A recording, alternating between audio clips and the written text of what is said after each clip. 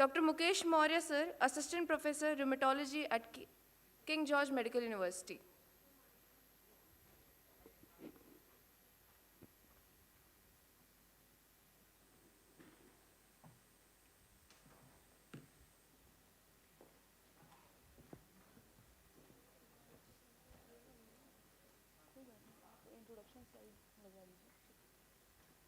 Can I have the introduction slides for the speakers, please?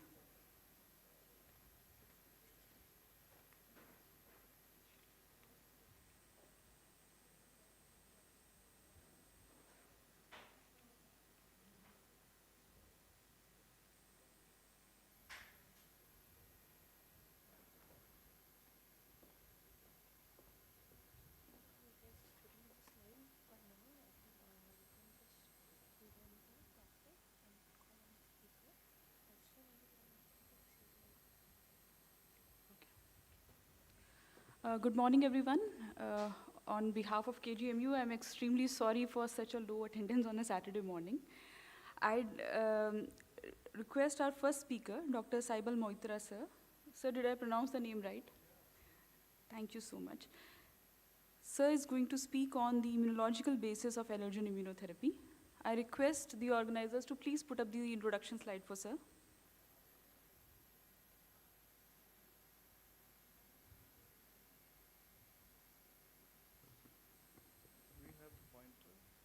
Yes, sir, we do have. I'll just ask them to.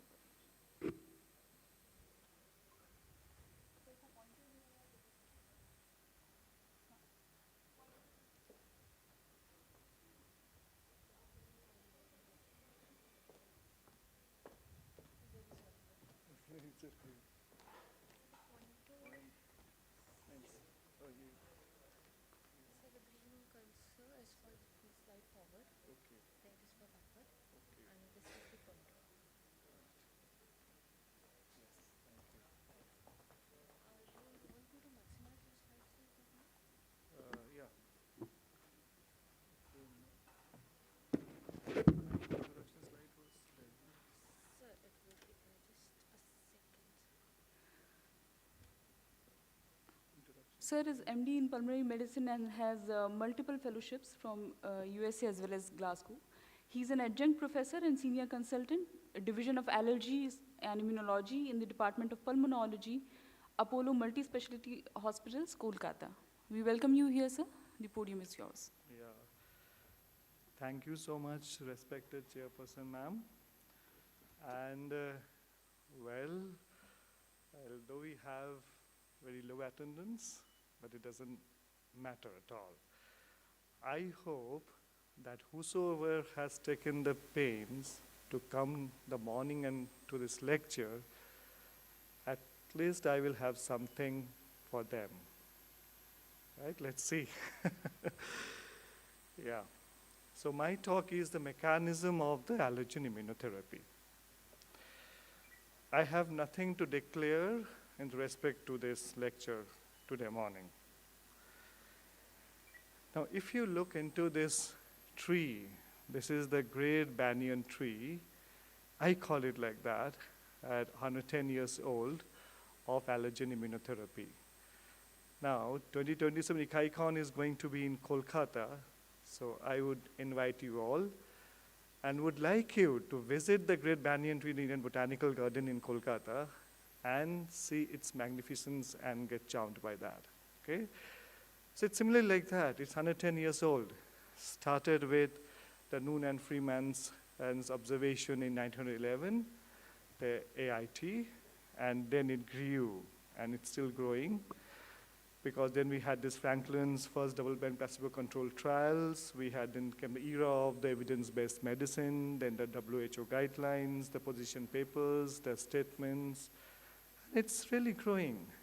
And we see that now in this time of the precision and the personalized medicine, AIT is a truly precision medicine.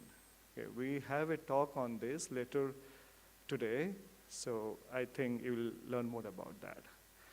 So, but before we go for that talk, we need to have some understanding on the mechanism of the AIT. you will know that marveled by the beauty of this treatment modality, okay, how fascinating it is and what all it can do. So this is basically how the allergic reaction takes place. So we can see that there is the if you see there's the exposomes, which consists of the viruses, bacteria, the pollutants, so much things. As we are in the panoply of the multitude of the organisms all around. Okay, that's trying to get inside. Okay, and the main barrier is the epithelial cells. We now know that allergy, like many of the diseases, is a disease of the epithelial barrier dysfunction. So what happens is that this barrier is dysfunctional, so all these exposomes gains entry inside, and whatever dust mites, the pollens, danders, everything, taken up by the sentinel cells. Mainly we talk about by mainly the dendritic cells. And these dendritic cells, then, they get primed into a specific phenotype depending upon the milieu in which it is coming in contact with that particular antigen or the allergen that we call. And then it takes this information into the draining lymph nodes, and it has a crosstalk with the naive T cells in the draining lymph nodes, primes the naive T cells to acquire a Th2 phenotype. And this Th2 phenotype, these cells, effector T helper cells, starts releasing the signature Th2 cytokines, namely interleukin 4, 5, 13, and this has multitude of action. So interleukin 5 is mainly required for the recruitment and the survival, and also activation of the eosinophils to the tissues. Interleukin 4, it helps along with the T follicular helper cells of type 2 to have the B cells a phenotype in which it can produce, undergoes the class switching, the affinity maturations, and starts producing the IgE. So this IgE goes and sits on the high affinity IgE receptors on the mast cells and the basophils, and when this allergens again comes and sits on this as high affinity IgE receptor bound IgE. There's a cross-linking, downstream signaling signals causes the degranulation of the mast cells and the release of the mediators, which brings about the specific changes which we see. At the same time, if you look over here, there are signals from the dysregulated epithelial cells, which sends certain chemical signals, we call them alarmins, mainly the IL-25, 33, TSLP, which brings into the context another very important cells of the innate immune system, the innate lymphoid cells type 2. These cells gets activated, also releases lots of interleukin 5, interleukin 13. So these dendritic cells are in this milieu of this. And this again can bring in eosinophils into the picture. Interleukin 13 again causes the more of the epithelial dysregulation. So this is a vicious cycle which sets in over here. And at the same time, this is also important for the tissue remodeling and fibrosis, smooth muscle activations, all the things which is needed for an airway pathology that we see. So this is just in very brief, very short what we find in the allergic reaction. Now, see what does the allergen immunotherapy does? Allergen immunotherapy, it changes the entire environment, the entire microenvironment. So it causes the dendritic cells to achieve a phenotype which is not pro-inflammatory, but it is a regulatory phenotype. And these dendritic cells also starts releasing the interleukin 27, which acts in an autocrine fashion to downregulate the other cells, that is, which is needed for the co-stimulation, that is CD80, 86, and at the same time causes the upregulation of the various other signaling proteins, which is needed for a regulatory phenotype, and release cytokines of the regulatory phenotype, that's the interleukin 10, 12, and the 27. So these genes are upregulated by the action of the interleukin 27, which acts in autocrine fashion. And this causes the naive T cells. One is to achieve a Th1 phenotype. Another is causes the production of the inducible Tregs in the tissues, which releases the interleukin 10 and the TGF-beta, and also causes the natural Tregs to survive more time, and also the T follicular helper cell to change into a T follicular regulatory cells, so the TFR cells, and which causes the B cells to have a regulatory phenotype with the action of the interleukin 4 along with 21. Okay, not only 4, 5, 13, 4 with 21. And this, the TGF-beta and 10 also in the milieu, and also causes the plasma cells to release, to cause, again, the class switching and formation of immunoglobulin G, mainly the G4, or IgA1 or the IgA2. This is all we know. So majority of you, I think you are postgraduates and who are dealing into the allergies, so maybe you know that. And for those who are naive, like a naive T cells, I think they're getting primed by this. Okay. Next, yeah. So what it does reduce mucosal eosinophil infiltration, reduce mucosal mast cell infiltration, Ig blocking antibodies, increase mucosal interferon gamma, increase mucosal interleukin 10 and the TGF-beta, reduce frequency of Th2 memory cells. So all these things are brought about by the allergen immunotherapy. Do you think there's any other treatment modality under the sun which can bring about so many changes? There's nothing. So this is one of the best you have. Now, so this is a very interesting study which was published in the Allergy very recently, 2023. But the authors have shown that right from the first injection or the first tablet, there is the decrease in the activation or the degranulation of the mast cells and the basophils because of the change in the electrical potential of their membrane. This is from the first injection, remember, or for the first tablet which the patient takes. At the same time, this interleukin, the innate lymphoid cell type 2, this also comes down, and this ILC2 achieves the regulatory phenotype, which is called the ILC reg. So this is one of the important, this is the ILC2 coming down. And the specific IgE, initially there's a small rise, and then again comes down. And all these, the regulatory cells, it goes on increasing. And this another important thing is that there's the Th1 cells, which starts proliferating later, and another dendritic cells, which we call a plasmacytoid dendritic cells.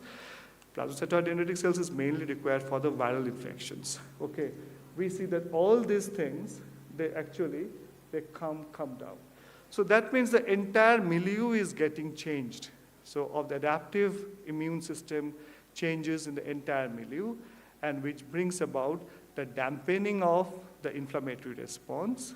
And so this is brought about by the immunotherapy. So this was one of our work which we did, published in 2017, and we showed that there's not only the inducible Tregs which comes up, but there is also the decreased apoptosis of the natural Tregs in the tissues by both the extrinsic, intrinsic, and the porphyrin granzyme pathways. And also there is modulation of the regulatory T cells which occurs. So this was, well, in a rat model, we showed that. Now this is the interesting part. We all talk about the adaptive immune system changes, but there are also changes in the innate immune system. One I have already alluded before, that basically there's dendritic cells, they achieve the regulatory phenotype. They decrease the expression of the MHC class 2, CD80, 86, IL-10, TGF-beta is increased. This is one of the things. But apart from that, this is something which is entirely new. TRIM is a big hot topic now.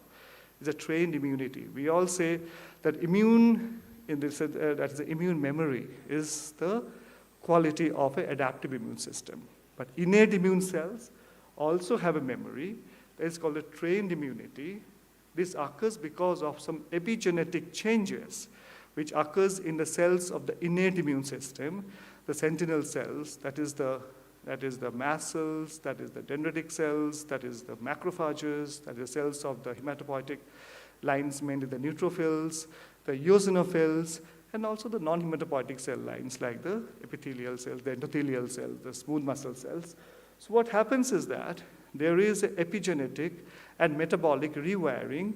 So what happens is that when the cells comes in contact with the allergen again, the cells can behave differently. This is called a trim. Now, we know that allergy is a maladaptive trim. What the immunotherapy does, immunotherapy changes the maladaptation by the action of the various mechanisms which involves the epigenetic changes. So now we have all these newer modalities of the immunotherapy with the BCG vaccine, with the MV130, which is a mixture of the gram-positive and the gram-negative bacteria, the cannabinoids. So all these trim-based vaccines coming up, but beforehand, this AIT also caused changes in the maladaptive trim, so that what happens is the innate immune cells does not behave in a pro-inflammatory phenotype. They have more of a regulatory phenotype, even when they encounters the allergen for the second time. So this is something very new concept which has just come up. So if we conclude, AIT is a disease-modifying treatment, acts on multiple targets on both the innate and adaptive, and newer insights is showing newer mechanisms of the AIT. So this was something very fascinating, So it's coming up in a way that it affects everything, even the epithelial cells, endothelial cells, all the parts of the immune system, it has an effect. So I would like to end my talk by paying a tribute to these three stalwarts who are there. They received the Nobel Prize this year in medicine and physiology. This is Brunko, this is the Ramsdell, and he is Simon Sakaguchi. They received the Nobel Prize for TREG, T-regulatory cells. We all talk about immunotherapy. It's all the story about the TREG. So they first discovered TREG. So they received Nobel Prize this year. So this talk is a tribute to these three stalwarts who helped us in understanding immune tolerance better, which we achieved with the AIT. Thank you. Thank you so much, sir. And in the era of biologics, when we are targeting more and more upstream molecules, like the alarmins, TSLP and all, thank you for reminding us that we still have a big role for the immunotherapy. It's modifying not only the adaptive immunity, but like you mentioned, the innate immunity as well. So thank you so much. Do we have any questions? Any questions, anyone? I'd be happy to have questions. Well. Yeah. Sir, do we really check for any biomarkers, to look for effectiveness of the AIT? Or just like clinically? That's a burning question. So everyone is fighting all over the world to have some biomarkers which will tell us about the efficacy of the immunotherapy. The biomarkers which are talked about in the pipeline, they are like the interleukin-10 level measurements. They are the specific IgG4 measurements, Ig to IgG4 level ratio measurements.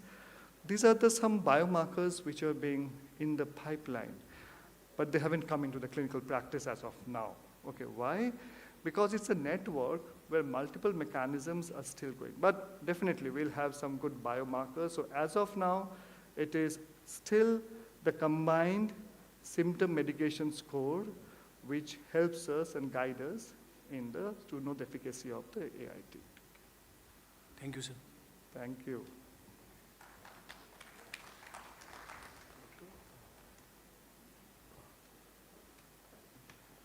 Thank you, sir. Now I would like to invite Dr. Vicky Jain, sir, Chief Pulmonologist and CEO, Rohit Hospital, for the next session.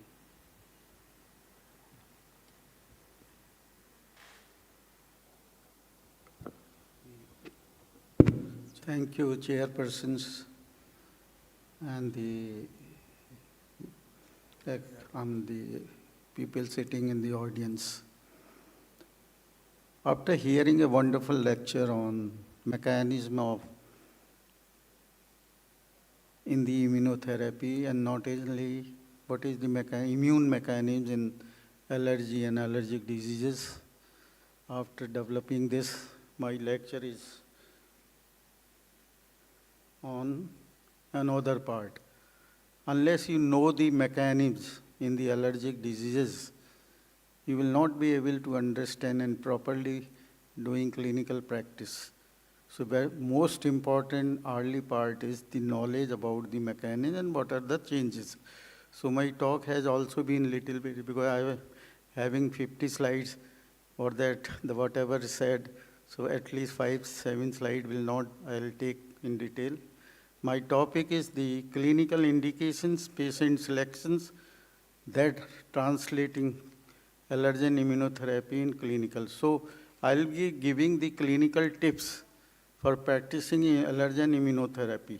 So learning objective is just to understand the various definitions, what are the clinical indication, failure, how we can practice in clinic day-to-day practice of immunotherapy, various types of extract, merits, demerits, failure, what are the various routes, adverse reactions. We know the allergy and allergic diseases are very common globally and even in the clinical day-to-day practice.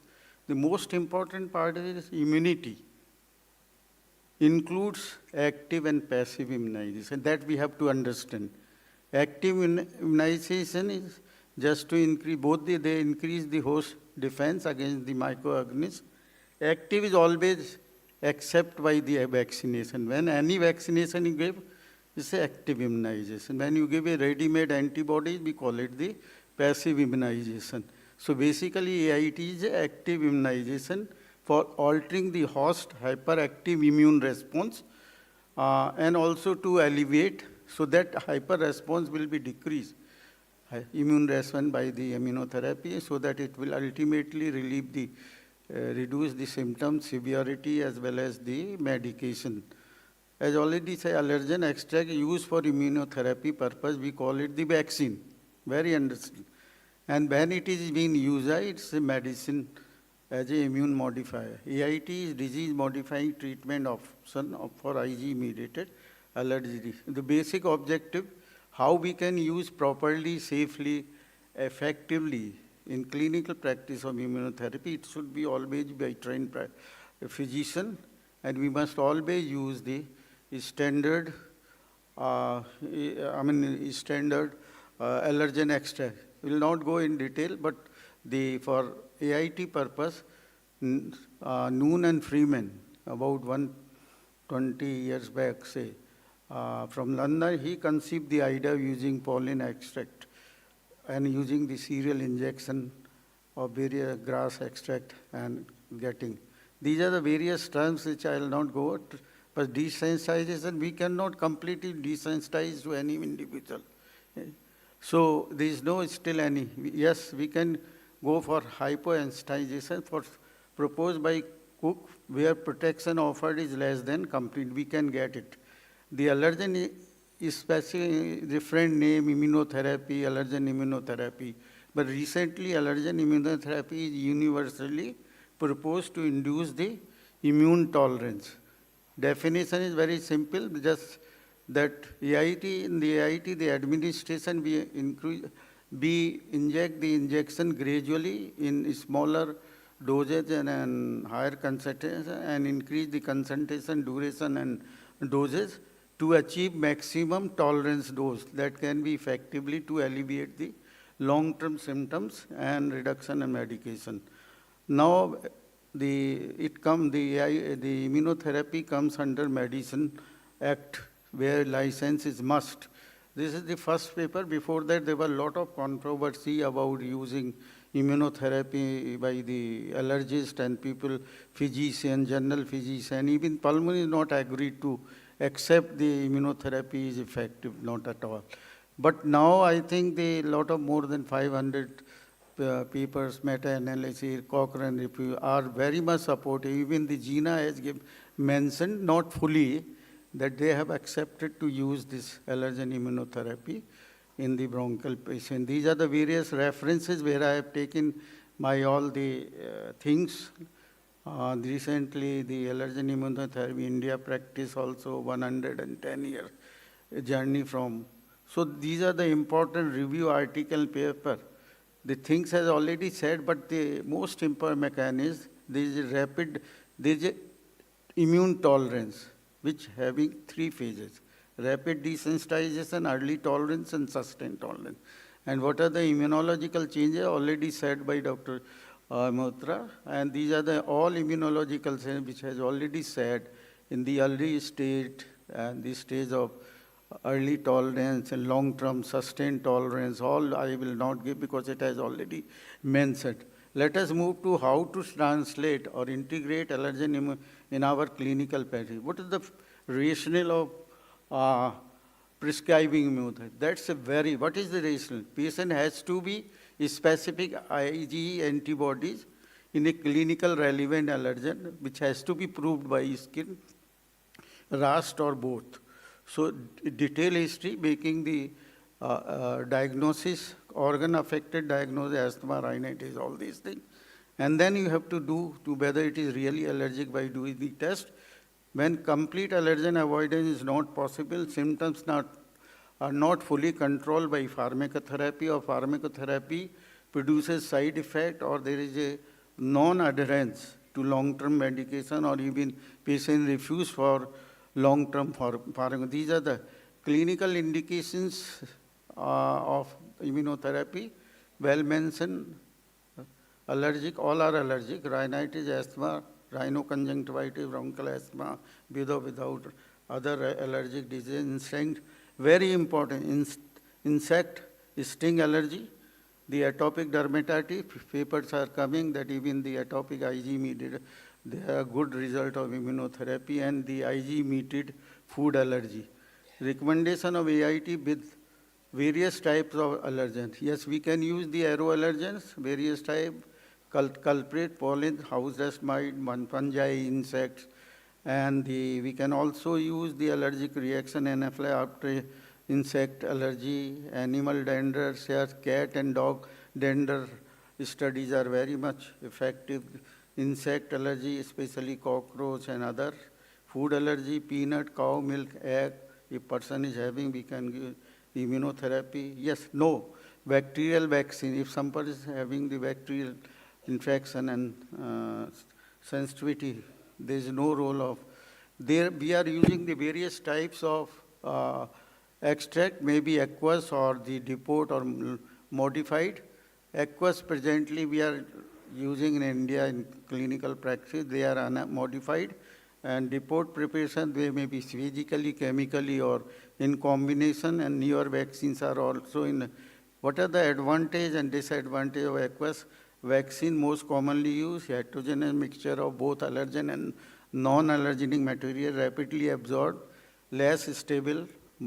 They are more allergenic and less immunogenic, causing more systemic side effects.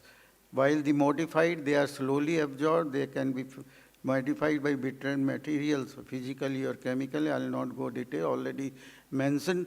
But these are slowly absorbed, needs only few injections. They are less allergenic, more systemic, more immunogenic. So they are better than the aqueous, and having less side effects, but more local side effects. Now, preparation of the therapeutic vaccine is very important. The selection of patient is very important. After having detailed clinical history, you have to make the proper organ affected diagnosis, and also you have to confirm it by skin or prick test, patient exposure. You have to detail history, environmental history of the patient, the family history. The more important that ideally, if there is a monoallergen allergenicity, then it is the best vaccine. But in India, there is a allergen vaccine, and the polyallergens are affecting. That's why we have to difficult to select but it should not be more than 3 to 4, but maximum 5 allergens can be taken from different part, well and orange. So total quantity we are making 5.5, and But globally, the monoallergen vaccines are well accepted, more effective than the pollen. And these are the contraindication of an absolute, and this absolute is when asthma is severe, uncontrolled, FEV less than 70%, malignancy, yes, pregnancy, never start new IT, children below 2 years age, severe psychiatric disorders, but absolute, I mean, the relative indications are patients on beta blockers, having cardiovascular disease, chronic infection, immune deficiency, patient on immunosuppressant, autoimmune diseases, children 2 to 5. Absolute contrary below 2 years, absolute, 2 to 5 years relative. Ideal contraindication of immunotherapy is after 5 years, and very ideal is if we start after 10 years, because this upon mechanism and other absolute HIV CD4 is more than 200. The other contraindication repeated if during immunotherapy, repeated severe reaction during immunotherapy, poor compliance in pregnancy. Yes, new immunotherapy never started, but already patient is already previously on, you may continue. It can be temporarily deferred if there is a severe acute asthma attack, intercurrent infection, high fever, high or high-risk pregnancy. The route, we know the subcutaneous and the sublingual. Subcutaneous uniformly globally accepted and well practiced. Sublingual is also coming nowadays. For last 20 years, it is also now in some countries. Probably the European are preferring mode of sublingual. UK, USA people are not well accepted still because there is a problem of standardization. The other route, nasal and bronchial, we can do it, but in clinical practice, we are not doing.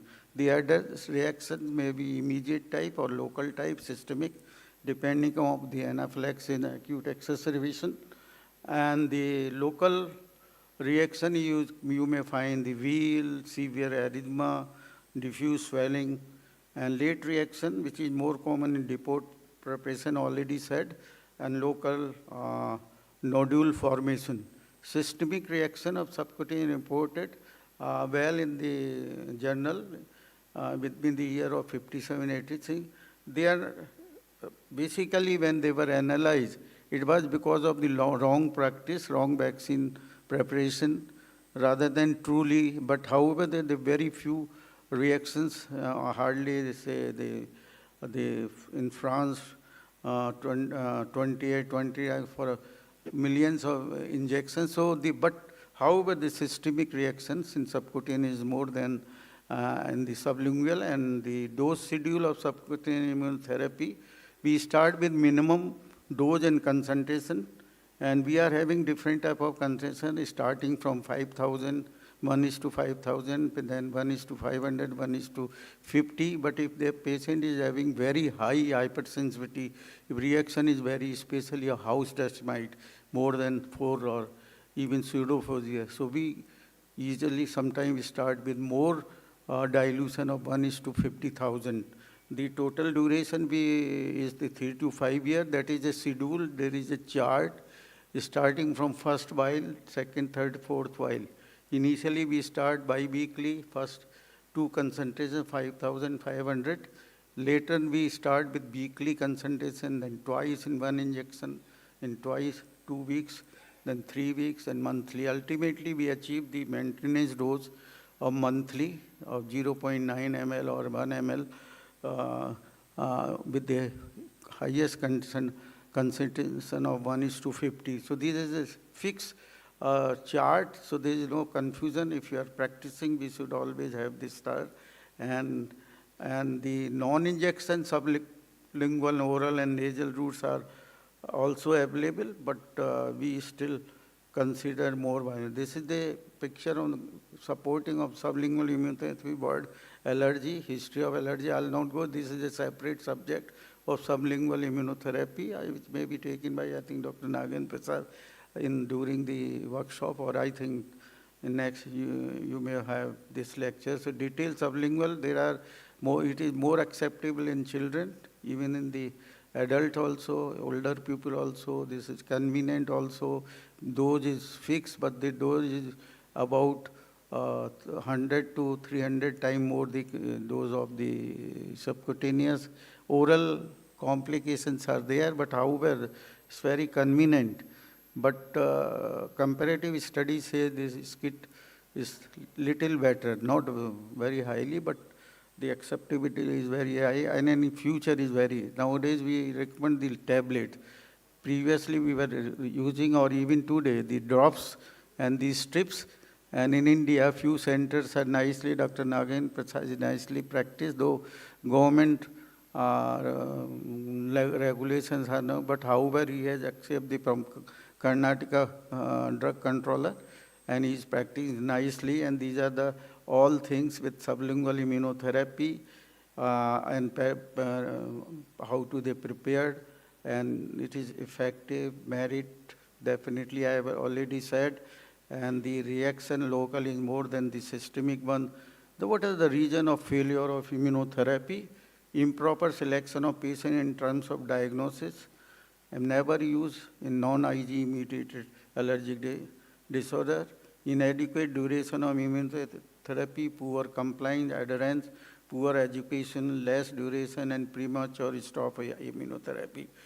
And sometimes developing new allergy during immunotherapy to the previously negative. And that's another cause of failure, developing allergy to new allergen from the environment, and always practice, and before starting immunotherapy, always have a consent. Always have a consent before starting. That's a very important legal point. And you have to tell everything, how long you will, patient has to be, what are the very reactions, and what precaution has to be taken. So you have to take a consent from the relative also, and from the patient.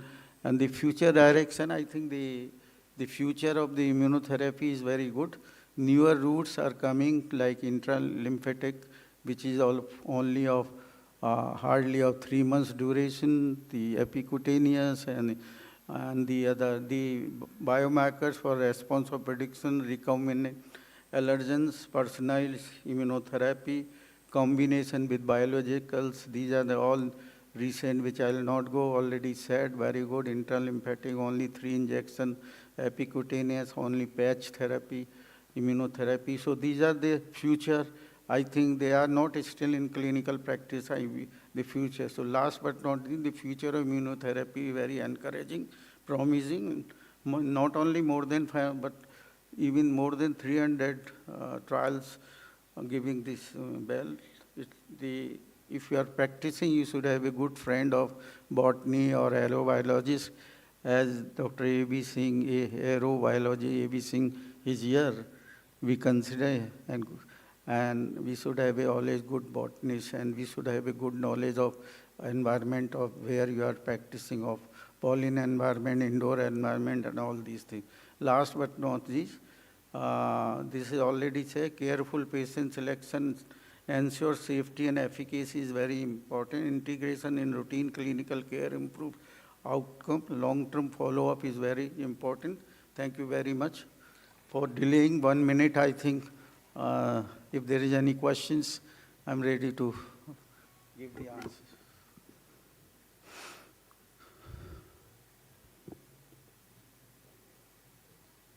So I think there is no question. I have given for some of sensitization awareness to the audience. So and just thank one you very much. practical question, sir.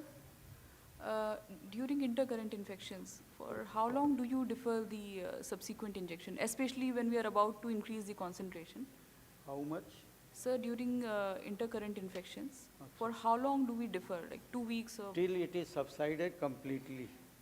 And suppose the patient is there, suppose there is intercurrent infection, the counts are very high, when it comes to normal side, wait for another 2-3 days.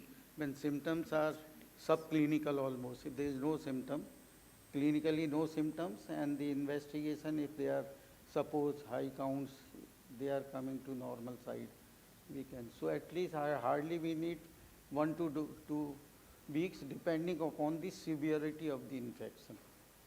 That's. Sir, I also have one question. Sir, usually the AIT is indicated for like 3 to 5 years. in what conditions like we can like contribute for like more duration, and what are chances of relapse after stopping the AIT? Yes. Relapse are always there, as I said, because of sometimes the newer development of allergens. Previously, they were negative, I said. And now, even after immunotherapy, patient is developing newer allergens sensitization. That may be one of the recurrence of the symptom. Another, though you have given 5-year, patient responded, but you have not taken judicious way of doing immunotherapy. That may be the chance that there may be some relapse also.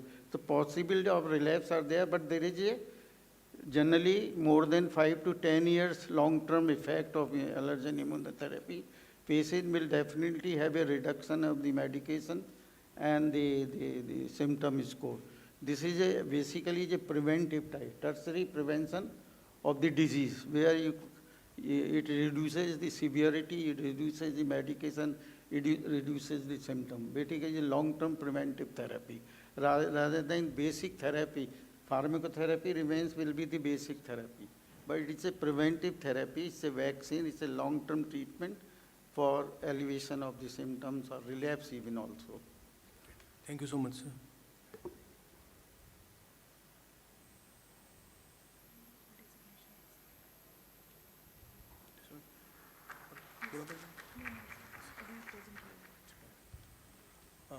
I would like to welcome Dr.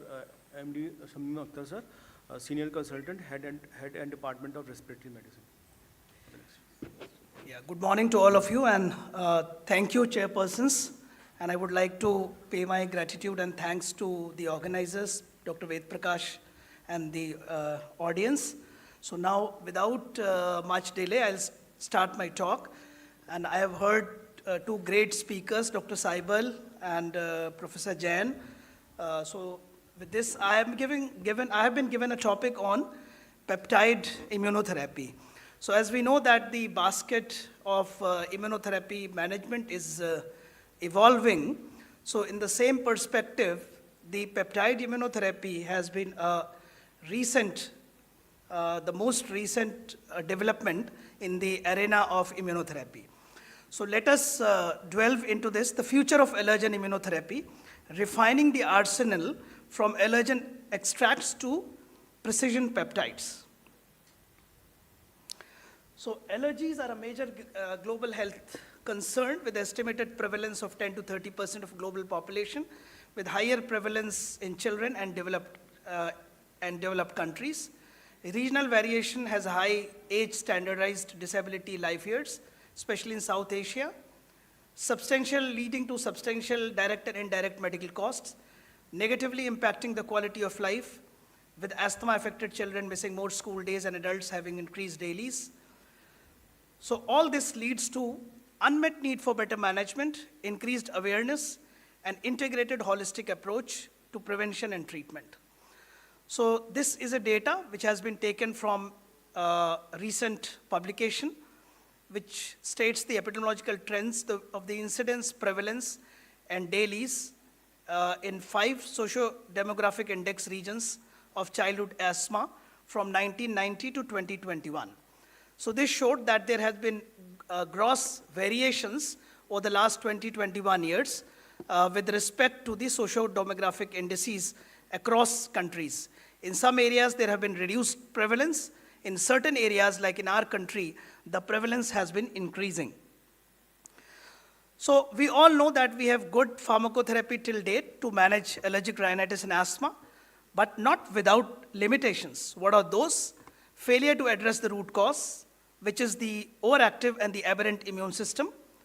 Immune system always remains confused. Medications may block the inflammatory mediators. Nevertheless, do not restrain the immune system to stop overcoming the harmless allergens as already described. Disease progression, despite of medications. Rhinitis, we know that eventually progresses to asthma in a significant number of cases, and it has a dwindling efficacy over time. Tolerance, development of new sensitization, undesirable side effects, ineffectiveness, like in food and venom allergies, and patient-related changes like poor adherence, negative impact on quality of life due to side effects, sleep disturbances, leading to impact of reduce functioning. So to overcome all these problems, AIT evolved and came in a big way. As we know that AIT is the only disease-modifying treatment for allergic disorders. So what is AIT? It is, we all know that repeated administration of specific allergens to the patients with IgE-mediated conditions for the purpose of providing protection against the allergic symptoms and inflammatory reactions associated with natural exposure to these allergens. So repeated administration and associated with natural exposure, these are the two most important terms which helps us or our patients to develop immune tolerance over time. So this is the slide which already have been described in detail by Dr. Saibal Moitra about the mechanism of allergen-specific immunotherapy. And I'm not going to discuss in detail again, so it has been very well described about the function of the T regulatory cells, the production of interleukin 10, TGF-beta, IL-35, how T regulatory cell helps to modulate the immune response and lead to formation of B regulatory cells and the plasma cells. So thus, consequently, the AIT upregulates the activated allergen-specific Treg cells while downregulating the dysfunctional allergen-specific T regulatory cells subsets. So we all know that we have a conventional AIT as very well described by Dr. Jain, two main routes, skit and slit, with certain newer routes coming in. We have proven strength, long-term disease modification, sustained remission, prevention of disease progression, and we have decades of real-world experience. Mechanism already discussed, Th2 to Th1 shift, production of blocking antibodies like IgG4 and immune tolerance. We have extensive clinical trials and established guidelines to back. So these are few guidelines, few studies of AIT in treatment of allergic rhinitis with or without asthma, which has clearly shown the efficacy in reduction in the rhinitis score, reduction in the asthma symptom, reduction in the corticosteroid, improvement in the quality of life, and the reduction in the inflammatory mediators at the same time. So these are certain studies in children for allergic rhinitis with or without asthma. To name few are the preventive allergy treatment study in children suffering from seasonal rhinitis, which led to reduction in the development of asthma over 10 years. And this study showed that significantly less SCIT-treated subjects developed asthma at 10 years follow-up. Study also yielded evidence that SCIT may reduce the onset of new allergen sensitization in the children. So these are all backed by robust trials. Now, we do have very good allergen immunotherapy. What is the unmet need in current times, which leads us to evolution in this? So although AIT is considered a precision medicine model for treating allergic diseases, but still unmet need remains. What are those safety concerns is number one, risk of systemic reactions, anaphylaxis, especially to SCIT, has been reported. There could be variability in the efficacy, patient-to-patient differences, leading to unpredictable responses.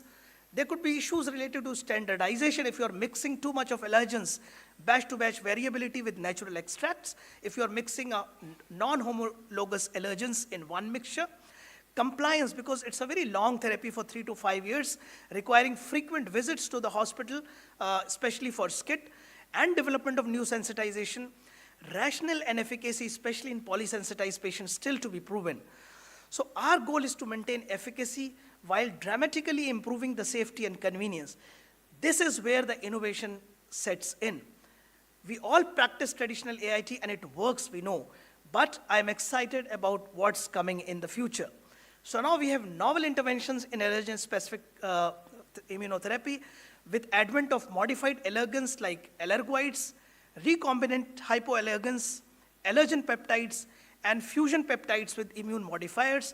And already Dr. Jain has discussed about the novel routes of intralymphatic and epicutaneous, where we don't require an injection, and the duration of treatment will be shorter.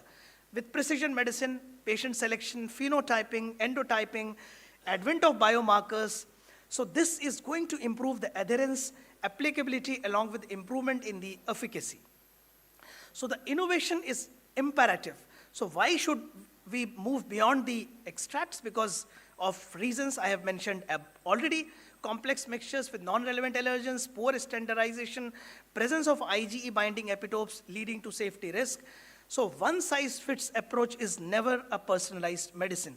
So now we are transitioning from a conventional to a molecular era where we are defining the new players, moving from crude extracts to defined molecules. So how it is done? We know that we have various recombinant allergens now.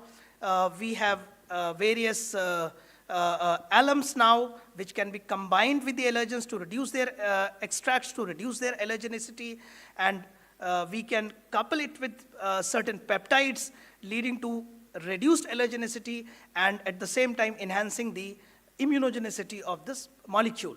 So peptide immunotherapy is the new science, it's the science of safety. So the main mechanism of peptide allergen immunotherapy involves modifying, regulating the immune response in a way that reduces hypersensitivity and promotes tolerance. So immune deviation and T-regulatory induction, along with the induction of IL-10 and TGF-beta, leading to suppression of allergen-specific effector cells, same as the traditional AIT. So what is new? The new thing is reduction of IgE-mediated response, increasing the IgG4. This reduces the IgE cross-linking and promotes IgG4 antibodies.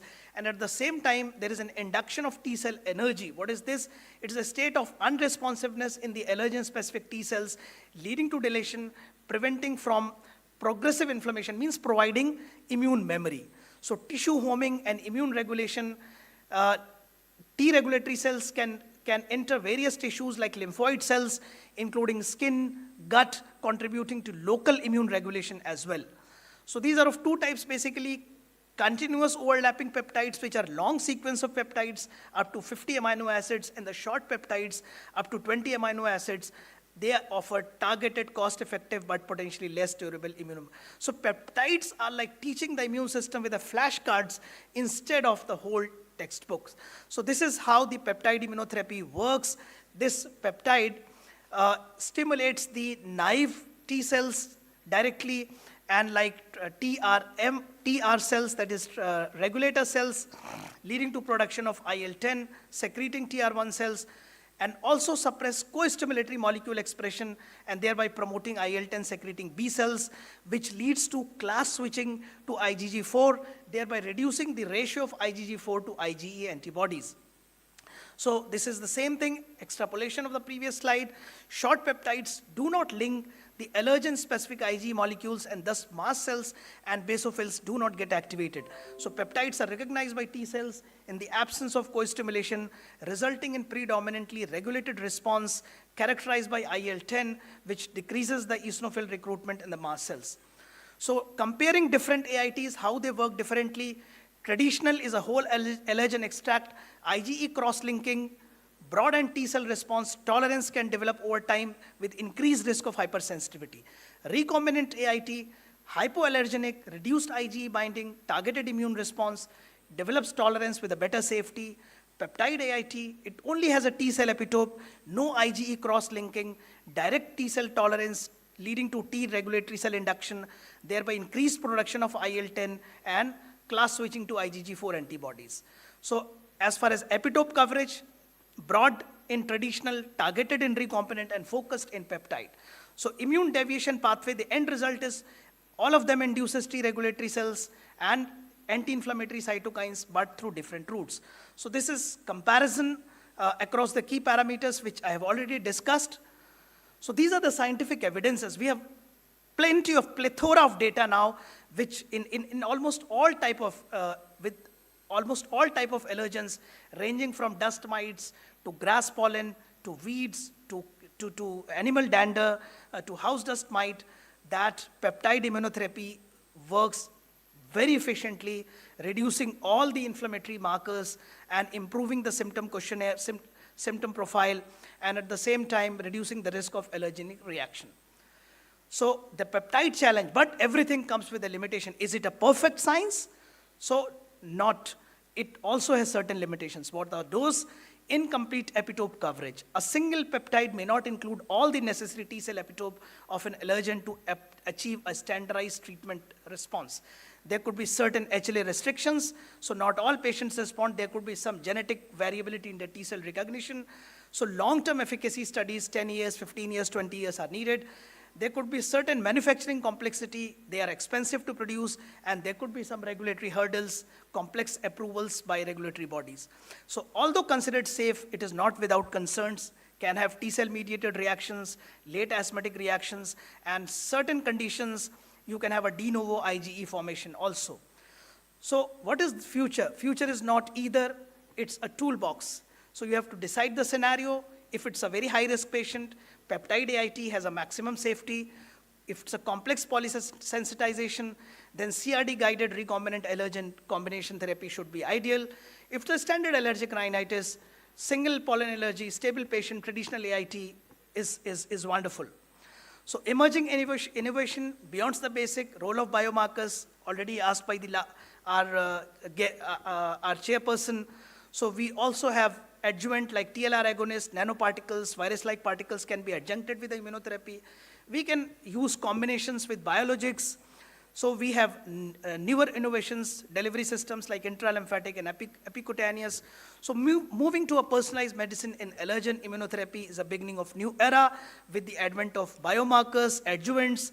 So we hope with the development of artificial intelligence and improvement in the technology, we move towards a precision medicine and give best to our patients. So what will actually dominate? This was the question in the beginning.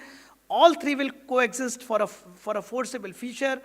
Dominant by measure, volume, traditional AIT, cost, availability, infrastructure not required, innovation, recombinant and peptide because of precision, safety, and personalization. PIT offers a superior safety, profiling by targeting T cells, offers precision and standardization. For growth, we need molecular approaches with expanding horizons. So who is the real winner in the game is our patient, who will have safer, more effective, more personalized options, and the evolving allergist from immunotherapy provider to precision allergy physician using diagnostics to choose the right tool, AIT, recombinant, peptide, biologics for the right patient at the right time. So the key home messages, transforming allergies is not just about managing symptoms, it's about empowering the immune system to heal and thrive. Allergen immunotherapy is the gentle art of re-educating the immune system to embrace tolerance instead of fear. So your role is evolving. Embrace molecular diagnostics and evidence-based precision medicine principles to treat your patients with efficacy and safety. The future of immunotherapy is about augmentation and personalization, not replacement. Innovations like recombinant, short peptides, adjuvants have revolutionized the science of AIT. So we are privileged to practice in an era where allergy treatment is being fundamentally transformed. Let's embrace these innovations thoughtfully, critically, and always with our patients' best interest at heart. So still certain critical questions and remains. What are the epitopes which are truly critical across diverse population in developing peptide immunotherapy? How do we predict responders to peptide immunotherapy? What are the effective and biomarkers can we develop and can we rely upon these? What is the optimal combination strategy? Can we develop universal peptides or recombinants? What's the cost effectiveness threshold to adopt for a long-term future? What are the very long-term outcomes like long-term studies and data 20 years or so? So thank you very much for patience hearing.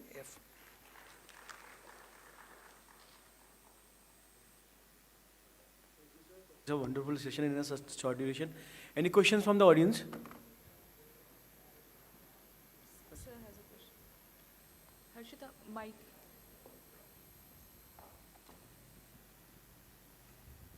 Dr. Shamim, it was an excellent talk. Thank you. Okay.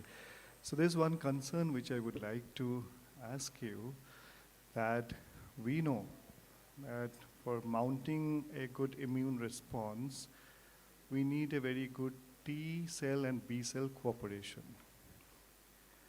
B cell sees the conformational epitopes which are on the surface. T cell sees the linear epitopes which are deep inside, presented by the MHC. Now what do you think in the respect of the peptide immunotherapy, where they're only using the linear epitopes? Yeah, T cell epitopes. Okay, Yeah. T cell epitopes, and they're not using the B cell epitopes. So the B cell doesn't get, there's no T-B cooperation. So do you think that is going to be a big deterrent in the efficacy of this?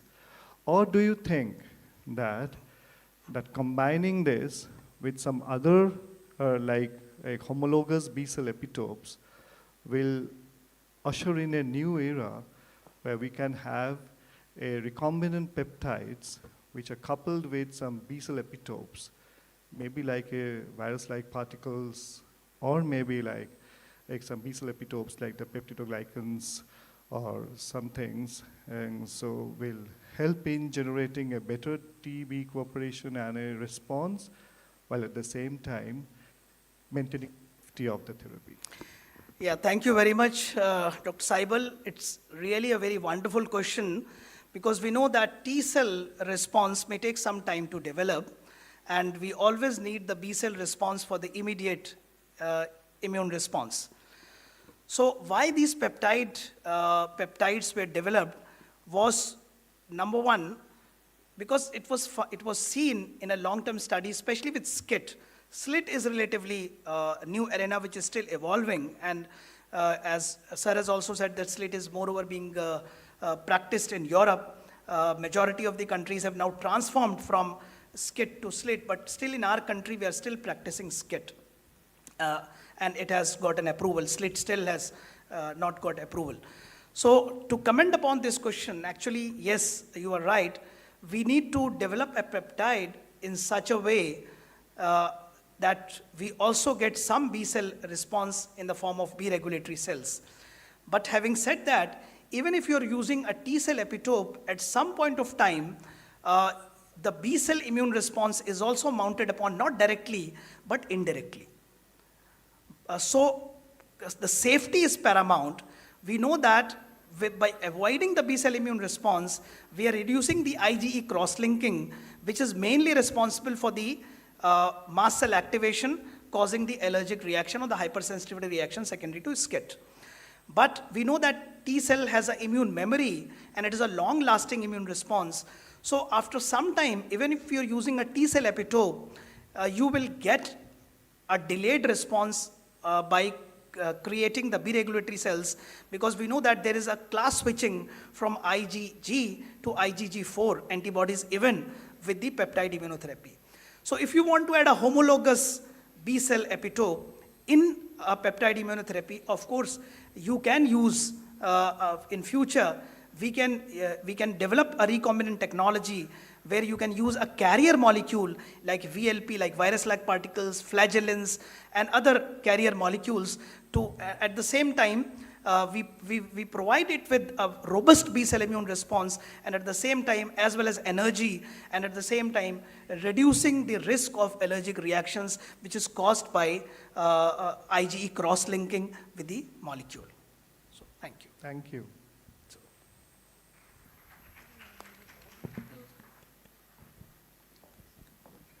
So if there are no other questions, we'll declare the session closed. Thank you. Thank you, respected speakers and distinguished chairpersons, for a wonderful kickstart to day 2 of the conference. We now move on to our next session, the second symposium on advances in allergy management. The chairperson for these sessions are Dr. Shivam Gupta, sir, HOD, Department of Respiratory Medicine, Hardoi Medical College; Dr. Ashutosh Srivastava, Associate Professor, Department of Center for Advanced Research, KGMU; Dr. Rahul Rathore, sir, Senior Consultant Pulmonologist from Charak Hospital, Lucknow; and Dr. Dilutpal Sharma, sir, Senior Faculty Member of Department of Biochemistry, KGMU. Welcome, sir.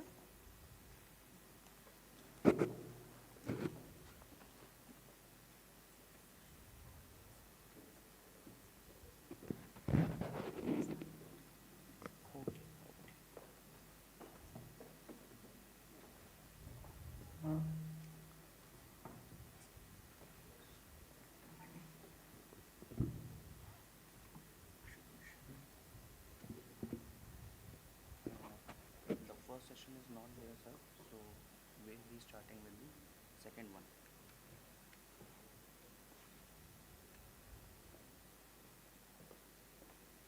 So,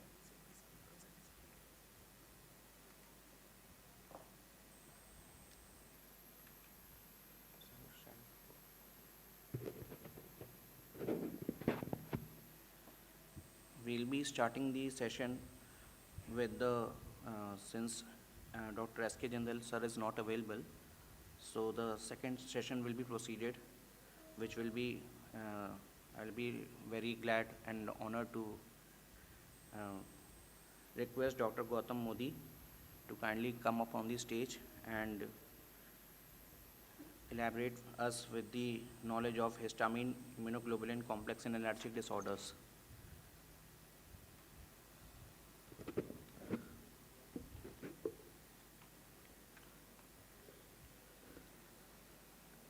Thank you so much, ladies and gentlemen, respected chairpersons, and at the onset, it's an honor for me today to present in front of the stalwarts of allergy, father figure to me, and thanks to ICAAICON 59th, Dr. Ved Prakash, for inviting me here. The session name is Advances, whereas I intend to represent a much used technology.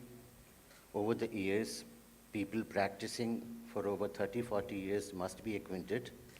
They had been using it. So it's sort of a refurbished format. What Dr. Achal Gulati showed yesterday very nicely, Anarkali song.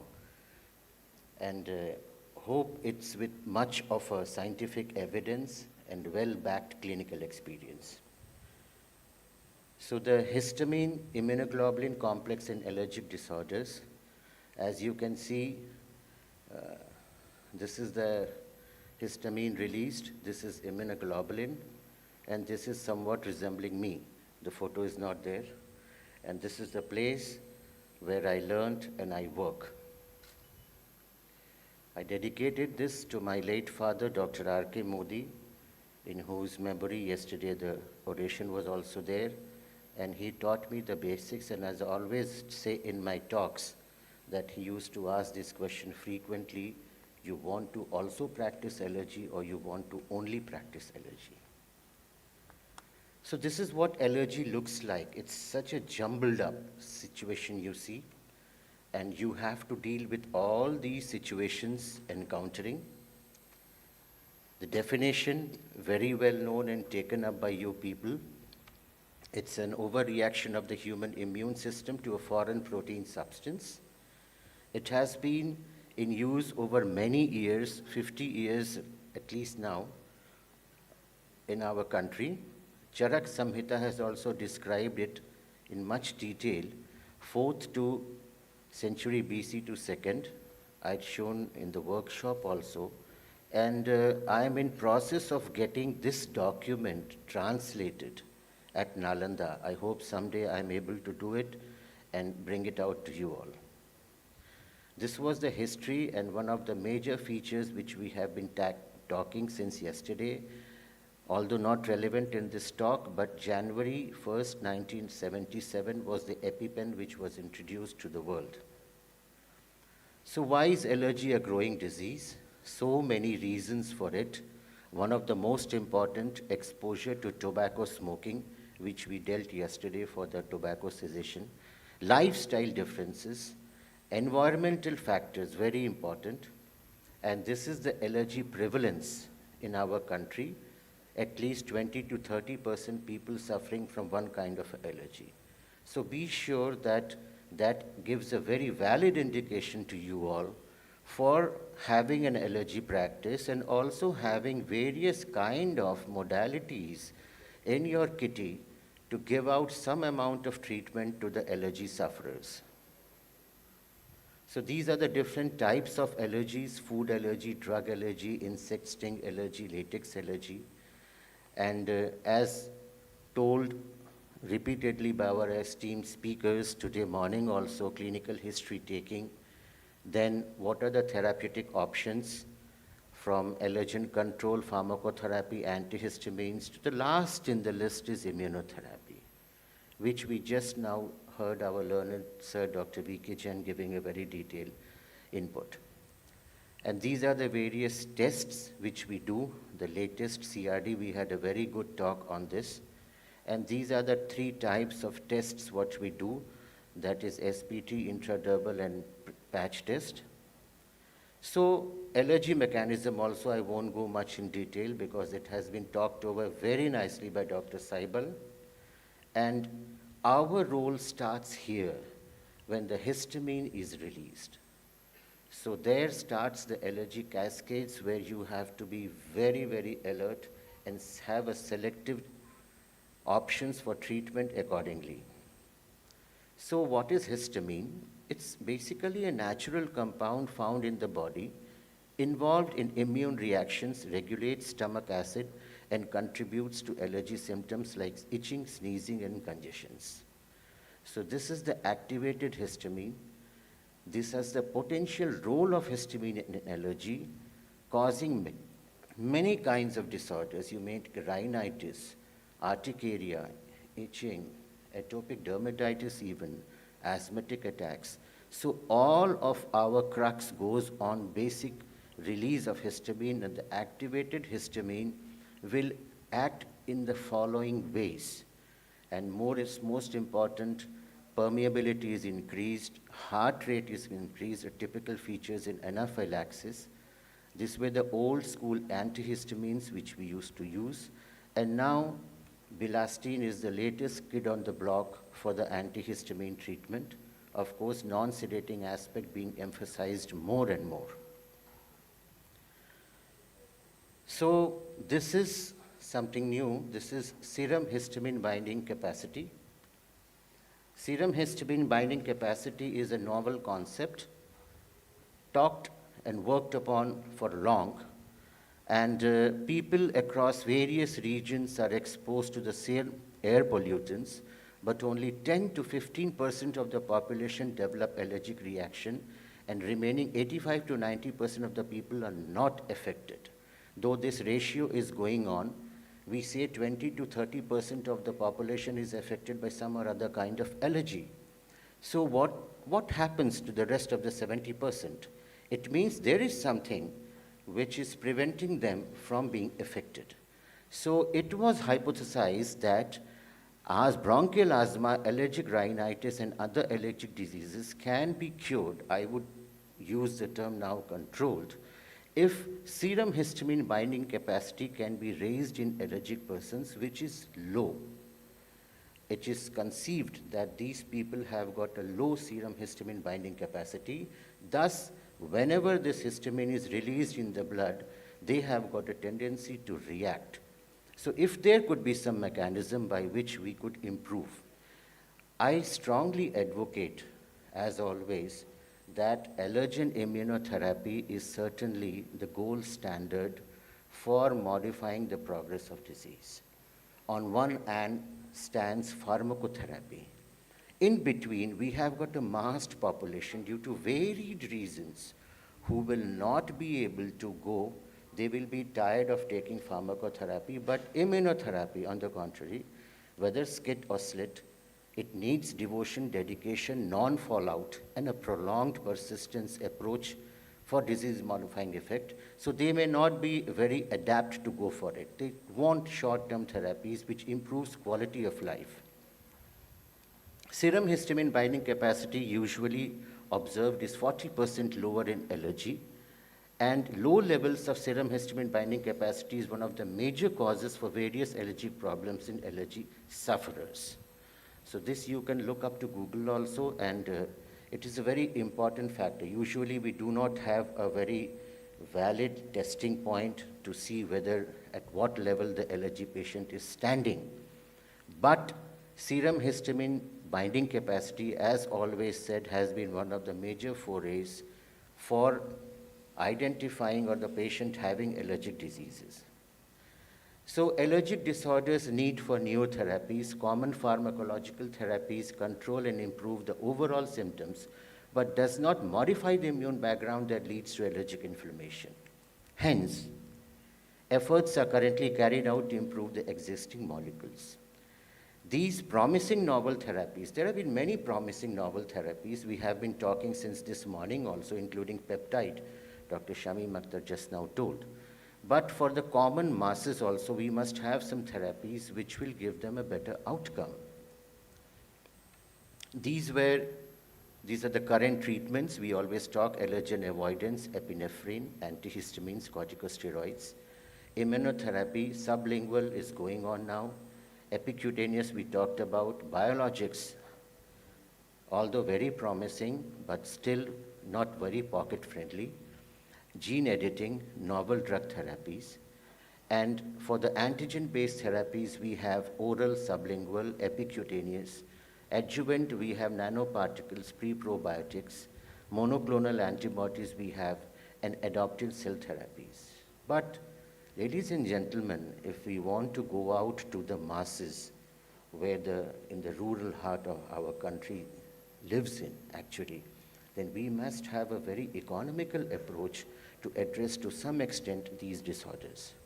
For this, I propose the histoglobulin concept, which was brought out in 1930s, went on in 1963 to 2000, and this is the immunoglobulin histamine complex, which personally at our centers has been used, and all the people practicing since 30, 40 years, they are well acquainted with this molecule, I know.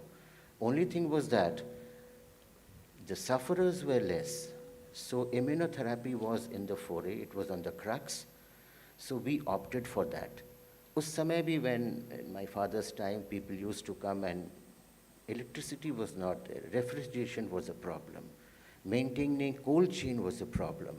So this was something which was being tried very effectively, and it gave a marked improvement of quality of life.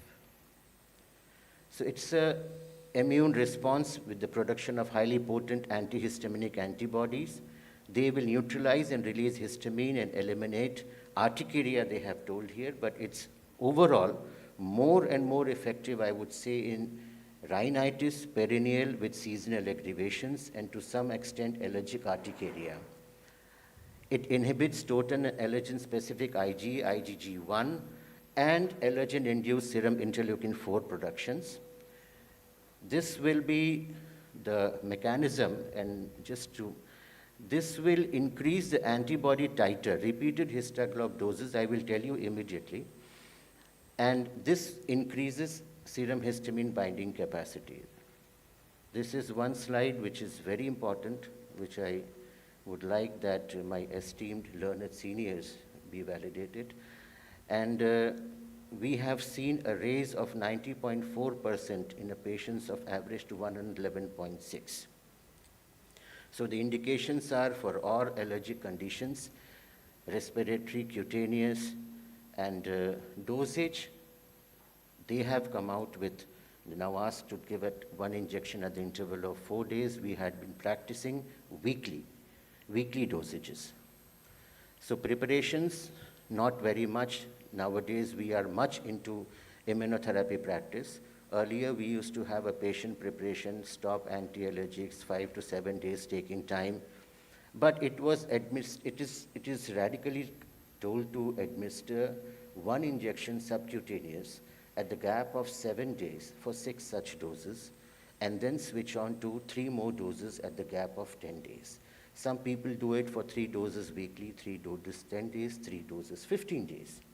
And at the same time, you must ask them to observe the quantity of intake of antihistamines, bronchodilators, etc. And overall, we expect that the quality of life improves and the suffering comes down. The initial improvement will be there, and then medication reduction, medication-free, significant relief seen in the symptoms, and booster doses of histoglobulin may be given just before the onset of the seasons. So this is the dosing schedule. At the 4 days interval they have shown, then 6 injections to be given, clinical assessment after the 3rd injection, and on about 6 injections over, it's up to you to decide whether continue with 3 more or not. After remission, consider 3 booster doses. 6 over, patient is very fine, then you can carry on with 3 more doses, but the interval has to be increased from 7 to 10 days. And this is the chart of the case 1, case 2, case 3, which we had followed up due to the paucity of time. I'm not going much in detail of the 3 cases. They all showed 3 marked improvement. 2 were from nasobronchial allergy and 1 was from allergic urticaria. So this is significantly one of the most important papers published, and very near to the venue of 59th ICAAICON, GSVM Medical College, Kanpur, which has been one of the hub, and Dr. Gupta is there, he must be knowing about it, he has been using it, and Kanpur has been one of the major centers where this molecule has been worked upon extensively. And this was the latest publication in the International Journal of Pharma and Biosciences about last year on this. And so summary says that double-blind placebo-controlled trial favors histoglobulin, and histoglob is one molecule which I would suggest that one should have in their kitty, because everyone may not be a valid candidate for immunotherapy. Patient compliance when it becomes a difficulty. So from a general doctor who is referring patient to you for allergy specialty treatment, it is something which could be given to them, which certainly and markedly improves the life score of the patient. So this is the summary once again. And non-allergen specific immunotherapy, we call it, especially well tolerated, economic, and indigenous. We now call it Make in India. So lastly, allergen identification done by skin prick method followed by subcutaneous immunotherapy is the gold standard cornerstone for prevention and progression of allergic diseases. Do not try any kind of allergic treatment if you find someone who is allergic to everything and everyone.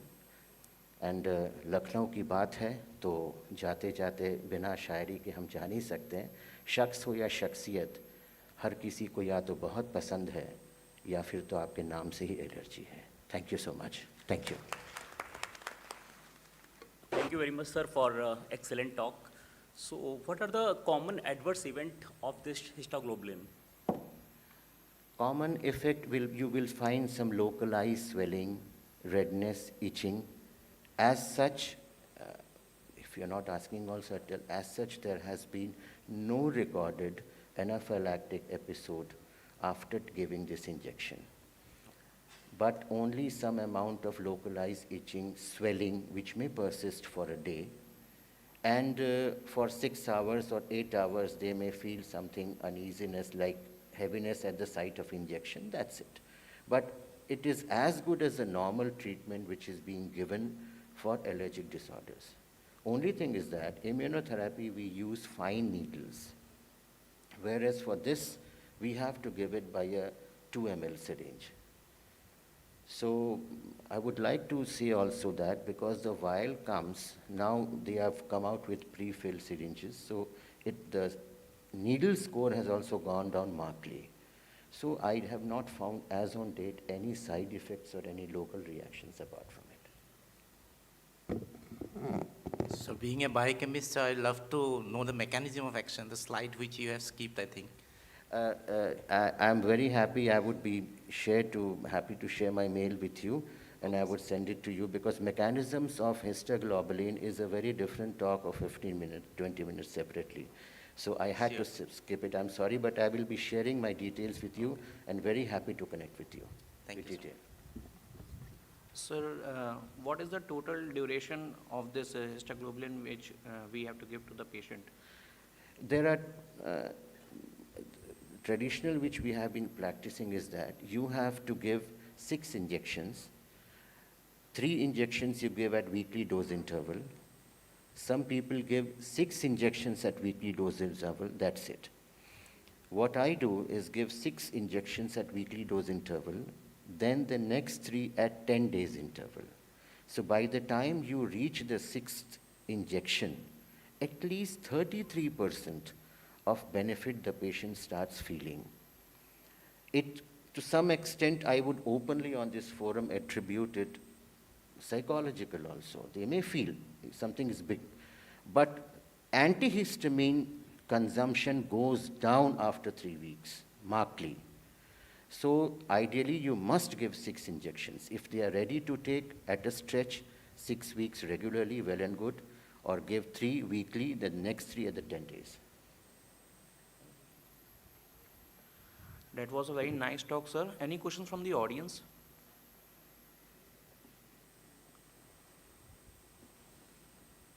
Then I think there are no questions from the audience. So thank you, sir, Thank for you so such much. a nice Thank you for the presentation. patient hearing. Thank you, ladies and gentlemen.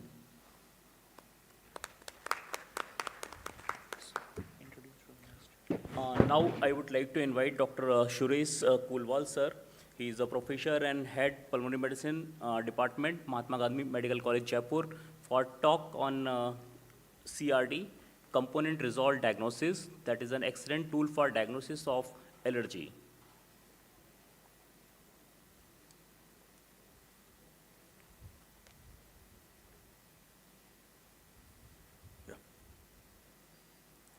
Thank you, chairpersons.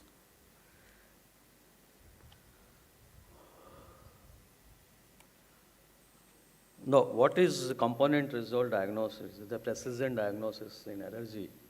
It's a fluoro-luminoimmunochemical method, and it measures specific IgE to purify native or recombinant allergic proteins.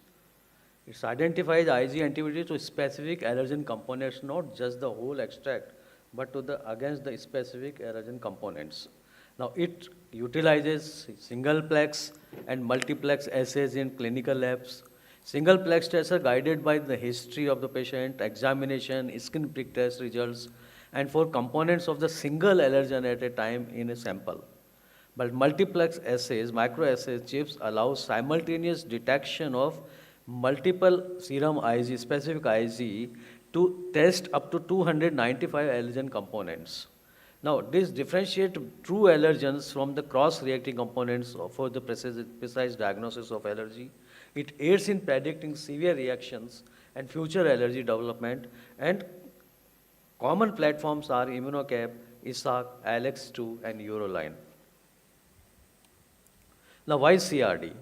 Traditional testing with whole allergen extract contain multiple proteins, leading to possible false allergies. Whole allergen extract may not contain all the component proteins, cannot differentiate between genuine sensitization and cross-reactivity. Also, there is lack of standardization of allergen extract composition, risk of over or under treatment like AIT because of imprecise diagnosis, failure of AIT if based on the results of conventional whole allergen testing, and SPT cannot be performed in certain situations where CRD can be performed easily. CRD significantly improves the predictive value of in vitro test of a specific allergen IgE and identify the genuine sensitizer. It also improves the selection of specific allergens for allergen immunotherapy and allergen avoidance measures and lifestyle modification. It also identifies whether the sensitization is primary and likely to be clinically relevant in that patient or due to cross-reactivity with other allergen. It is helpful in assessment of idiopathic anaphylaxis when the patient is not giving clear-cut history of exposure and we don't know what are the responsible allergen for anaphylaxis. We can do the CRD to identify the cause of allergen. If positive, it may identify the triggering allergen. Molecules of low abundance or weak stability can be detected by CRD, and risk or severity associated molecules can be confirmed by CRD. Where the clinical application, it improves both allergy diagnosis, therapy, and identify true allergens. It useful in anaphylaxis cases triggered by cofactor, NSAIDs, or exercise or delayed reactions to red meat. It helps in diagnose idiopathic anaphylaxis and latex allergy. It assists in managing multiple hypersensitivities such as pollen and plant food allergies. It predicts severity of food allergy symptoms based on the specific protein sensitization, detects elevated specific IgE levels even before clinical symptoms appear, and supports allergen-specific for allergen-specific immunotherapy. Now, when you are advising cholesterol, you can, total cholesterol do not give you much idea unless you advise the different components of the cholesterol like low LDL, HDL, triglycerides. Now, if you measure this different cholesterol, you know the HDL is better cholesterol, LDL is worse cholesterol. So you can get more idea than prescribing a total cholesterol. Similarly, when you are testing with the whole allergen extract, it does not give much idea unless you test the different components of that allergen. Like in this, if you are measuring total Ig level, it may be Ig against parasites, or it also includes the Ig against allergen in Phaidotop. When you are using specific serum Ig levels against the suppose house dust mite, so this will give the total specific Ig against the house dust mite. But there are different components with the CRD. You give DERP1, DERP2, DERP10, DERP23. So even with the house dust mite allergen, the different components can be tested with the CRD. Now, in this example, suppose a patient has two different types of the pollen, the brown one and the blue one with the pollens. And the brown one are specific, but the blue is, epitope is also there. And the peanut, also they have green and blue. Now, green is specific to the peanut, but blue is not specific. Now, in the fruit, there is red and blue. The red is specific to the fruit, but blue is non-specific. So blue is present in the pollen, present in the peanut, present in the fruits. So this allergen can, this component of the allergen can cross-react with each other. So with this, if this is available, the pollen can react with the fruit, and fruit can react to pollen allergy syndrome. And peanut can also react with the apple and pollens. So there is a cross-reactive. The blue is cross-reactive allergen, while the other, the specific colors of the each antigen is specific to that particular antigen. Now, how do we nomenclate, name the allergens? Now, established by International Union of Immunological Society, first three letters are genus, fourth letter is species, and number indicates the order in which allergens are isolated. Like DERP1. DERP1 is dermatophagoids, is a genus. Taronicinus is species, and number one is the number in order which they were isolated or identified. Now, CRD in house dust mite, they are major allergens which are found in more than 50% of the patients. They are DERP1, DERP2, DERP1, DERP2, and DERP23. Mid-tier allergens, where the reacts are only found in 20 to 50% of the patients, they are DERP4, DERP5, DERP7, DERP21. And there are certain minor allergens which are less reactive, they are less than 20% of the cases. Now, different components has different function. Like cysteine protease, the group 1 allergens are major allergens. Similarly, lipid binding group 2 allergens are also major allergens. The other allergens are cross-reacting allergens or had the different functions. Now, these cross-reacting allergens, the allergen of the house dust mite may cross-react with the allergen of cockroach. It may cross-react with the allergen of shump. It may cross-react with the allergen of ascaris. Now, different allergens are there. The DERP1 is DERP2, DERP1, DERP2 is, as I said, is specific to the dermatophagoid taronicinus and dermatophagoid farini. But there are other allergens like taromycin, DERP5. DERP5 is associated with atopic dermatitis. DERP10 is taromycin, which has cross-reactivity with cockroach and shrimp or the seafoods. Then DERP11 is paramycin, which is cross-reactive with ascaris. So there are certain cross-reactive allergens and there are certain specific allergens. Then oral mite anaphylaxis is the where the wheat flour is infested with mites and it is consumed, it can cause symptoms of anaphylaxis. If the SDM AIT, how will you decide with the CRD? With the asthma allergy patient, the SPT is done and you find that is positive with the DP and DF. Now, if all are positive on the CRD, Blomia T12, Blomia is positive, DERP1 is positive, DERP2 is positive, DERP23 is positive, DERP10, then you can give, if all positive, you can give AIT against the dermatophagoids. If the DP1, DP2, DRF1, DRF2 or DP23 is negative and only the DP10 is positive, then it should not be given, AIT should not be given.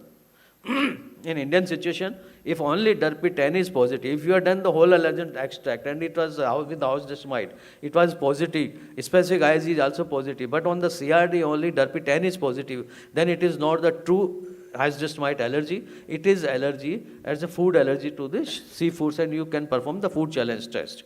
If there is high Derp 1 to 23, they are positive, then it is true dust mite allergy and it is confirmed, you can do the environmental control and AIT against house dust mite. But if it is AC1 positive and Derp 10 is also positive or Derp 11 is also positive, then it is likely the cross reactivity to the Ascaris and you advise deworming.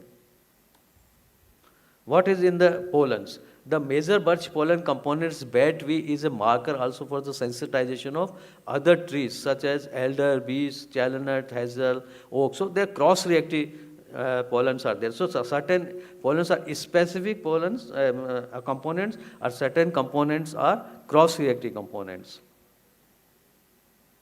Now here you can see the green one are in the among various tree pollens and with the fruits, or they are cross-reacting. The green is present in the pollens also, and those pollens which are having these and epitopes are also present in the fruits or vegetable. So they can cross-react with each other and are responsible for causing oral pollen food syndrome or oral allergy syndrome. So what is importance of CRD? Like birch pollen, if it has two components, the blue and green, this is cross-reacting with the peanut, and the peanut component is also cross-reacting with the peach. So these, all the three will cross-react with each other, and certain components are specific if they are specific to that food, and if the cross-reactive components are there, then you have to search for something else. So the CRD in food allergy, of the clinical history you have taken, whole allergen testing you have done, you have high pre-test probability, go for the component testing. Component testing, if it is positive, then with that do the oral food challenge test and then do the personalized challenge test. Now, CRD is especially beneficial for patients with food allergy, and the major components widely distributed in natural products and associated with food allergy includes CCDs, profilins, and PR10, NSLTP, and storage proteins. The storage proteins are highly specific, and the profilins and PR10 are the cross-reactive proteins. Now, in the milk allergy, suppose a patient is positive only to the casein, then this casein BOSD8 component is resistant to the heat and also not digested by the enzymes. So the person who is allergic to or positive to the BOSD8 cannot consume milk even in the baked form, even in the boiling milk. But if other antigens are positive and casein is negative, then that child can consume milk after boiling. Same thing the egg. Egg also, if the patient is positive, the CRD is positive for ovomucoid, then the person cannot use the egg even in the baked form. But if it is ovomucoid is negative or rest of the components are only positive, then you can advise that the child can or the person can eat baked egg, and that will not cause allergy. In the wheat allergy, has two types of allergy, the immediate wheat food allergy or the wheat-dependent exercise-induced anaphylaxis. Now, immediate wheat allergy is because of tri-A14, gliadin, or tri-A19.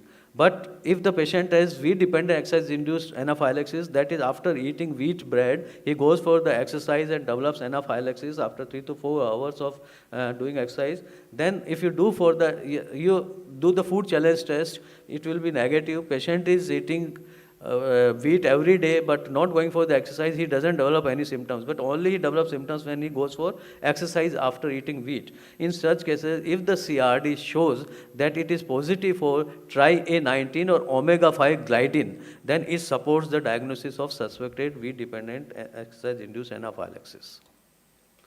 In the peanut, the main allergen is peanut ERA H2. ERA H1, ERA H2, ERA 3, and ERA 6 are also allergic specific components. But if the patient is positive only with the ERA 8, then it is not the risk of peanut anaphylaxis or peanut allergy.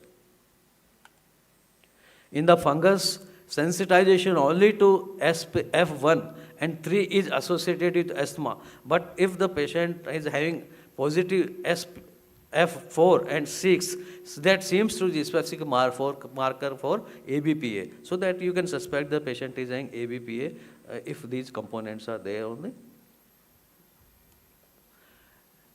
In animal allergy, this FELD1 for the cat is highly specific, and it is found in almost all varieties of cat. But the other, like lipocalin is cross-reactive allergen. So the person who is allergic to the cat may be allergic to the dog also, allergic to other animals also. But if the person is allergic to only FELD1, then it is specifically allergic to the cat. Venom allergy, sometimes the patient has developed anaphylaxis, but he doesn't know what are the insect was bitten to that patient. So that you can go for CRD and it will identify the insect which has bitten. But most of the insects also has cross-reactivity, so you can identify if it is a specific insect which is responsible for causing anaphylaxis to the CRD. Latex allergy in patient with SPT and serum, especially IgE positive to the latex. Now, you are worried whether to go for surgery using the latex gloves. But on the CRD, if the patient is monosensitized to propylene, HEVB8 epitopes, then he can undergo surgery without risk, even the latex gloves and latex instruments do not have any allergen. What are the challenges in the CRD? CRD has a complexity, it has multiple components, varying allergenicity, cost higher than SPT. Interpretation challenges require expertise to interpret. Limited availability, not widely accessible, not available everywhere. Component selection bias may miss relevant allergens. Cross-reactivity, shared epitopes between the components. Matrix effects, protein denaturation, that is affects the component detection. And country-specific allergens are not available. This is the most negative point of the CRD, that we do not have the component specific to the India. Future directions CRD, we can expect component-based extract for skin testing, may predict response to the biologics, better understanding of various components and country-specific allergens. So CRD summaries that in the first stage, take complete history, perform whole allergen extract, testing SPT or IgE. If polysensitized, unclear, then go for the CRD, stratify the risk, then plan AIT, control measures or challenges. Never use multiplex test for screening or as a first line test. If the patient has clear-cut history or the whole allergen extract is your positive and history is suggestive of, so it should not be used for the screening. The patient is coming and is giving history of allergy, do for the CRD, we let to see. Because the CRD may give lot of things which are positive. That patient get confused. You will also get confused and you will not have any reply to give to the patient. Ki you are, so many things are shown positive, but I am not exposed to these things, and you do not any reply to satisfy the patient. It is useful, the multiplex as a screening test is only useful in case of idiopathic anaphylaxis or inconsistent history given by the patient, that he himself is confused that what is the responsible allergen for him. There only you can do the multiplex test or CRD as screening. Thank you very much. Thank you very much, sir, for a very detailed discussion regarding CRD. Any question from the audience?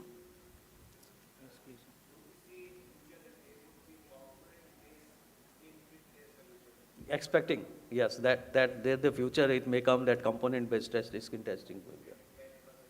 Yes, we can help. Then we need to know to go for blood testing.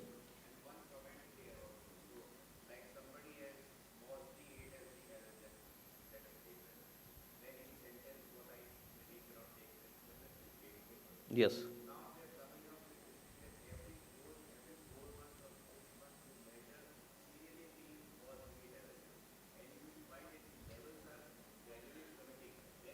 So the negative point with the BOSD allergen is that it is stable to the heat and enzymes, so the patient cannot take boiling milk. But the positive point is that the patient who are allergic to this component, the allergy weans all the time. They weans off the time, yeah, that it is not persistent allergy.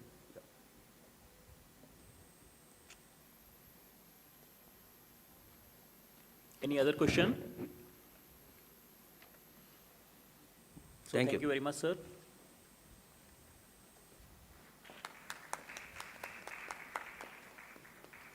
Thank you, respected speakers, and thank you, distinguished chairpersons. Dr. Sunita Chapola, ma'am's lecture was scheduled the third in this session, but as ma'am is in a panel discussion right now, she'll be joining us in the next session.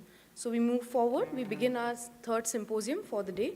This session is being chaired by Dr. Syed Ahmed Hussain Kazmi, sir, Assistant Professor, Department of Respiratory Medicine, ERA Medical College, Lucknow. Dr. Ankit Singhal, sir, Senior Consultant Pulmonologist from Delhi. Dr. Rachit Sharma, sir, Associate Professor, Department of Respiratory Medicine, ERA Medical College, Lucknow. Dr. Archana Gildial, ma'am, Professor, Department of Physiology, KGMU. Welcome.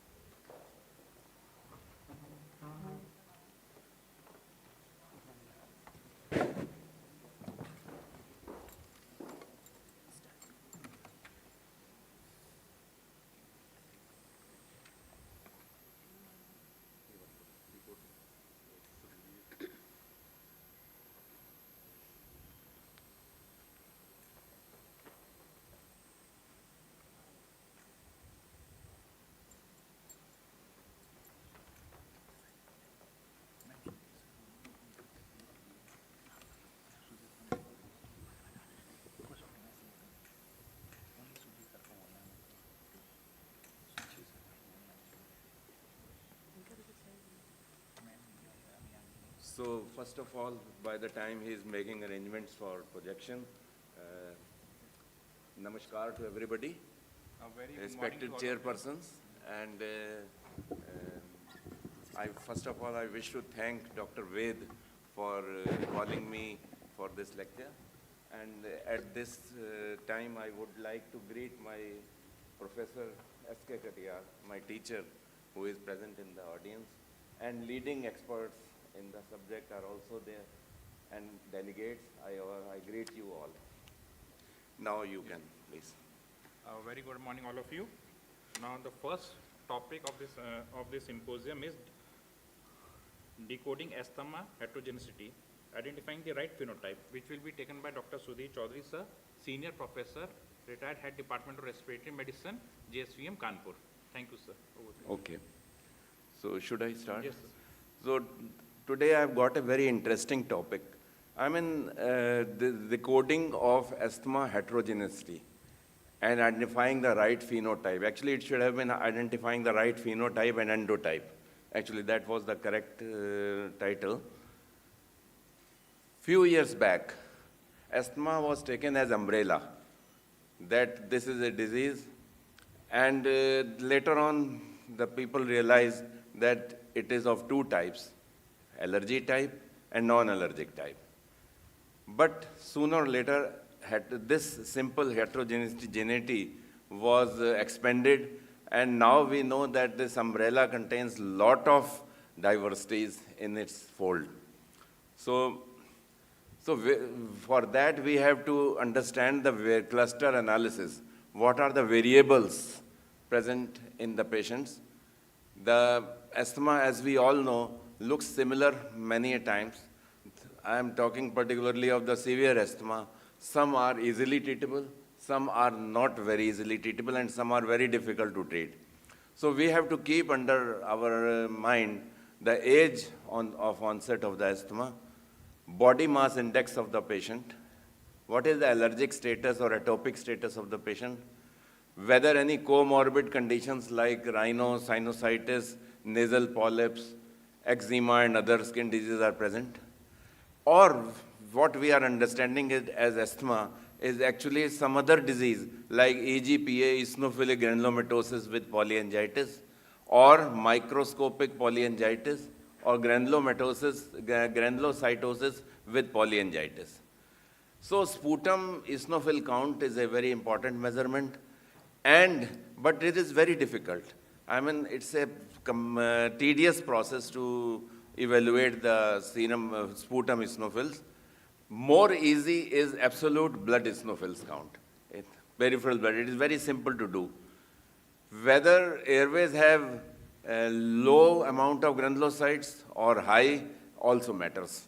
And the type and severity of symptoms, we can see the variables, and what is the prognosis, and how the asthma is responding.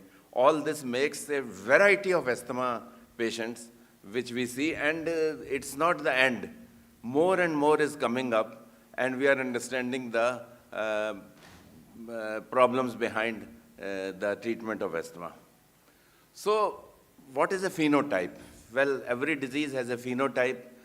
So, therefore, there is a general definition that observable characteristics of, or the traits of an organism, or a patient, what you can say, observable characteristic of the patient, what is looking like. But there is a lot more inside, because there is a limitation of understanding the phenotypes. They do not tell what is the unique mechanistic pathway. And then if we want to go for targeted therapy, why targeted therapy is necessary? Because with the standard treatment, like step 1, 2, 3, 4, 5, every patient doesn't respond similarly. They respond very differently. So we have to come to the targeted therapy after some generalization up to step 3. Then we must also understand that the phenotype, which is of inflammatory type, is very dynamic. It's not that you are labeled with one phenotype, you remain in that phenotype for whole of the life. This may change, dynamism may be changed. It can return to the previous phenotype also. So there is not only this, the complication is that there is an overlap. One phenotype overlaps the other. Phenotype and endotypes both. They are overlapping with each other, sometimes overlapping less, sometimes overlapping more. And it is interesting to know that 73% of the patients had at least 2 of the 10 common phenotypes. And they are in both groups. As I will discuss a little later, there are type 2 and non-type 2 inflammations in asthma. So some patients have both type 1 and type 2 high and type 2 low inflammation. You can see one example. Asthma COPD overlap syndrome is practically made of 2 phenotypes. Okay. Then occupational asthma also has 2 or more phenotypes to come. To give you an example of occupational asthma, it contains 2 phenotypes. Phenotype 1 is in which the exposure to high concentration of irritant gases or substances manifests into a disease or dyspnea, suffocation without a latent period. While phenotype 2 is one in which hypersensitivity to high and low molecular weight agents, which we are listening all through the day, there is a latency period and can have increased pheno levels and sputum eosinophilia. So there are 2 entirely different types can be found in occupational asthma. Again, this is the umbrella of occupational asthma. Now coming to the endotypes. Endotypes are distinct pathological mechanisms at cellular and molecular level, and they also tell you the pathways of progression of the disease. They better differentiate the subpopulation of asthma, which can help in the treatment. So far, we have not achieved complete success, but we are towards the success. Still, cannot fully categorize the heterogeneity in endotypes. More and more will be discovered. Our younger population, investigators would certainly achieve success, more and more success, and the things continue. So despite similar clinical symptoms, response to therapeutic interventions may be very different.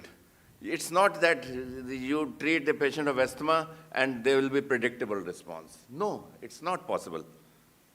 So distinct endotypes and phenotypes may arise. Why? Because of the genetic conditions, or the genetic structure or genetic signatures are different in different people. And then there is a environmental exposure and time of the environmental exposure, the age of the patient. So you must have heard in gold guidelines, Gatomics word you must be fully understanding. There is a genetic, then there is an environment, and then the time is added to that. So there is a mixture of that. This is a mixie in which environment and the time taken for the exposure by the person in that environment, and the genetics is a constant thing. Then the most described molecular and endotyping classification of asthma comes as Th2 high. Th2, as you know, this is 2H2 type of inflammation, and the Th2 type high and Th2 type low. And this is also known as non-Th2 type inflammation. Okay. So what are the Th2 high biomarkers? This is the latest classification, basically. We have to look into the blood eosinophils, sputum eosinophils, pheno, serum periostin, and serum IgE. And what are the type 2 high phenotypes? One is eosinophilic asthma. I may be confused whether we have to call it a phenotype or endotype. Okay? So early onset asthma, that means early childhood asthma, when the people understand that bachon ki khansi hai, there is a, but actually you have to make a good diagnosis of asthma and find out that this is truly an asthma, it's not just a bronchitis or viral infection, though each of them promote each other's. Okay? So a subset, there is a subset also which is recognized in T2 high phenotypes, which doesn't behave like majority of the T2 high phenotypes. A subset is adult onset, distinct steroid resistant, eosinophilic phenotype, and older patients, more severe disease, associated with chronic rhinosinusitis and nasal polyps, with high or normal IgE and high pheno on investigations. As you would by now know that pheno does not represent only the asthma component. Pheno can be raised in allergic rhinitis also, in nasal polyposis also due to allergy. Okay. Now T2 high phenotypes, the blood eosinophilia count of 260 per microliter or higher is one phenotype, and pheno 19.5 or more in adolescent, more than 12 years of age, and adults are likely to respond to the biologic therapy. So this is, these are the two characteristics or endotypes, you can call them, that the response to steroid is good. More than for 50% people will respond and well, and if not, then they can be treated by biologicals also. Okay. Now Th2 cytokines. Which are the cytokines which are there? IL-4, IL-5 and IL-13 are the prominent cytokines. Others are also there. Eosinophils are the key elements in the system. IL-4 and IL-13 are common they utilize common pathway like IL-4 receptor alpha, and IL-5 matures at IL-5 receptor R alpha. Okay? So eosinophils are actually the gold standards of Th2 biomarkers. When the stimulation comes, then myriads of cytokines including IL-13 and IL-5 are excreted. Also, they are responsible for the fibroblast which lead to remodeling, especially the basement membranes are affected. Sputum eosinophils. Now coming to, previously I was generally about eosinophils. They can be taken in two parts. Sputum eosinophils. They account for 40 to 60% cases with severe asthma. the eosinophil cutoff point is 3%. But this is a suboptimal test because it is a tedious test, costly test, cannot be done so frequently, and moreover, there is a problem. The literature says that these tests should be done when the patient is not taking steroids.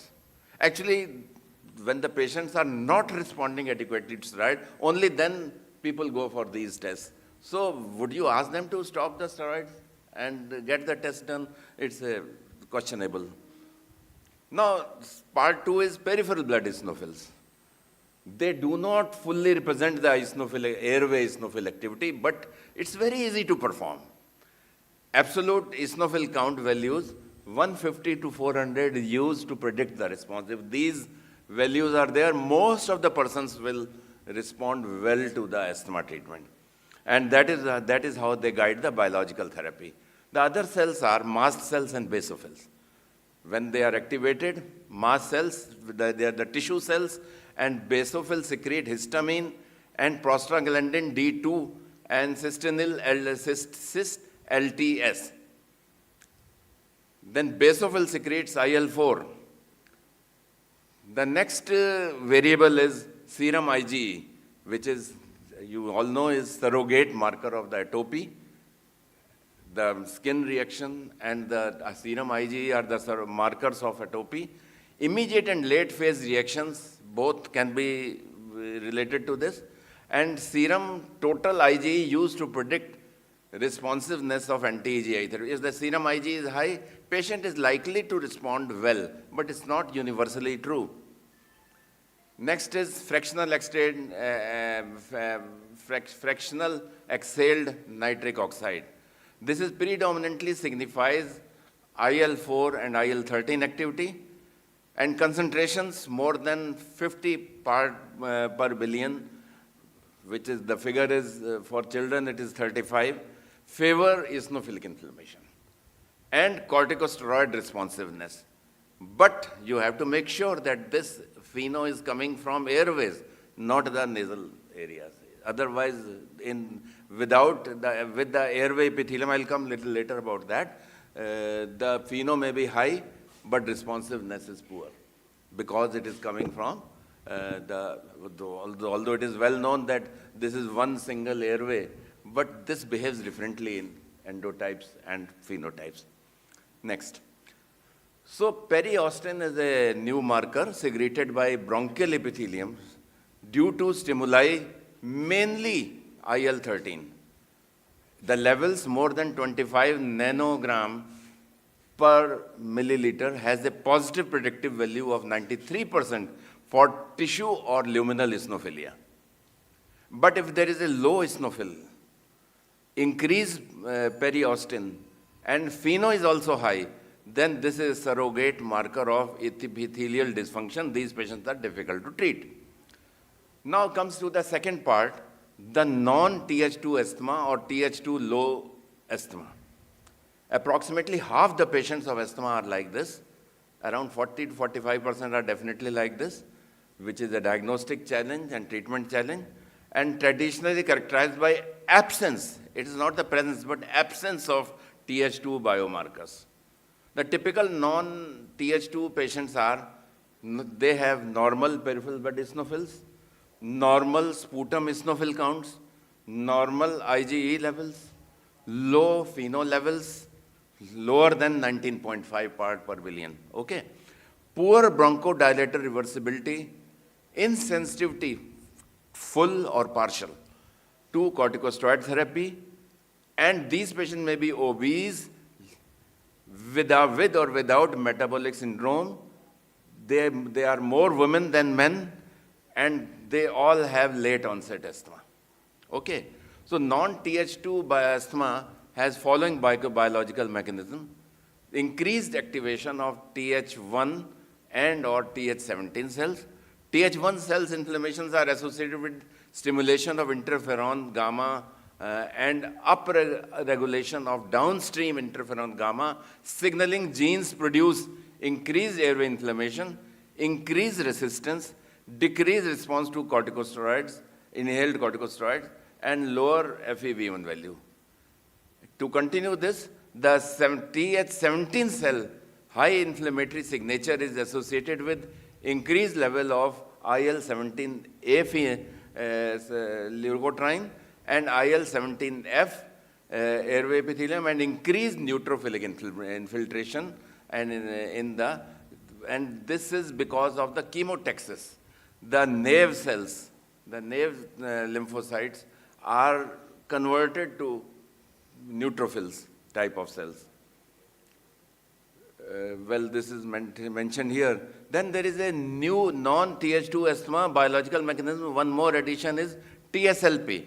Thymic stromal lymphopoietin is involved in Th2 inflammation, has also been shown to increase non-Th2 inflammation, non-Th2 neutrophilic inflammation. How does it do it? As I told earlier, differentiation of naive T cells to Th17 cells. Okay. What is the impact of environment? Again, gatomics comes into play with such patients. The pollution contributes to neutrophilic inflammation, especially those who are lesser than PM 2.5 millimicron. We can talk about diesel particulate matters, which go directly to the alveoli and merge with the cytoplasm of the cells. So smaller the particle, more likely of non-Th2 asthma. Cigarette smoking and vaping, which also increase V's. Pathogens, particularly viral pathogens, including rhinovirus and respiratory syncytial virus, very particularly about the children, and numerous bacterial species in the childhood, like Moraxella. They often increase both Th2 and non-Th2 inflammation. And this airway microbiome is a mixture of many organisms, the virus, the bacteria, the fungi, etc. And they have shown to increase neutrophilic inflammation in the asthma. So non-Th2 asthma, again, these obese patients are, particularly women, are more likely to have late onset asthma, and numerous mechanisms, the IL-6 is mediated. They also have mediation through IL-17 and IL-22. There is decreased airway nitric oxide, low FeNO, and there is a dietary L-citrulline which is found in common foods and vegetables. If they are taken, then this may help, because this nitric oxide is a bronchodilator also. Then there is a polygranulocyte conditions. They are also very severe asthmatics. Biologicals which are available for non-Th2 asthma or Th2 low asthma. These are not available at the moment. Secukinumab, difficult to pronounce, targets IL-17A. Brodalumab targets 17A, 17F, 17A/F, and IL-25. I know only this. And tezepelumab has some clinical efficacy. That is there. That is available. Now, biologicals available for Th2 high asthma are very common. I mean, this is a good asthma. Eosinophilic asthma, early onset asthma, pediatric asthma, and sputum eosinophilia, peripheral blood eosinophilia. They are good asthma because you can find some response. Okay. Dr. Kathuria has come. His reference is on the slide. So I've mentioned these, the age groups below which they cannot be used. So with this, I wish to thank you for patient listening. And if there is any question, please do ask. Dr. M.J. Gupta is probably preparing to ask a question. Yeah. Yes. Yes, Chairpersons, over to you. Thank you, Dr. Sudhir. You have very well decoded asthma heterogeneity in a simple way. You are a good teacher, I think. Yes.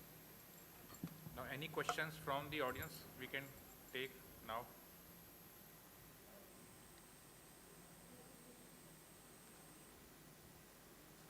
So no Okay, questions? I'm here whole day. If somebody wants to ask a question, they can ask later. Okay. So may I? Yes. Yes, thank you. Sir, for your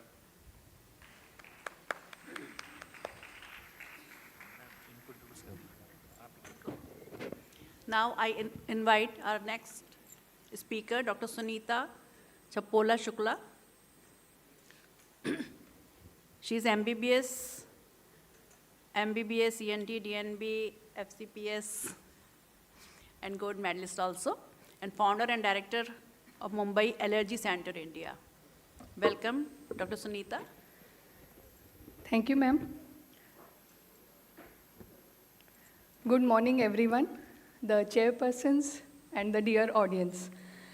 I am a ENT surgeon and I'm totally into allergy practice now. So this talk is very practical, no theories, just what I learned during my allergy journey.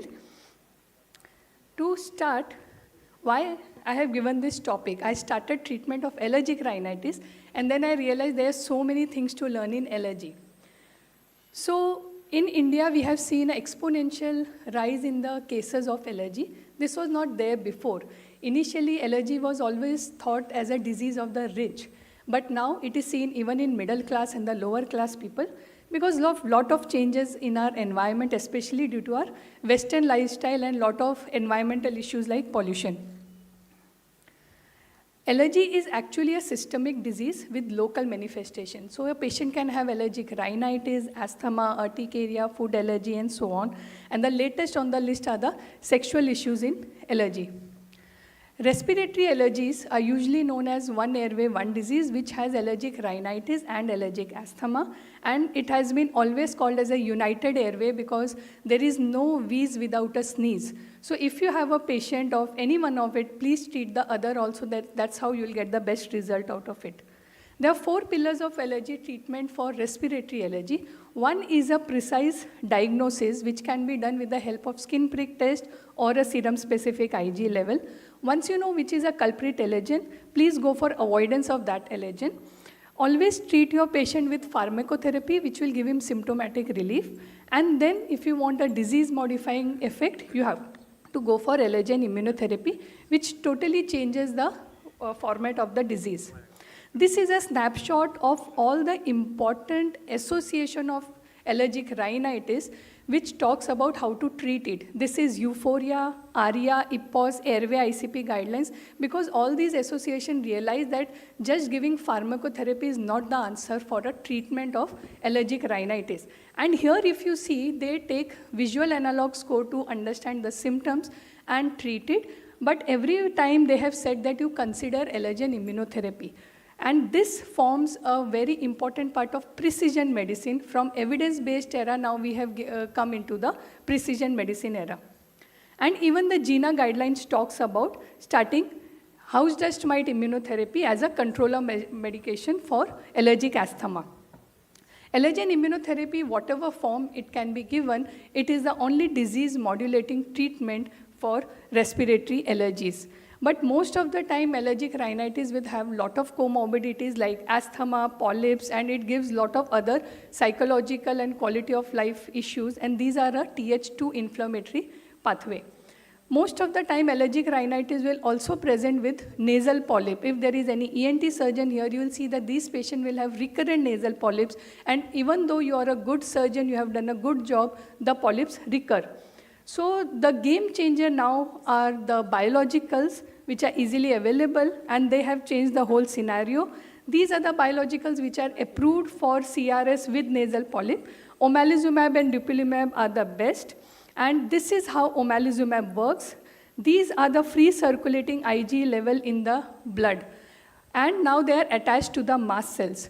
Once an allergen enters into the body, it will attach to these IgE on the mast cells, and this causes degranulation of the mast cells, causing release of histamine and other mediators, giving rise to the symptoms.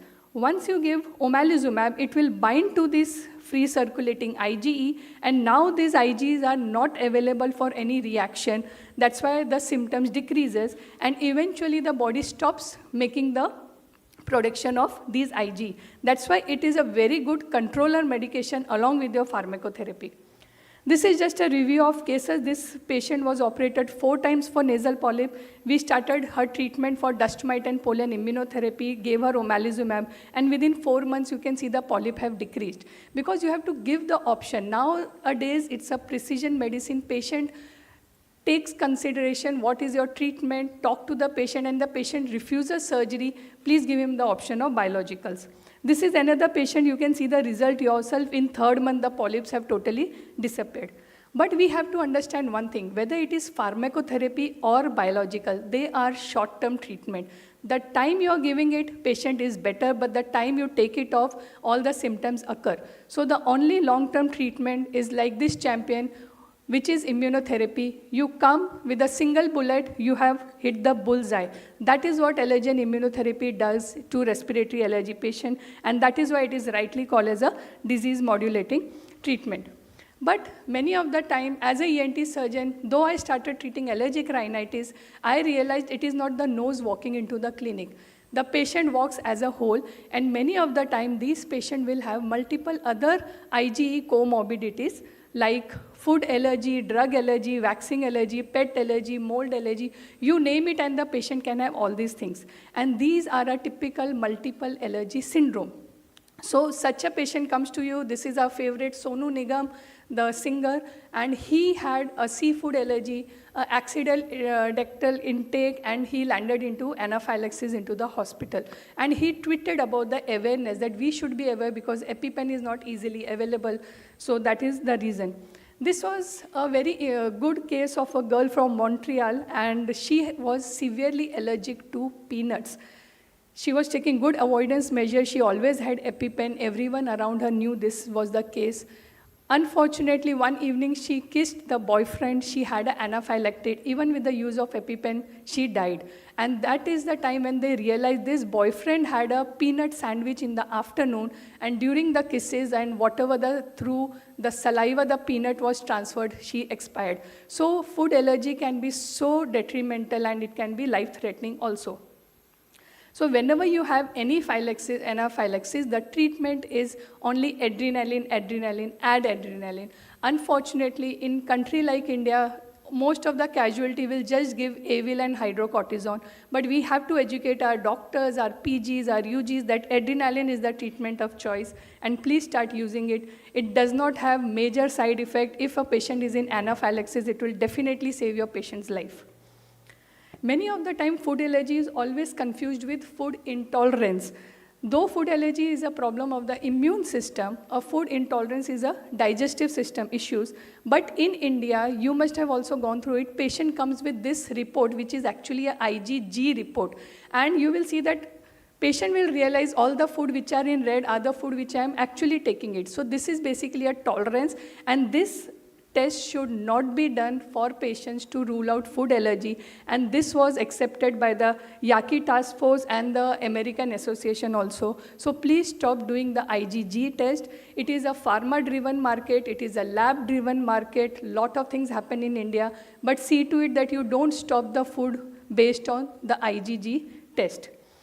Many of the time, these patients will come with lot of skin issues like urticaria, angioedema, and so on. And along with the greatest myth which I found in clinical practice was whenever a patient has hives or urticaria, the notion is this is caused by some food.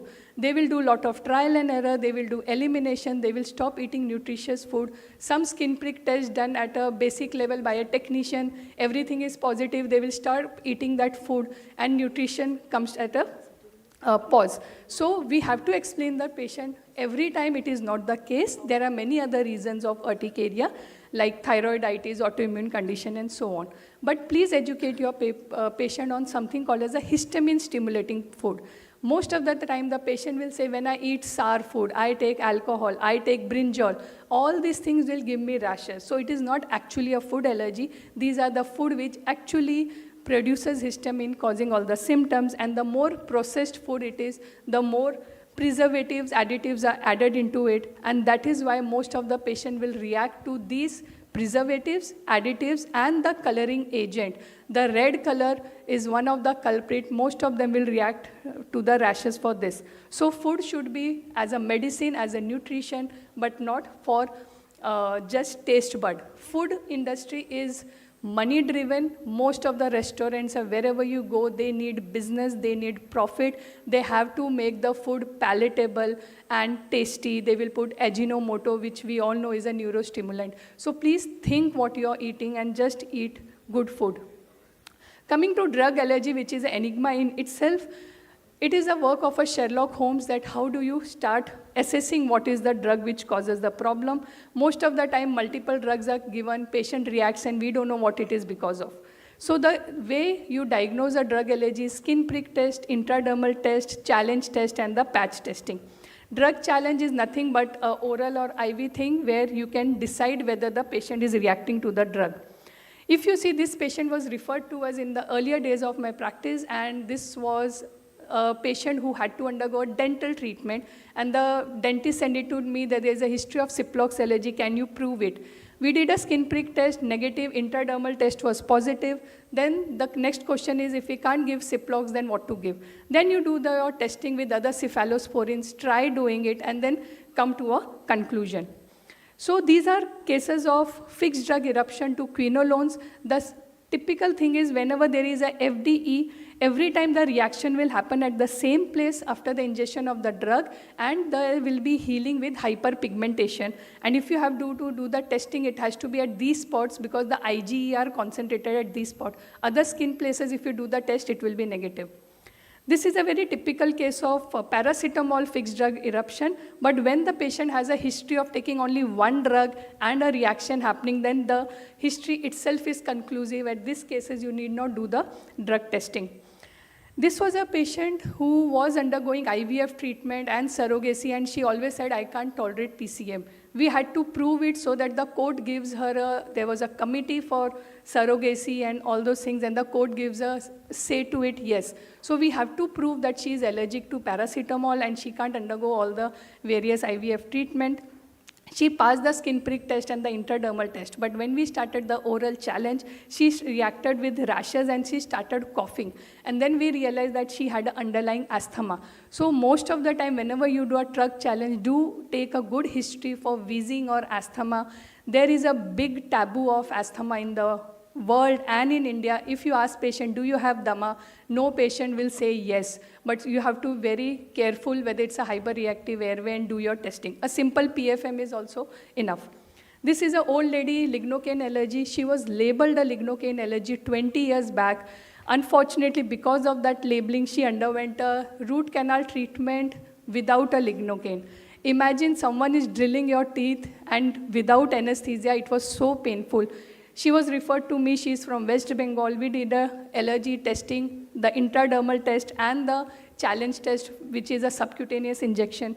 We cleared that there is no more lignocaine allergy. Maybe that was a mislabeling. She underwent another procedure and she was so happy because she can use lignocaine. This is a case of young boy who came from US for a hair transplant, and when they did a bupivacaine testing, there was a wheal of 2 millimeter and they labeled it as positive. But when we started doing the test to lignocaine and bupivacaine, as you can see, there was no reaction. So how the test is done and interpreted makes a very large difference. Also for drug testing, you have to understand, you have to do a non-irritating concentration testing for intradermal. Most of the time, people don't realize you do a irritating dose and there is a reaction and you are mislabeled as drug allergy. This is a case very close to my heart. A young boy with CKD got Steven Johnson's to some medicine. Nephrologist referred to us that we will be transplanting him, tell us which antibiotic we can give and we don't get a Steven Johnson again. We did plethora of tests, he cleared everything. He was transplanted, but on third day of a successful transplant, he developed these skin lesions, and unfortunately, can you imagine, this was to micropore. Wherever the micropore was attached, when it was removed, the skin peeled off.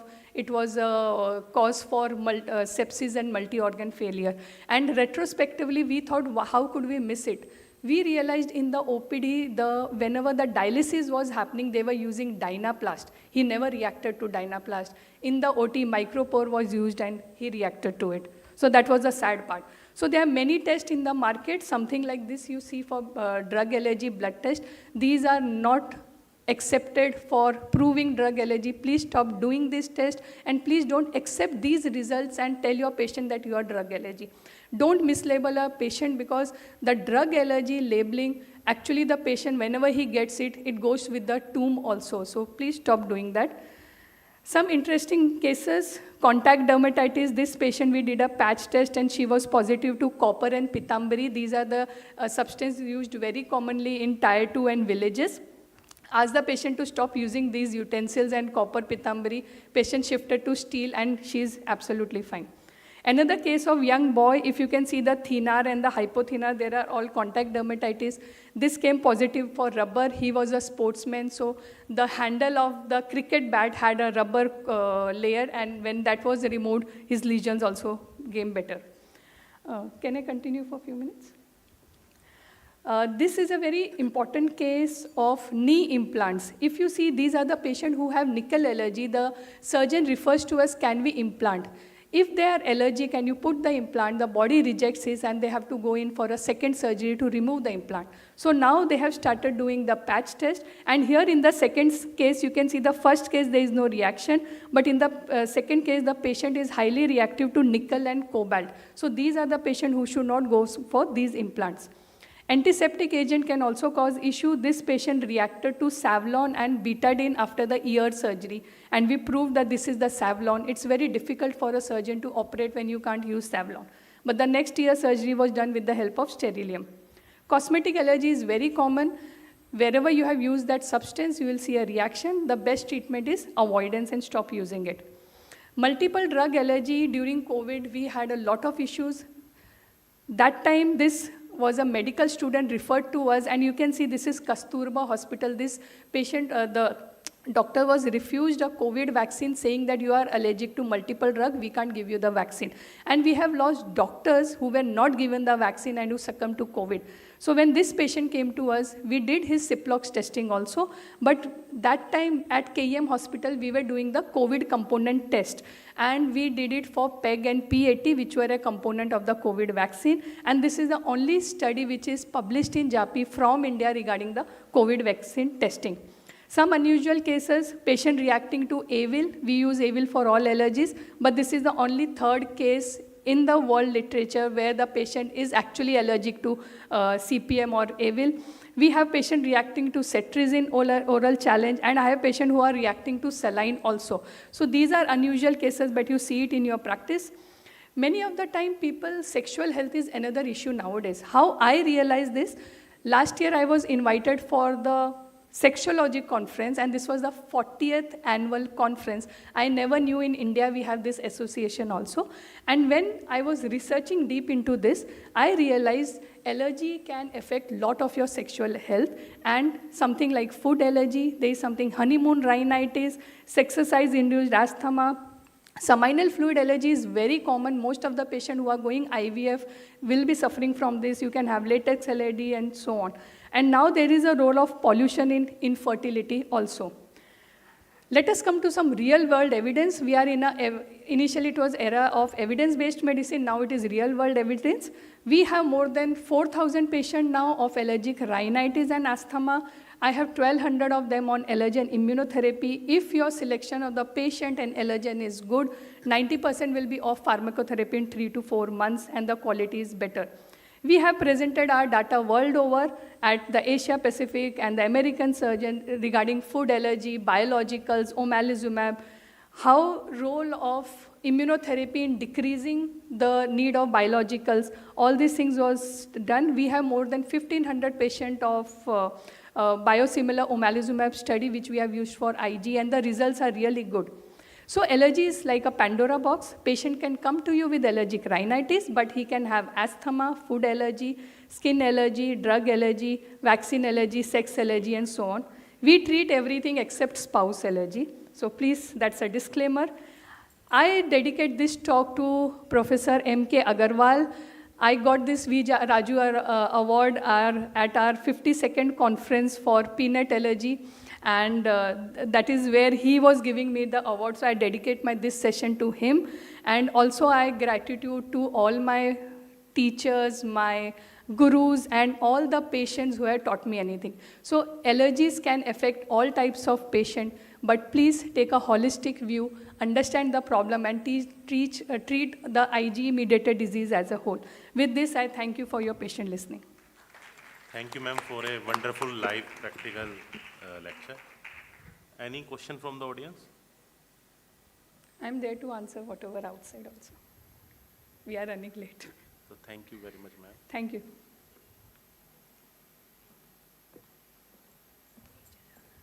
Thank you, ma'am.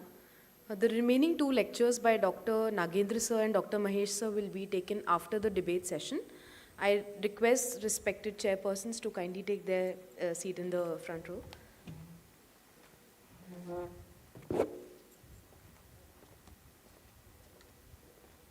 Now it's time for some excitement as we move ahead with our debate session. This session is being chaired by Dr. Sudhir Chaudhary sir, a leading senior consultant pulmonologist from Kanpur.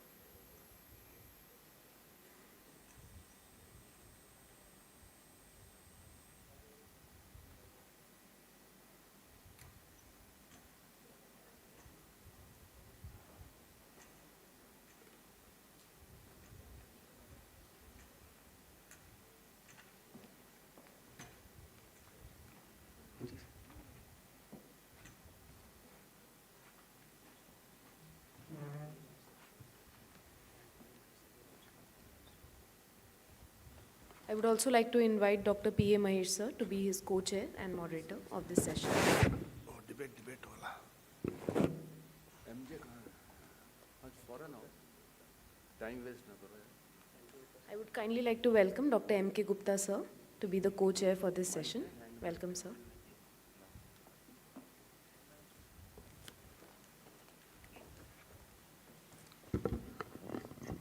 So, again,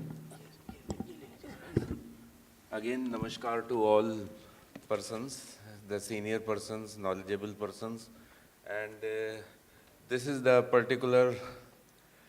very interesting debate which I wanted to participate. I mean, participate as a audience, a good listener.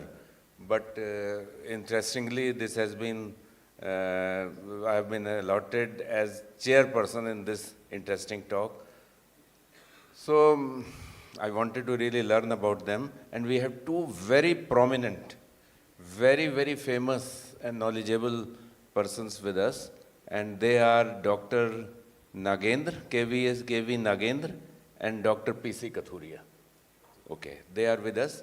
So this debate, before starting this debate, I request Dr. MJ Gupta, my colleague, my friend, who has a lot of knowledge on this subject, to please give his comments.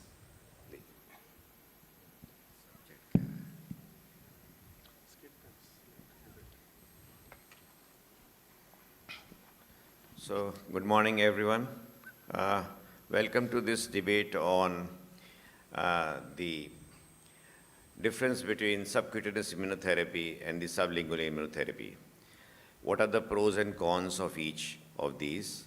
And to deliberate all this, we have two very excellent speakers, very knowledgeable, very erudite speakers, Dr. Nagendra and Dr. PC Kathuria. मैं भी उनका चेला हूँ, and please I would welcome first of all Dr. Nagendra to come on the stage and speak in favor of sublingual immunotherapy. He is a big proponent of sublingual immunotherapy. In fact, his company is also into the manufacturing of the sublingual immunotherapy. So welcome, sir, Dr. Nagendra, sir, and please start your session. And I'll welcome I'll ask my panelist, Dr. Mahesh, sir, to please enlighten more. Can you make it one screen? One screen. Yeah, good morning to all of you. So we'll have a debate on the slit versus kit. First, Dr. Nagendra Prasad will speak about the slit, and then we have Dr. PC Kathuria to speak on the skit, and then they can rebut each other. if there are any comments there. And then finally, we will try to conclude based on what they have shown, which should be preferred. At the onset, I thank Dr. Ved Prakash, organizing secretary of this conference, and his colleagues and his students. They are very, very active in moving here and there and helping all the delegates. And also I thank the chairman, respected chairmans, and giving this opportunity to have information on the slit and the skit. It is taken as a debate, but it's not a debate, I feel. It is part and parcel of the therapy, and it has got a distinct, it is like a brothers, elder brother and younger brother.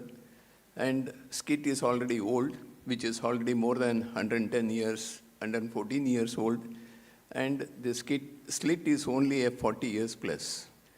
So slit is more energetic and having a lot of, you'll be knowing what is a slit, and is already old man is a skit, and he will be having his own limitations.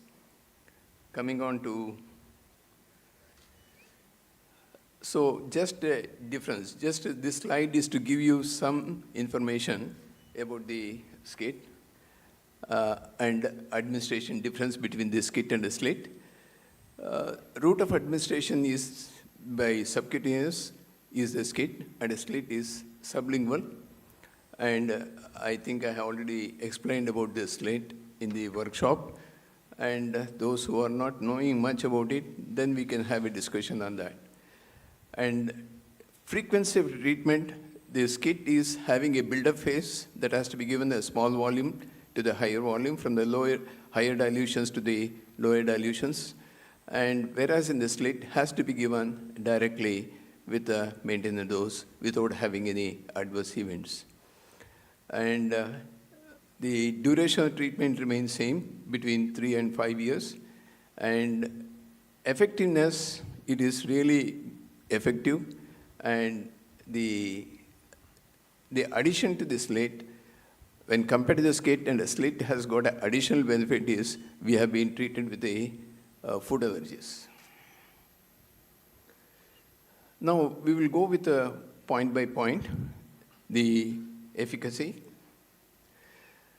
The efficacy in all the clinical trials which has been done so far and published, having a heterogeneous effect, the main objective is to bring down the medication score as well as the symptom score. Coming on to the safety, the slit has got a very, very effective safety profile, and maybe having a small local irritation and itching, and sometimes the swelling of the lips. And beyond that, there is no anaphylactic reaction as seen in the skit. The dilutions, there are some people who are practicing this slit. They are started with the higher dilutions, then come to the concentration. The higher dilutions do have the adverse effect rather than the higher concentrations, whereas in the skit, the higher concentrations do give the reactions rather than the lower dilutions. So these are all, and the patient need not come to a doctor for repeated injections. And also, it is very ideal for children, elderly, and high-risk patient, especially with asthma and the cardiovascular system, which has got a significance in management. Compliance. As I told you earlier, it is very convenient, accepted by the patient, and is a self-administered at the home, and better adherence, provided you give a very good counseling. Counseling is very, very important. Just giving a slit and ask them to continue the treatment, it will not be sufficient. The reason is, after some time, after 6 weeks or 8 weeks, the symptoms gradually start reducing, and after 12 weeks, the 50% will be all right, and they feel it, I am comfortable, why I should continue. So you had to motivate them, you had to call them and give a motivation. Cost effectiveness, traveling to the clinic for injections, and giving a professional charges to the physician, and also you had to wait in the clinic. That is, number of working hours will be reduced. So these are all benefits when compared to the scheme. And patient selection, ideal for polysensitized patients using a combination tablets and a customized strips or a drops can be given. And a easier implementation in places with a limited allergy physicians assess and a preferred by pediatric populations due to safety, comfort, and independence.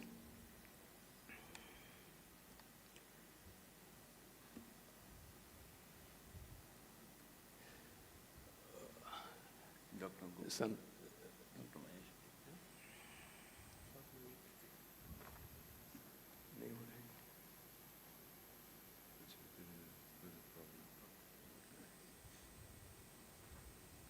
Stage में मुझे सुनाई थोड़ा कम देता है, सारे speaker उधर directed होते हैं, इससे डिफ्यूज वॉइस आती है, hearing problem, so just pick up the things. All the stickers are there.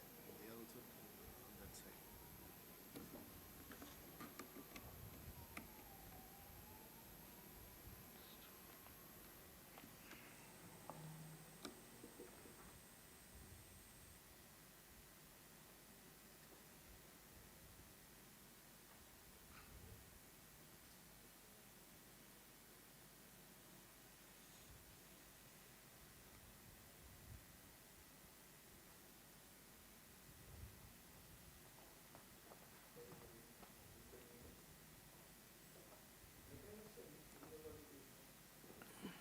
mechanics and immunological advantages is slit reduces mucus tolerance via the Langerhans cells and the T regulatory cells, and promotes IL-10 and TGF-beta, and mediated immune deviated with the IgG4, increase in IgE downregulation. So daily antigen exposure mimics the natural desensitization and the sustained tolerance development. And a future innovations is, the next generation is having the slit with the multi-allergen tablet, recombinant allergens, adjuvants and tablets, and or clinical trials. Digital adherence tracking the e-health monitoring makes slit more potent, patient-friendly. Slit is now first-line immunotherapy in many European guidelines in allergic rhinitis. So slit is not a replacement to the skit. So you can have advantages whether you have a slit or a skit. So it is depends upon the patient's need. And the slit is another advantage is it increases the sublingual FOXP3 expression, and they have taken the biopsies with a placebo as well as with the active subjects, and FOXP3 cells were increased in the total oral epithelium of the slit, and this is very, very significant, which is not seen in the skit. And similarly, we have seen that the secretory IgA1 and IgA2 were increased during the slit. So time-dependent increase in serum inhibitory activity for IgE-Fab and a slit-treated atopics. So we will go with what the international global people will say about it. So one is Gina states,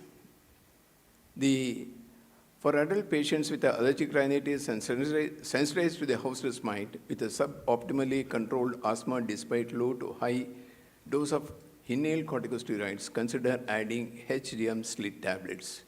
So they have added only slit tablets, not the skit tablets, and provided FE1 is more than 70% predicted.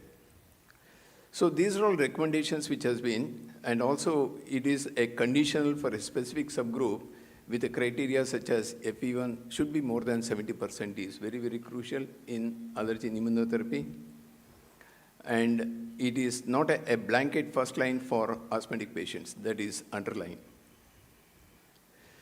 So when compared to the skit and a slit, I don't have any remarks about the efficacy, which is really good with a skit, and the safety is very low. So safety is more concern rather than the therapeutic response. And if the mortality rate goes up, the therapy may not be good. And here in the SLIT, efficacy and safety is well balanced and well tolerated. So we have several meta-analysis, and which has given very, very effective note on the response regarding the allergic rhinitis, no symptoms and eye symptoms, which is well tolerated with the subcutaneous. Similarly, with the sublingual also, which has been shown very promising. And here is also a medication score and a symptom score. The another one paper which was published in 2024, which has been shown in the pre-era of the treatment, and the first year and second and third year, you can see the drastic reduction in the SLIT when compared to the SCIT. These are all adverse events which I told you earlier. The adverse events are very, very minimal in the sublingual immunotherapy. And this is another group which they have pulled up and which is having a cyst, that is the symptom score, medication score, and new sensitization and development of asthma, which has been shown very clearly. It is almost borderline, which is not very demarcating whether SLIT is superior or SCIT is superior. So what is global endorsement? So the SLIT, a guideline approval, evidence-based therapy. IAAICON guideline on allergy and immunotherapy for allergic rhinoconjunctivitis published in 2018. Level of high evidence is very high for the grass, ragweed, and house dust mite SLIT tablets. IAAICON guideline on house dust mite driven asthma in 2019. In adults with a controlled or partially controlled house dust mite driven asthma, house dust mite SLIT tablets may be offered as an add-on therapy.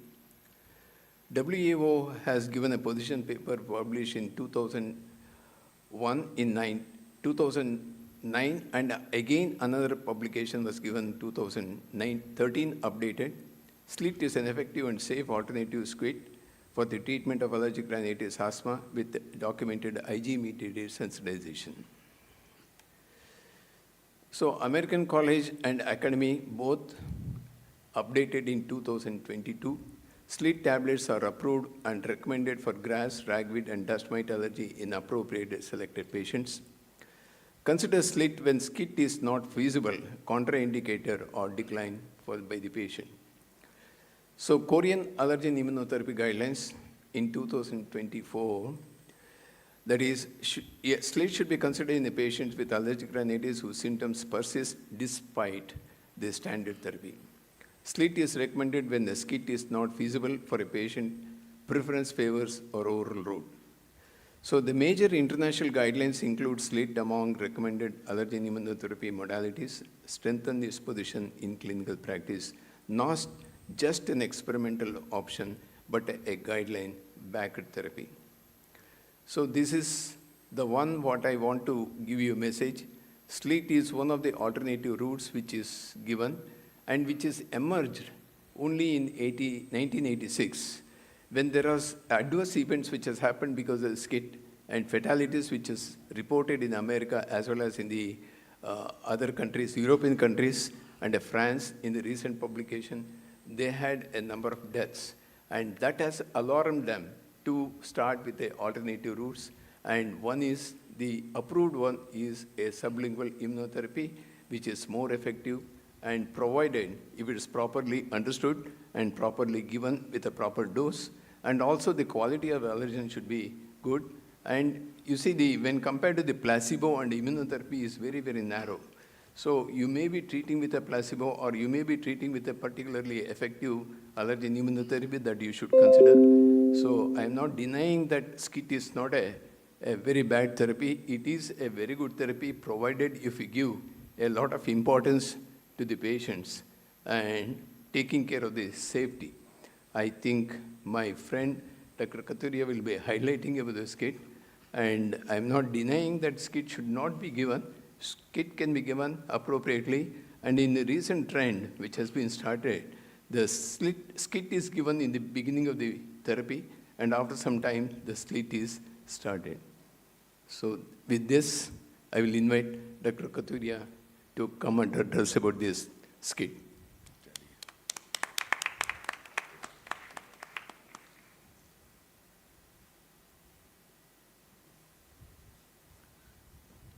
With due regards to the chairpersons and slit expert Dr. K.V. Nagendra, I will do justice with the subject which is better. Skit bade miyan to bade miyan, slit chote miyan to mashallah. So skit is always bade miyan.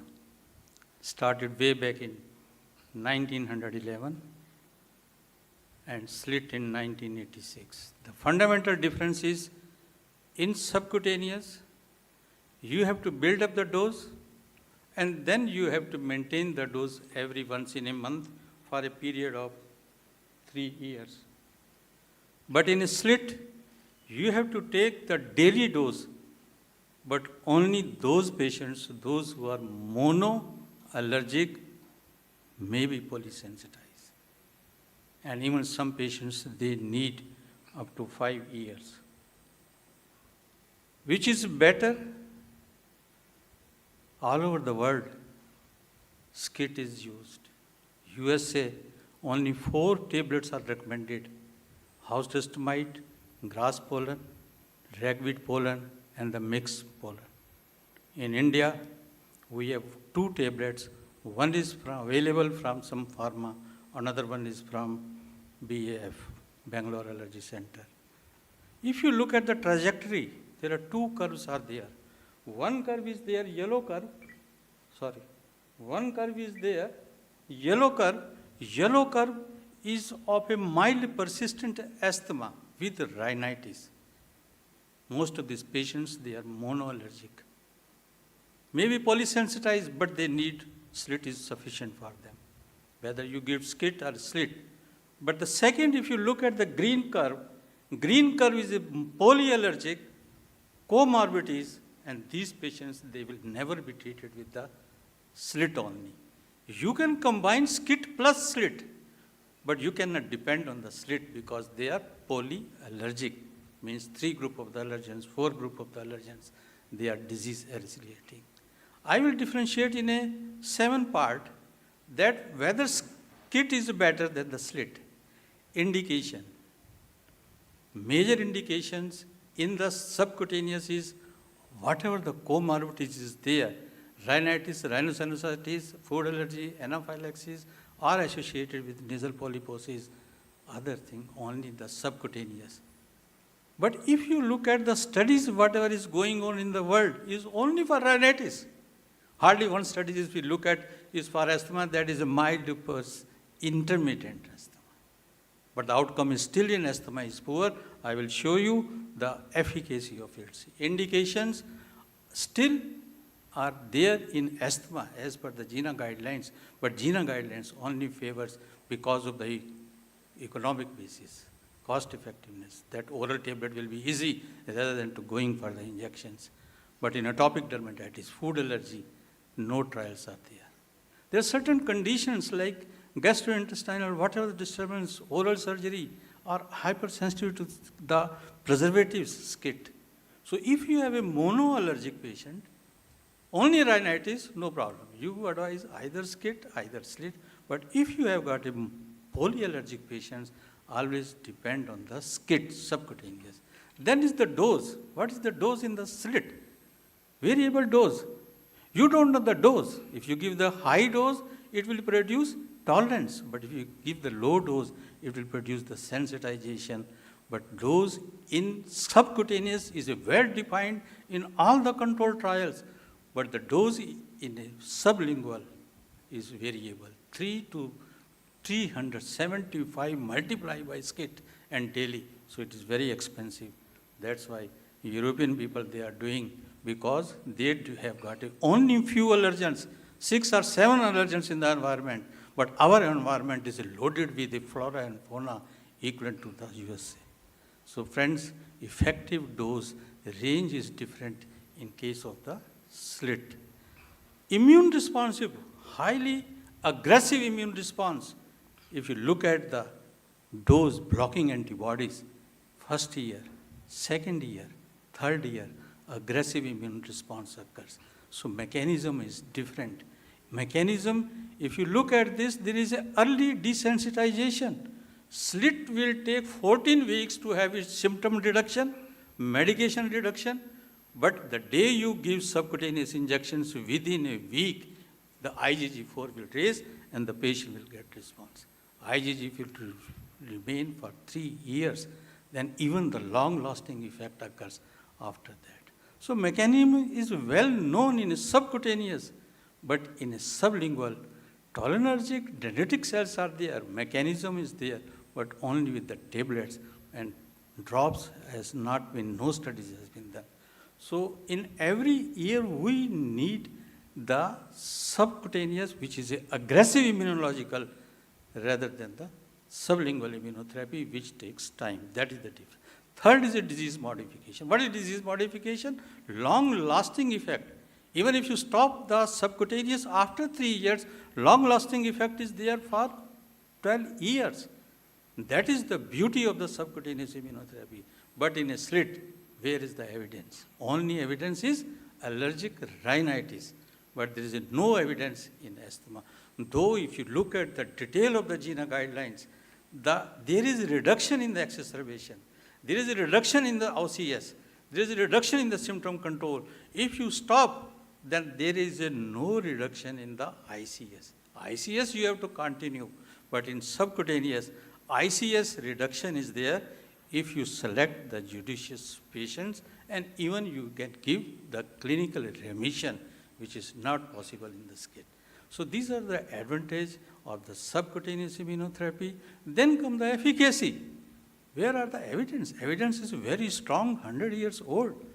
42 trials, these are all well-known trials. 14 years Johnson did study, which followed up 14 years. There was no asthma prevalence in those who took a subcutaneous immunotherapy. Mold immunotherapy, cat immunotherapy, mite immunotherapy, well-known evidence. PET study, very robust study. 3 years given, 7 years follow-up, no remission was there. So that is only with the subcutaneous immunotherapy. House dust mite immunotherapy, meta-analysis done.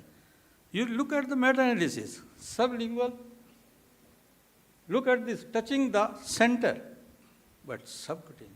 See, whatever my opponent has given, it is basically on rhinitis. Look at all the meta-analysis was on rhinitis, but I will show all the cases on asthma. Medicine reductions, exacerbation reductions, combined reductions, all favor in case of the subcutaneous. Calculation of the effective strength in the meta-analysis, more in subcutaneous rather than in the sublingual. So this recommendations 2022 favor subcutaneous. Then comes the symptom control exacerbation. I told you the IgG4 increases the day we give. So symptom control starts with this onset of this once you give it. But in slit, it will take 14 weeks. So comparison, lung function, also there is improvement much more in a subcutaneous rather than the sublingual. Safety, I agree. But with the onset of the biological, Sone pe Suhaga, we are not worried about the adverse events. We combine with it, so we are not worried about today in scenario, the adverse effect, if we have got a standardized allergen. Adherence, I agree, both are equal, but with a doctor's visit, you confirm that his aggressive immunological reaction. This is the study, hardly difference between them. So which is better? Friends, ये era युद्ध का नहीं है. This is not a era of the war. We should come together. So we should join. The study is there. If you combine both, SCIT, it is more effective. More activations of the Treg cells, more activations of the IL-10 and TGF. Studies are going on. Biologicals in immunotherapy. With biological, adverse effects is really, it is negligible if you select the patient judicially. We did studies. We found that side effect, safe, more rapid relief even, in spite of waiting for 5 months in a conventional immunotherapy. If you give it the biological, with the 6 weeks you can achieve the maintenance dose. So combination of allergen immunotherapy with biological is much more effective. So, bade miyan to bade miyan, chote miyan mashallah. With this, thank you very much. Thank you very much. Dr. Nagendra, you want to reply his comments? Yeah.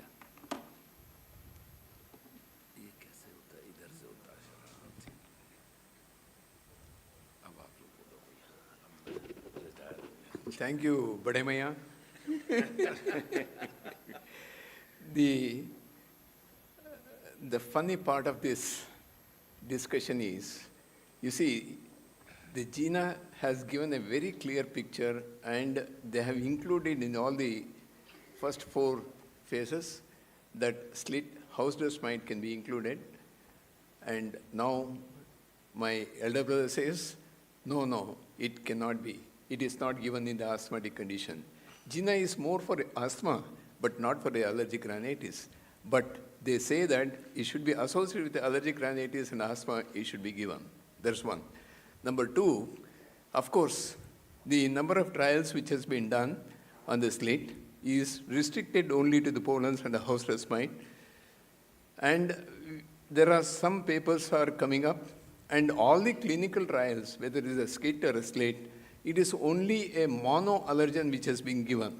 For example, if it's a grass pollen, only combination of 3-4 grass pollens are given. They are not combined with a weed and a tree pollens.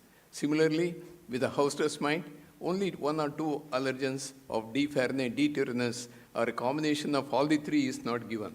So these are all the trials which has been published, and he has taken the data of those, and he is commenting on that, and creating as a younger brother as a younger, and an elder brother is an elder. Yes, he is too old, I am too young. So younger has got more energy rather than the older one. That's one. Number 2, don't carry it away with the impression that the slit is something different from the skin. Why the slit is accepting most of the people in European countries for allergic rhinitis and asthma associated by the slit, not with the skit. Skit is always adverse events and anaphylaxis. And the patient is likely to die with the treatment. What is the need of the treatment? So you have to take care of the treatment with a particular dosage and toxicity. This is very, very important. For example, electricity is there, the battery is there, even the child touching the battery, nothing happens. And AH electricity, definitely, when it goes to the higher power and you have been fenced, you are not allowed to go inside. Though it is giving a very, very strong power, but you are not allowed because of the shocking. So similarly, the skit is very high frequency and the slit is low frequency. And he said the slit is not effective for 14 weeks. And skit is effective within a short period of few weeks. It is not true. This kit has to be given with a build-up phase that will go for minimum 4 to 6 weeks, whatever the dose you give, and only then the tolerance will develop with a maintenance dose.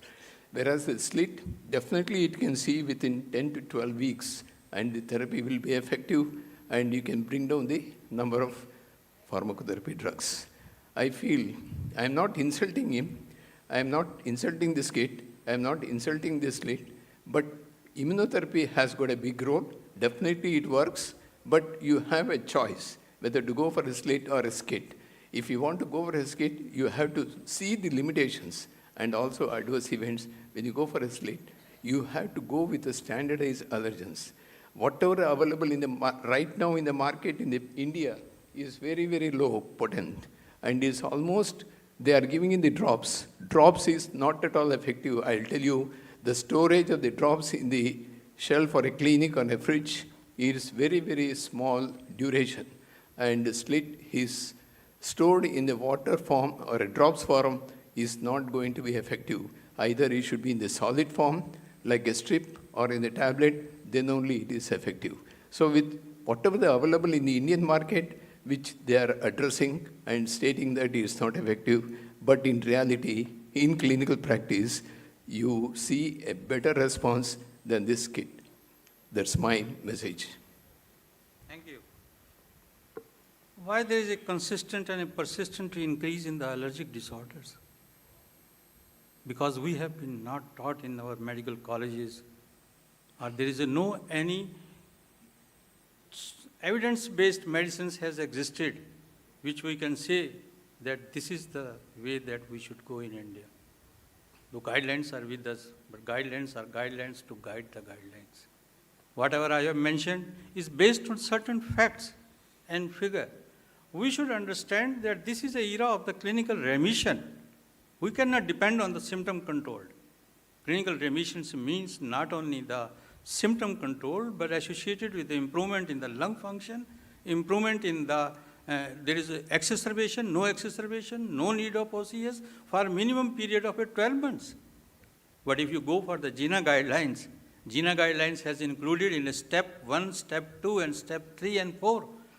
Because they want exacerbation reduction and no need of the OCS. But they are not worried about the remission. I went through the REACT study.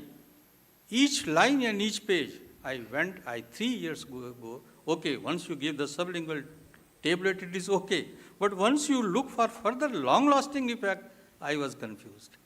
Hardly difference between the placebo therapy and the long-lasting effect. It was hardly 9%, which is not evidence-based. So if you go through the evidence-based long-lasting effect, subcutaneous immunotherapy has got a still upper hand. Now, not only this, I am not at war, but I want to join with you. If I am allergic to the 3 groups of the allergen, say for example, house dust mite, alternaria, pollen, as well as cockroach, will I give slit? No, I need cockroach, I need alternaria, I need other. Where I will go? I will look for the subcutaneous immunotherapy. Again, I can meet my friends and say, you also come with me. I will use your house dust mite as a sublingual, but rest of the group of the allergens I will give as a subcutaneous. You see, each one of us want remission. We are looking for the complete remission. Complete remission means that no exacerbation, no OCS, no symptoms, no need of any drug for a minimum period of 5 years. Can we achieve? If you look for the other diseases, immunological disorders, autoimmune disorders, they are going for it. Now with the advent of a combination therapy of the pharmacotherapy, the allergen immunotherapy, the biological, if you integrate these 3, we can achieve clinical remission even up to the 5 years. But still, we don't have a report, but I still say with confidence that SCIT plus SLIT plus pharmacotherapy plus biological is the future. Thank you. Yeah, thank you both for a very nice debate. The final concluding, what is the message that I would want all the audience to take is, if you use it carefully, SCIT also can be as safe as SLIT. But you have to be more careful how you are going to use SCIT. You have to do more monitoring, whereas SLIT needs less monitoring. If you look at the effectiveness, the studies, because these are 5-year, 10-year studies.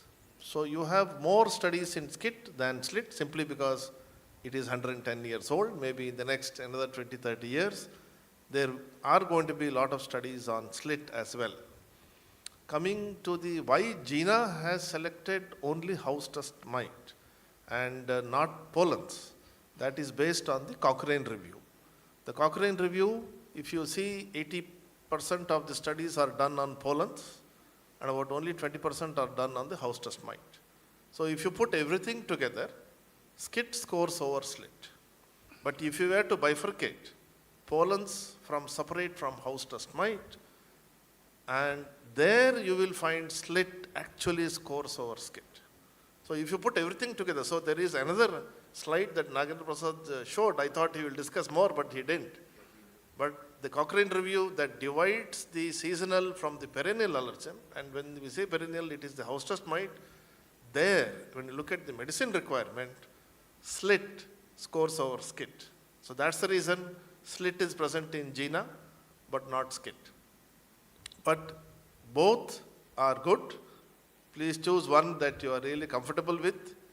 And when used carefully, skit is as safe as slit. So we'll end with that, with the other comments from the chairperson. Yeah, I think I totally concur with Dr. Mahesh's statements that both are equally good. But I'll still put my money more on slit. Reason being is that we should, when a patient comes to us, we should be very safe. Always there is a fear of anaphylaxis. You give an injection. I remember I given us a shot of holoptilia, and the patient had went into anaphylactic shock. I gave epinephrine, and then after half an hour again an epinephrine, and ultimately the patient had to be shifted to the hospital. And before the patient could be shifted, I was always perspiring and they were palpitating. Anyway, that is another story. But I would say, in terms of safety, I would say slit is any day better. When it comes to efficacy, well, both are good. I also disagree with some of the things which Dr. Kathuria has said, though, please pardon me for all this. You have said that there are no trials for reduction of the ICS. When the ICS is withdrawn by 50% and almost stopped. So there is a Mitra trial which says that time for the first exacerbation reduced by 30%. When you reduce the 50% of the ICS dose, they gave 1200 micrograms dose. The trial was the Mitra trial conducted in about 843 patients. And after 1 year and 3 months, they reduced the steroid by 50%, and then they almost stopped. And then time for the first exacerbation also markedly reduced. We can go on and talk about it. But then one line only. Yeah. I mentioned only REACT trial, not the Mitra. REACT trial was long-lasting effect. After 3 years of giving immunotherapy, that I mentioned. Okay. Now, I would retract my statements, and I think the last word, of course, would be from Dr. Sudhir Chaudhary, sir. He'll be making a statement. I'll only repeat his sentence, Bade Miyan do Bade Miyan, Chote Miyan bhi Subhan Allah. Thank you. Thank you, sir. We shall be friends.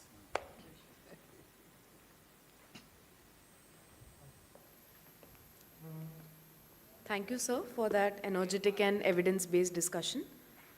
We now resume our third symposium. I would request our distinguished chairperson, Dr. Syed Ahmed Hussain Kazmi, sir, Dr. Rachit Sharma, sir, and Dr. Archana Ghirlial, ma'am, to please come on this podium. Also, in the best interest of time, I would humbly request our distinguished speakers to kindly adhere to the allotted time for their presentations.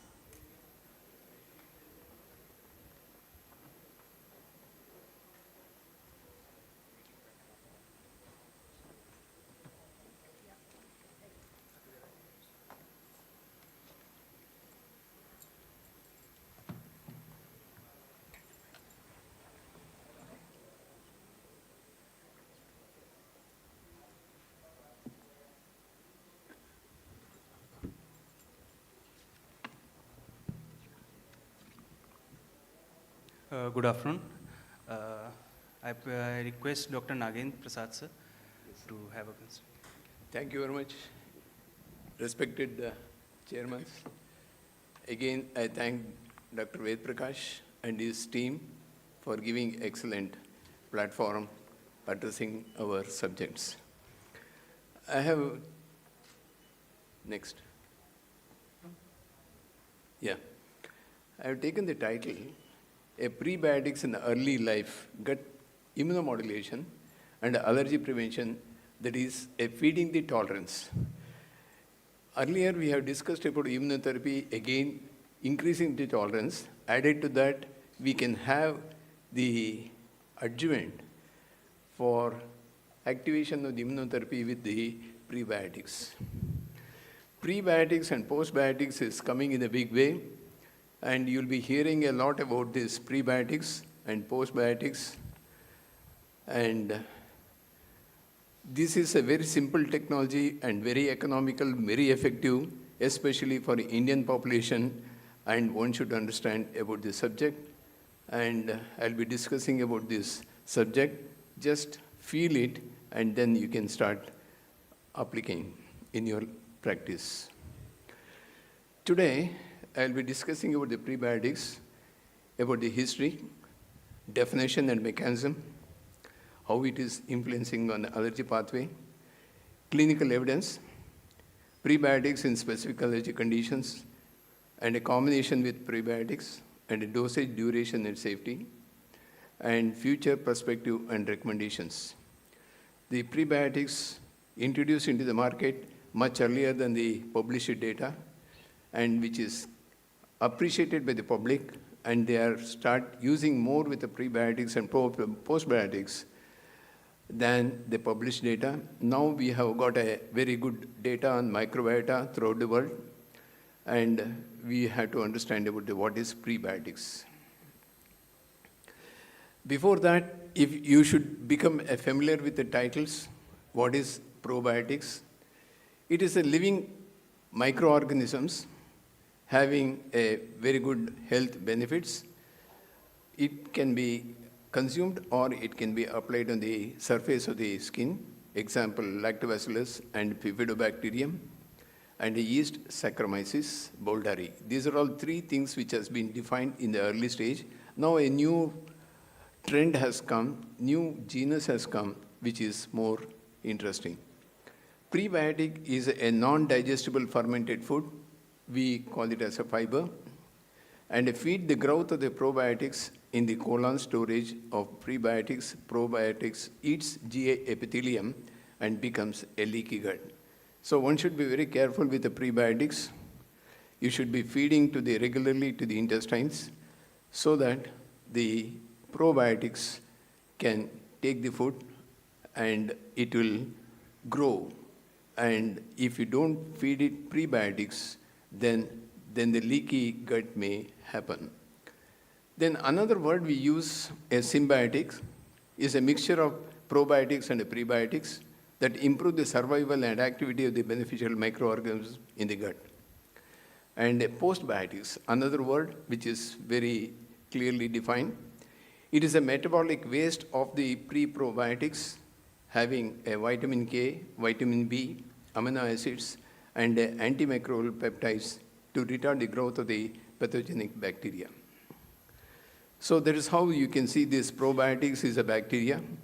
Prebiotics is oligosaccharides, which I'll be discussing, which combination we call it as symbiotics or a pre-probiotics.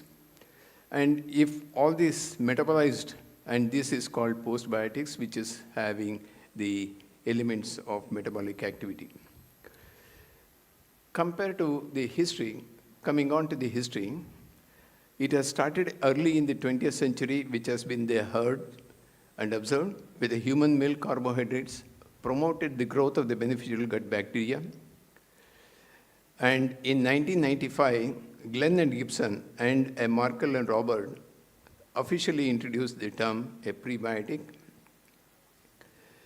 Prebiotic is a non-digestible food that beneficially affects the host by feeding and supporting the growth of bacteria in the colon and improves the host health.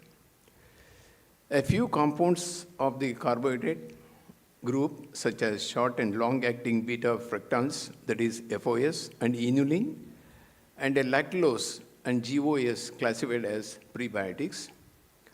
In 2008, International Society Scientific Association of Prebiotics and Probiotics, that is ISAPP, defined as a dietary prebiotics. A selective fermented ingredient results in change of the composition and or activity of the gastrointestinal microbiota, conferring the benefits of the host health. Prebiotics are carbohydrates, fibers, which I already told you earlier. It is very resistant to the acid pH, especially the stomach, and it cannot be hydrolyzed by the human enzymes and not absorbed in the gastrointestinal tract. It is fermented by intestinal microbiota. that is postbiotics. The growth of the intestine probiotics selectively stimulated by the prebiotic and improves the host gut homeostasis. So what are the types of prebiotics available? It is fructooligosaccharides, galacto-oligosaccharides, and the pectin oligosaccharides, which is called FOS, GOS, and POS. And sometimes a few are non-carbohydrate oligosaccharides and cocoa-derived flavonoids. So the main important is the fructo and the galacto-oligosaccharides. So these are all the source, how we get it, with a plant-derived, sometimes synthetic, semi-synthetic, and a microbiological, and a marine. I am not going in detail about it. So prebiotics is to feed the probiotics. That is very, very important. Prebiotics are degraded by gut microbiota, stimulate the growth of the activity of the postbiotics in the gut. That is the statement. And they feed the intestinal microbiota, and their degradation products are short-chain fatty acids. This is to be underlined, that create a healthier gut microbiome and supporting the gut homeostasis. And a low quantities fructooligosaccharides and galacto-oligosaccharides naturally exist in the foods, which are non-digestible carbohydrate, can highly modify the function of the gut microbiota. So you are feeding by taking the fruits and sometimes vegetables, and you are feeding the microbiota. And a beneficial intestinal microbiomes ferment these non-digestible dietary substances. Prebiotics and degrading the indigestible binds to prebiotics influence the gut microbiota. Now the gut is connected with this different organs. One is immune system, another is the lung, another is the brain and the skin. So prebiotics, we'll discuss about the gut immune axis, how it is beneficial. Prebiotics are fermented by gut microbiome, which I told you, short-chain fatty acids, reduce pathogenic bacteria, and the fatty acids are an immune modulator, which bind to the E protein receptors GPR 41 and 43 on immune cells, enhancing the T regulatory cells differentiation, promotes oral tolerance. Now, after the new announcement of the Nobel Prize on T regulatory cells, how key is very important T regulatory cells, not only in allergy, even in the autoimmune disease and the cancer. It inhibits the Th2 cytokines and reduces the IgE response. Increase the production of IL-10 and tumor growth factor beta, and strengthen epithelial tight junctions, shift Th2 to Th1 dominant. What is the scope of the prebiotics? It is a selective utilization of host microorganisms, that is prebiotics, and you will be seeing that conjugated the linoleic acid and the polyunsaturated fatty acids, and a human milk and oligosaccharides, and FOS, and also GOS, then Monase sugars, that is MOX, and xylooxylosaccharides, that is XOS, and phenolics and phytochemicals. These are all chemicals which is need for the probiotics. So as I told you, it is not only acting on the intestine, it is connected indirectly to the other systems like central nervous system, immune system, and cardiovascular system. Now coming on to the sites. The gut enhances the mucus tolerance, reduces the inflammation. The skin, short chain fatty acids, reduce systemic inflammation, eczema reduces. Airway, it circulates, they modulate the lung dendritic cells, reduce the asthma and allergic rhinitis risk. Immune organs, signaling the influences immune cell maturation. So these are all some of the information which are, especially in children, the immune system is not well developed by birth. Over a period of time, it keeps on changing. And the fetal stage, gut is immature at birth, naive Th2 response. They have Th2 response, they are more depending on the maternal antibodies. And at birth, You know, yesterday we had a discussion about the vaginal birth and the C-section. A colonization by maternal, vaginal, and a gut flora, because it containing a rich lactobacillus and the bifidobacterium, which is more important, and though it may be a contact with a few minutes, that itself is very great. And C-section, colonization by skin flora. So when you are delivering the baby through the skin, then you'll be having a flora of staphylococcal and corynebacterium. Gut immunity starts training with the first microbial exposure. So that is very, very crucial. Early infancy, breast milk provides the secretory IgA, that is, which coats on the mucosa, prevent the pathogens adherence to the mucous membrane of the intestine. And oligosaccharides feed bifido, immunocells, and cytokines, passive immunity, that is the maternal, which I told you earlier. And the first 1,000 days of the baby born, microbiota matures with a diet, weaning solid food, diverse flora. And a gall develops, that is Peyer's patches, mesenteric lymph nodes, M cells, dendritic cells, T regulatory increases to produce IL-10. And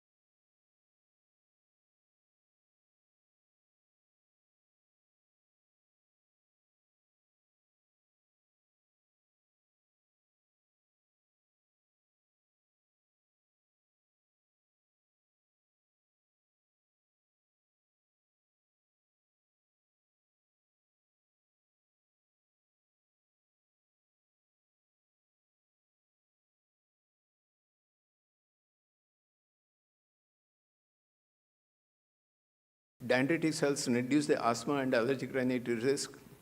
Again, in the immune organs, especially bone marrow and the thymus, bone marrow thymus signaling the immune cells maturation.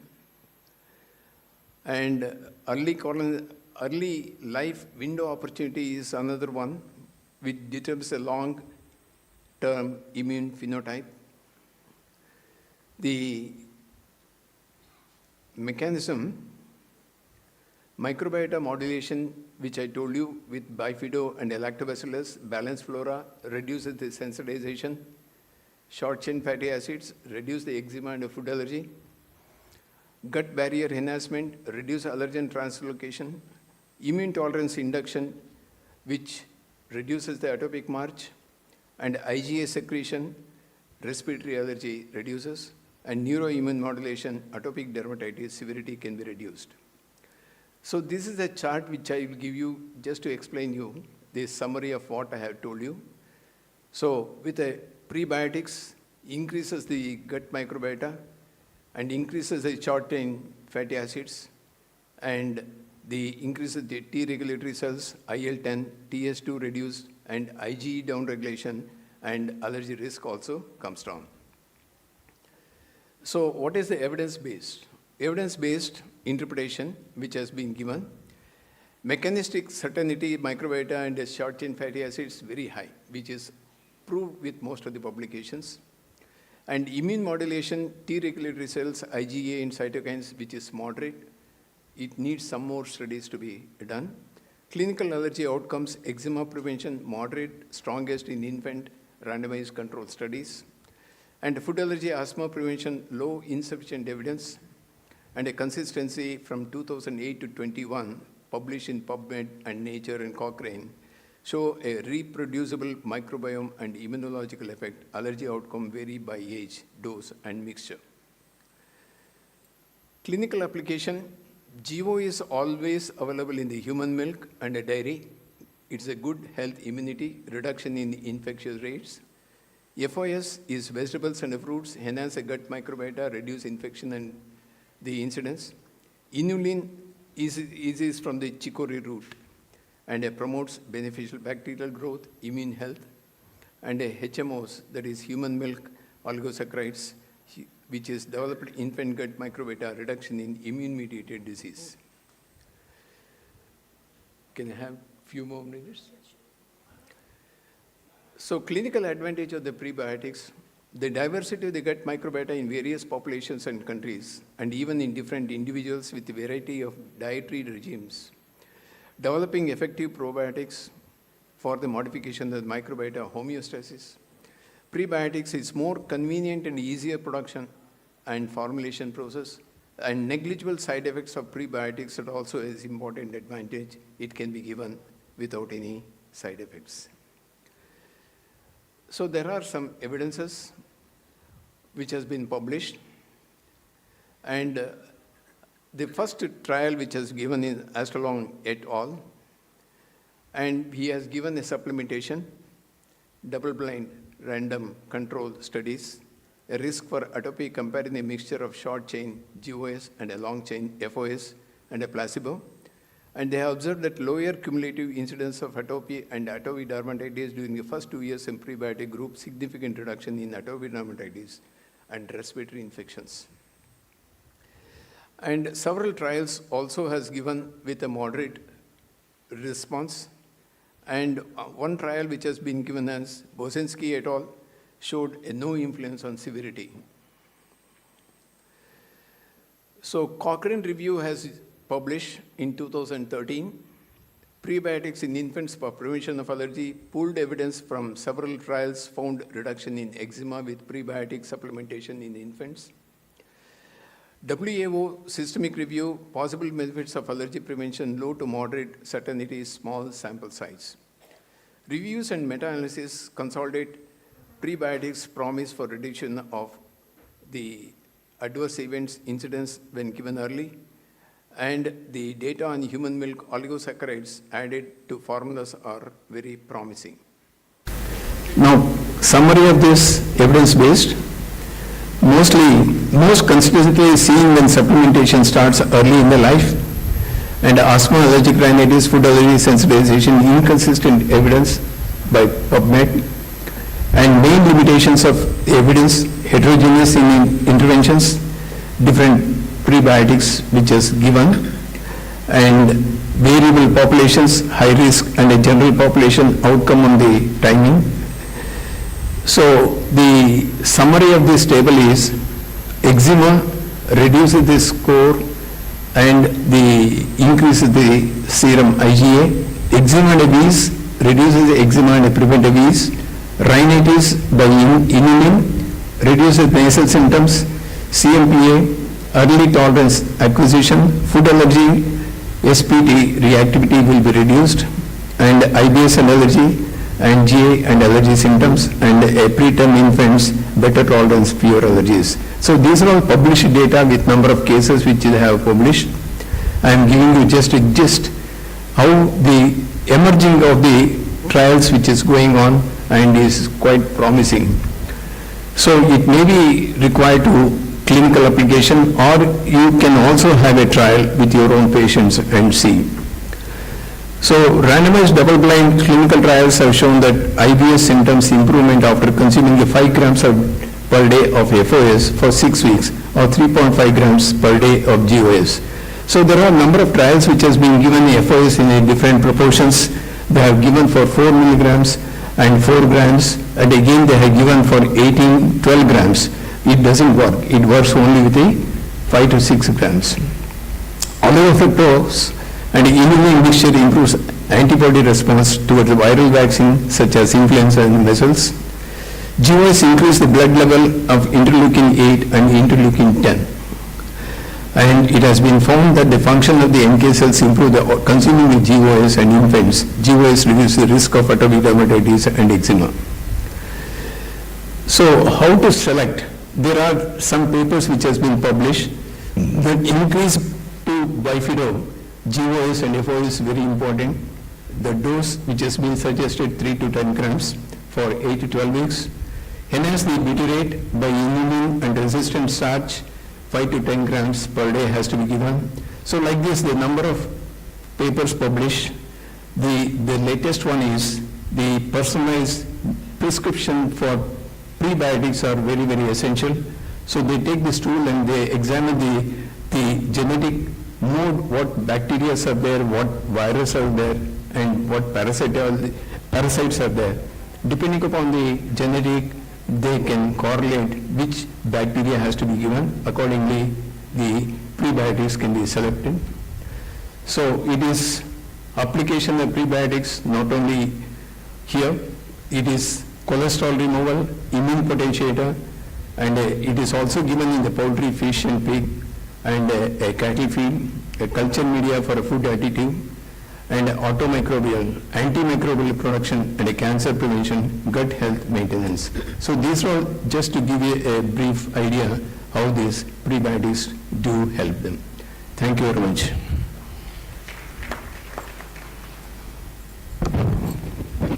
Thank you, Dr. Nagendra. Very interesting topic. First, this is my question also. Please. So, as you said, milk is a prebiotic. So, in which type of milk is the best for us? Cow milk, goat milk, buffalo? As a prebiotic. As a prebiotics, all the milk is having the same, but human milk is the best because it containing all the prebiotics and the postbiotics. What about packed milk like Amul and? That I have come across. You have to make your own trial and see. And in which form? Only milk or curd or paneer? It can be given because the prebiotics always sustain. Even if it's fermented, it can be sustained. So it will not change until unless the probiotics are given. Then only it will ferment. Okay, thank you. Now the session is open for questions for audience.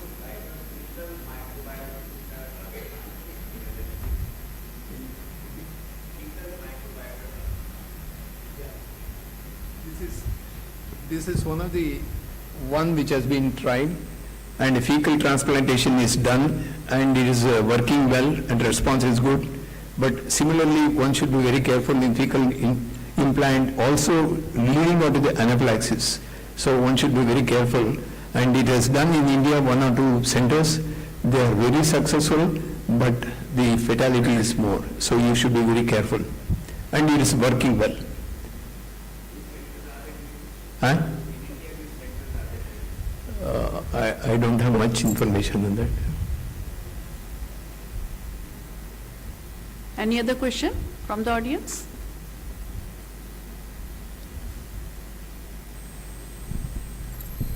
Just a comment, very good summary of all the studies that you have done. It's important to note that the gut microbiome can change within 1 day after changing the food. So these has to be used lifelong. So the best thing is if you follow your grandmother's diet, I think everything is taken care of. We are losing that now. Because if you change your diet in one day, like for example, if you start feeding a person a burger, within one day the gut microbiome will start changing. By 14 days it is entirely pathogenic. But next day you give a good diet, it will start changing back to good again. So these has to be done every day. And you can't use these drugs lifelong. Rather than that, from what I have seen, if you follow your grandmother's diet, every one of these principles are taken care of in a better way. And probiotics available in the market? There are so many probiotics are available in the market. Both are available. Pre and pro, both are available. Both are good. Thank you, sir. Thank you. Now let's move on to our next topic. And for this, I would like to invite Dr. P.A. Mahesh, sir. And the topic for today is treatable traits in OAD.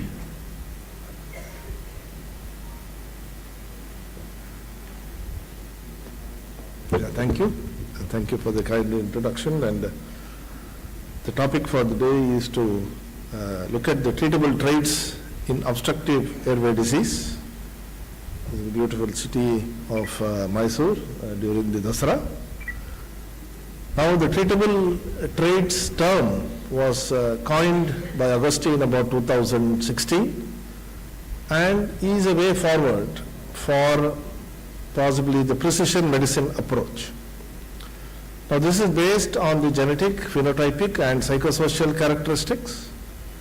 And what do we call as a treatable trait? It is a recognizable phenotypic or endotypic characteristic that can be assessed and successfully targeted by therapy. That's the most important thing, to improve a clinical outcome in a patient with airway disease. So once we say there is a treatable trait, now that is, we remove the label of asthma, COPD overlap, everything is removed. It is just a feature that has a diagnostic method and it has a method to treat. So it removes the traditional diagnostic labels. You can call it as maybe it's an agnostic, and the treatable traits can be pulmonary, can be extrapulmonary, as well as a behavioral. Now if you look at the usual care, this is how asthma and COPD are all managed. There is a stepwise approach, and even with that some patients are poorly controlled, and we go on escalating the steroids. If there is no response, finally you can go to a biologic. So this is a typical usual care. But when we talk of the treatable traits, now we understand that each person is unique. Each person have their own combination of symptoms and phenotypes which may need to be planned individually. And if you look at this is your typical phenotype, but actually if you see the patient, each patient doesn't fall into it very critically. They always have a combination. It may be 2, it may be 4, it may be 6, but they always have a combination. So how common are these treatable traits? Now these are all the pulmonary treatable traits. This is one of the study which has a very, very large, more than 11,000 subjects in 19 countries. And these are the pulmonary, these are the extrapulmonary, and these are the behavioral as well as environmental. And this is how common they are. If you look at more than 40%, they had non-reversible airflow obstruction. They had use of indoor use of this biomass or coal. And 30 to 40% were frequent productive cough, allergic rhinosinusitis, T2 high, occupational exposures, and frequent reliever use.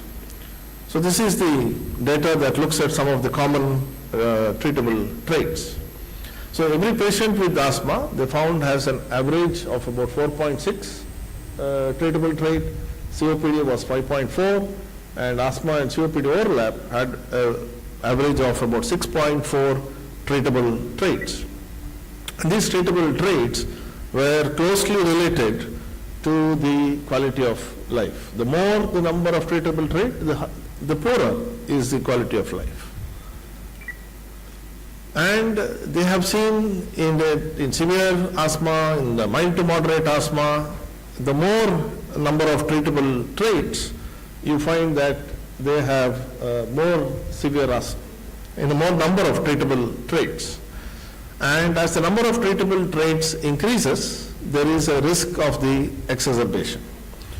And they also studied to look at how much of a co-occurrence is there. This is your typical of asthma, this is the pulmonary, and how does it interact with all the other TTs.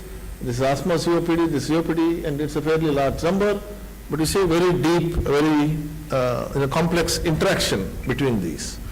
Let's quickly go to what are the traits, how do we diagnose, and what is the possible treatment, and what is the grade of evidence. So if you look at the airflow limitation, that's the key.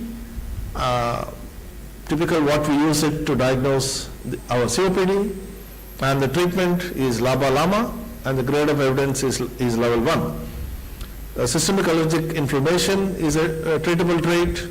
Serum specific IG or a skin prick test is used to diagnose.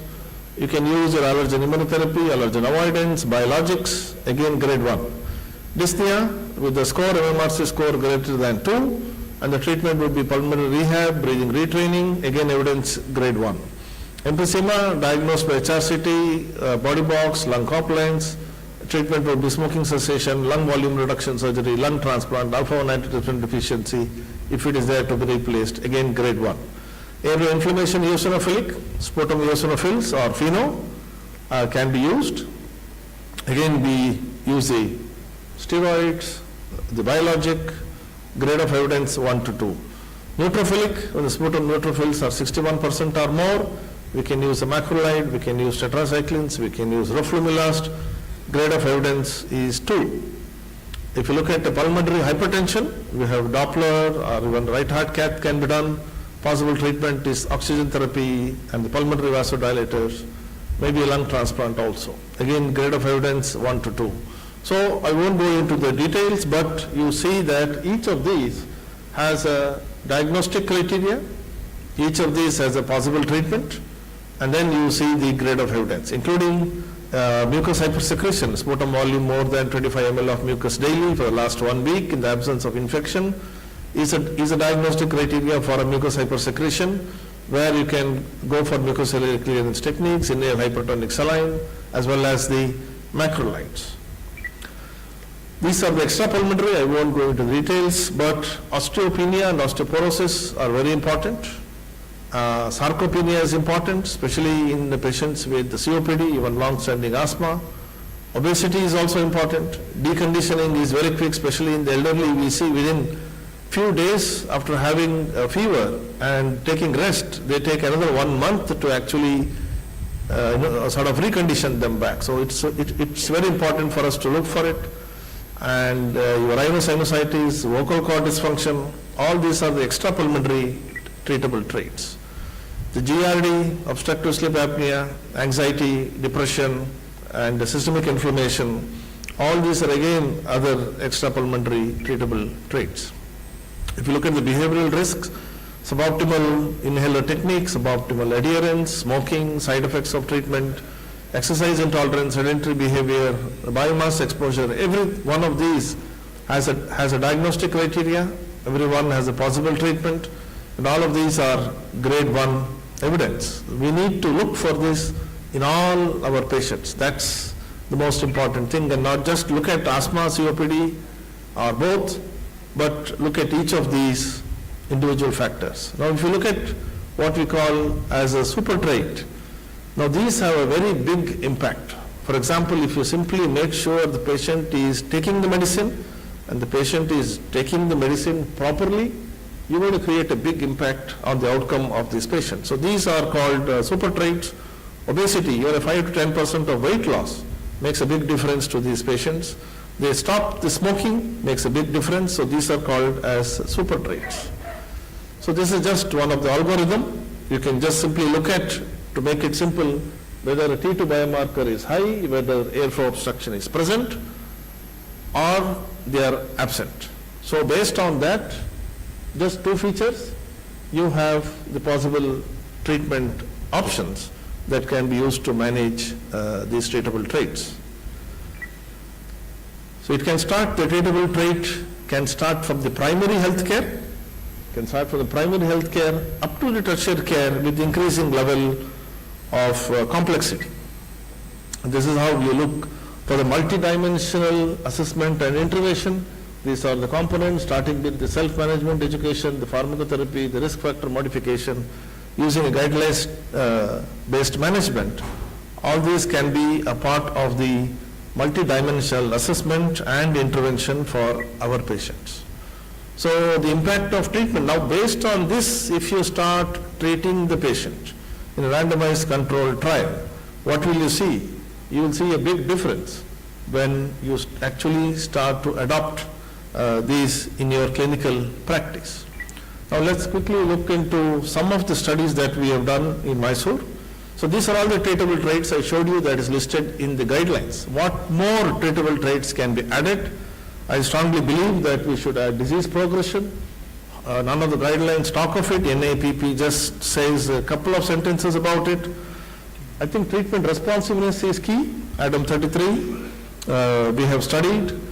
And maybe if you do a detailed cluster for our patients in India, in different populations, maybe more and more data will come up. Now, disease progression has not even been defined by any of the guidelines, but I feel it's very, very critical. So how do we say disease is progressive? If a patient says there is an increase in the frequency, if somebody is suffering for 5 years, how was it in the first year? How is it now? And 80% of the patients will tell you that the disease is worse in one of these 6 ways. It can be the frequency of the attack, it can be the severity of the attack, it can be the annual medicine requirement, it can be the increased time taken for symptoms and attacks to respond, it can be the time they take to respond to medications, and from one organ, it can move to the other organ. So this is a study we had published in about 2009 in more than 1,147 patients. If you look at the progression of the disease, overall, nearing 75% of them had progressive disease, and none of the guidelines actually talk about how to halt the progression of the disease. Of course, the people here, we all know that allergen immunotherapy can do that, but the rest of the people actually managing these patients, most of them are not aware that this is important. And what about treatment responsiveness? So what is treatment responsiveness? It is how quickly.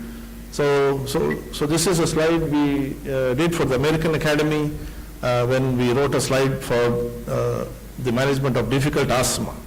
So there are several components here: the risk, the impairment, the severity, the control, the responsiveness. So how do you say responsiveness? It's the ease at which the control is achieved.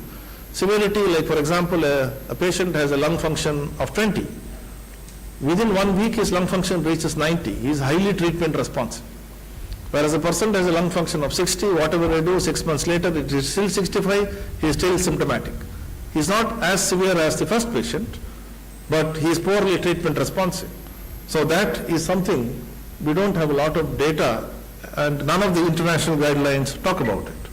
So this is a study funded by the ICMR, and we had about 503 asthmatics, 483 normal subjects where we looked at, and we found that a particular SMP was associated with poor steroid responsiveness, that even after 6 months they did not respond.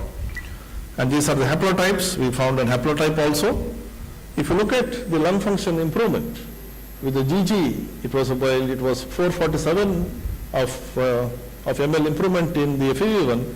With the CC group, it was only about 111, and they continued to be symptomatic. So ADAM33 is the first gene that was discovered to be associated with asthma by Stephen Holgate, and it has still stood the test of time. Now they are trying to do gene modification. I reviewed a proposal from the MRC UK. I was one of the reviewers for that. They wanted to change the ADAM33 gene. It's a very complex thing to do, but well, good luck to them. So how many met criteria for good control? Nearly half the patients did not reach the normal lung function in spite of treatment. Does the duration of asthma affect treatment responsiveness? No, it doesn't. We compared between short duration of disease and longer duration. It did not. Does the severity of asthma affect? Yes, it does. And we found that about 70% of moderate asthmatics, moderate severe, did not reach normal function, whereas it was 94% of the severe persistent asthmatic. We also did a cluster analysis, and we found, so this wherever I have underlined is the treatable traits that I have just shown you. So these are all the treatable traits that you can look at, the lung functions, the BMI, smoking, indoor air pollution, your atopy, IgE, and your eosinophil counts, presence of rhinitis, presence of the acute asthma exacerbations. So we found different clusters respond differently. To summarize, the cluster 1 was milder, younger, early onset, atopic, normal weight. Cluster 2 was severe, adolescent, early onset, atopic, again with normal weight. The cluster 2 and 3 were severe disease, whereas cluster 1 and 4 were the people with milder disease. So 2 clusters, 2 and 3, were actually poorly treatment responsive. And what could be the reasons? Why even after 6 months of LABA ICS they did not reach normal lung functions? There could be 3 possibilities. One is poor treatment responsiveness. Second, their airway is already stiff, airway remodeling. Third possibility, maybe they could have small lungs. Indians have smaller lungs than their Caucasian counterparts. So for the poor treatment responsiveness, we looked at the steroid receptors in the cell. We took the peripheral blood mononuclear cells and found that people who did not respond to steroids actually had more of glucocorticoid receptor beta than alpha. If the steroid goes into the cell, binds to beta, it doesn't go to the nucleus. It is simply roaming around in the cytosol and really doesn't help. Few more minutes, I'll complete.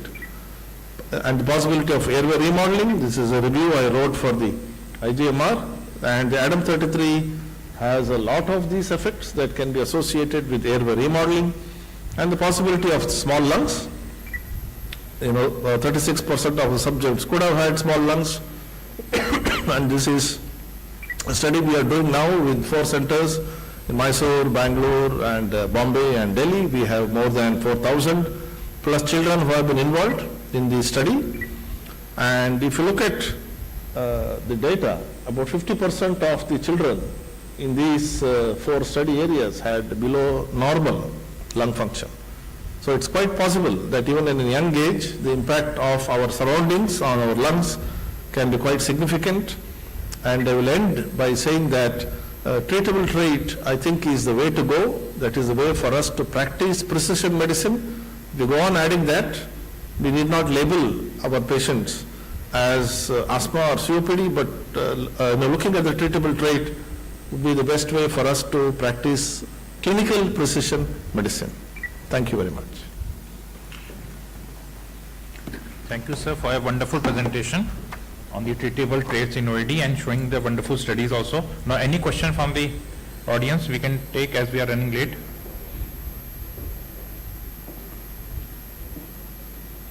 I think there is no question. Thank you, sir, for a wonderful presentation. Now, with this, I conclude this session. Thank you, sir. Thank you to all the chairpersons. We now move on to Symposium 4, which focuses on national guidelines and practical approaches in allergy and respiratory diseases. This session is chaired by Dr. Manish, Professor, Department of Physiology, KGMU, Dr. Neeraj Anand, Associate Professor, Department of Pediatrics, KGMU, and Dr. Wazeed Hussain, Assistant Professor, Department of Respiratory Medicine, Prasad Medical College, Lucknow.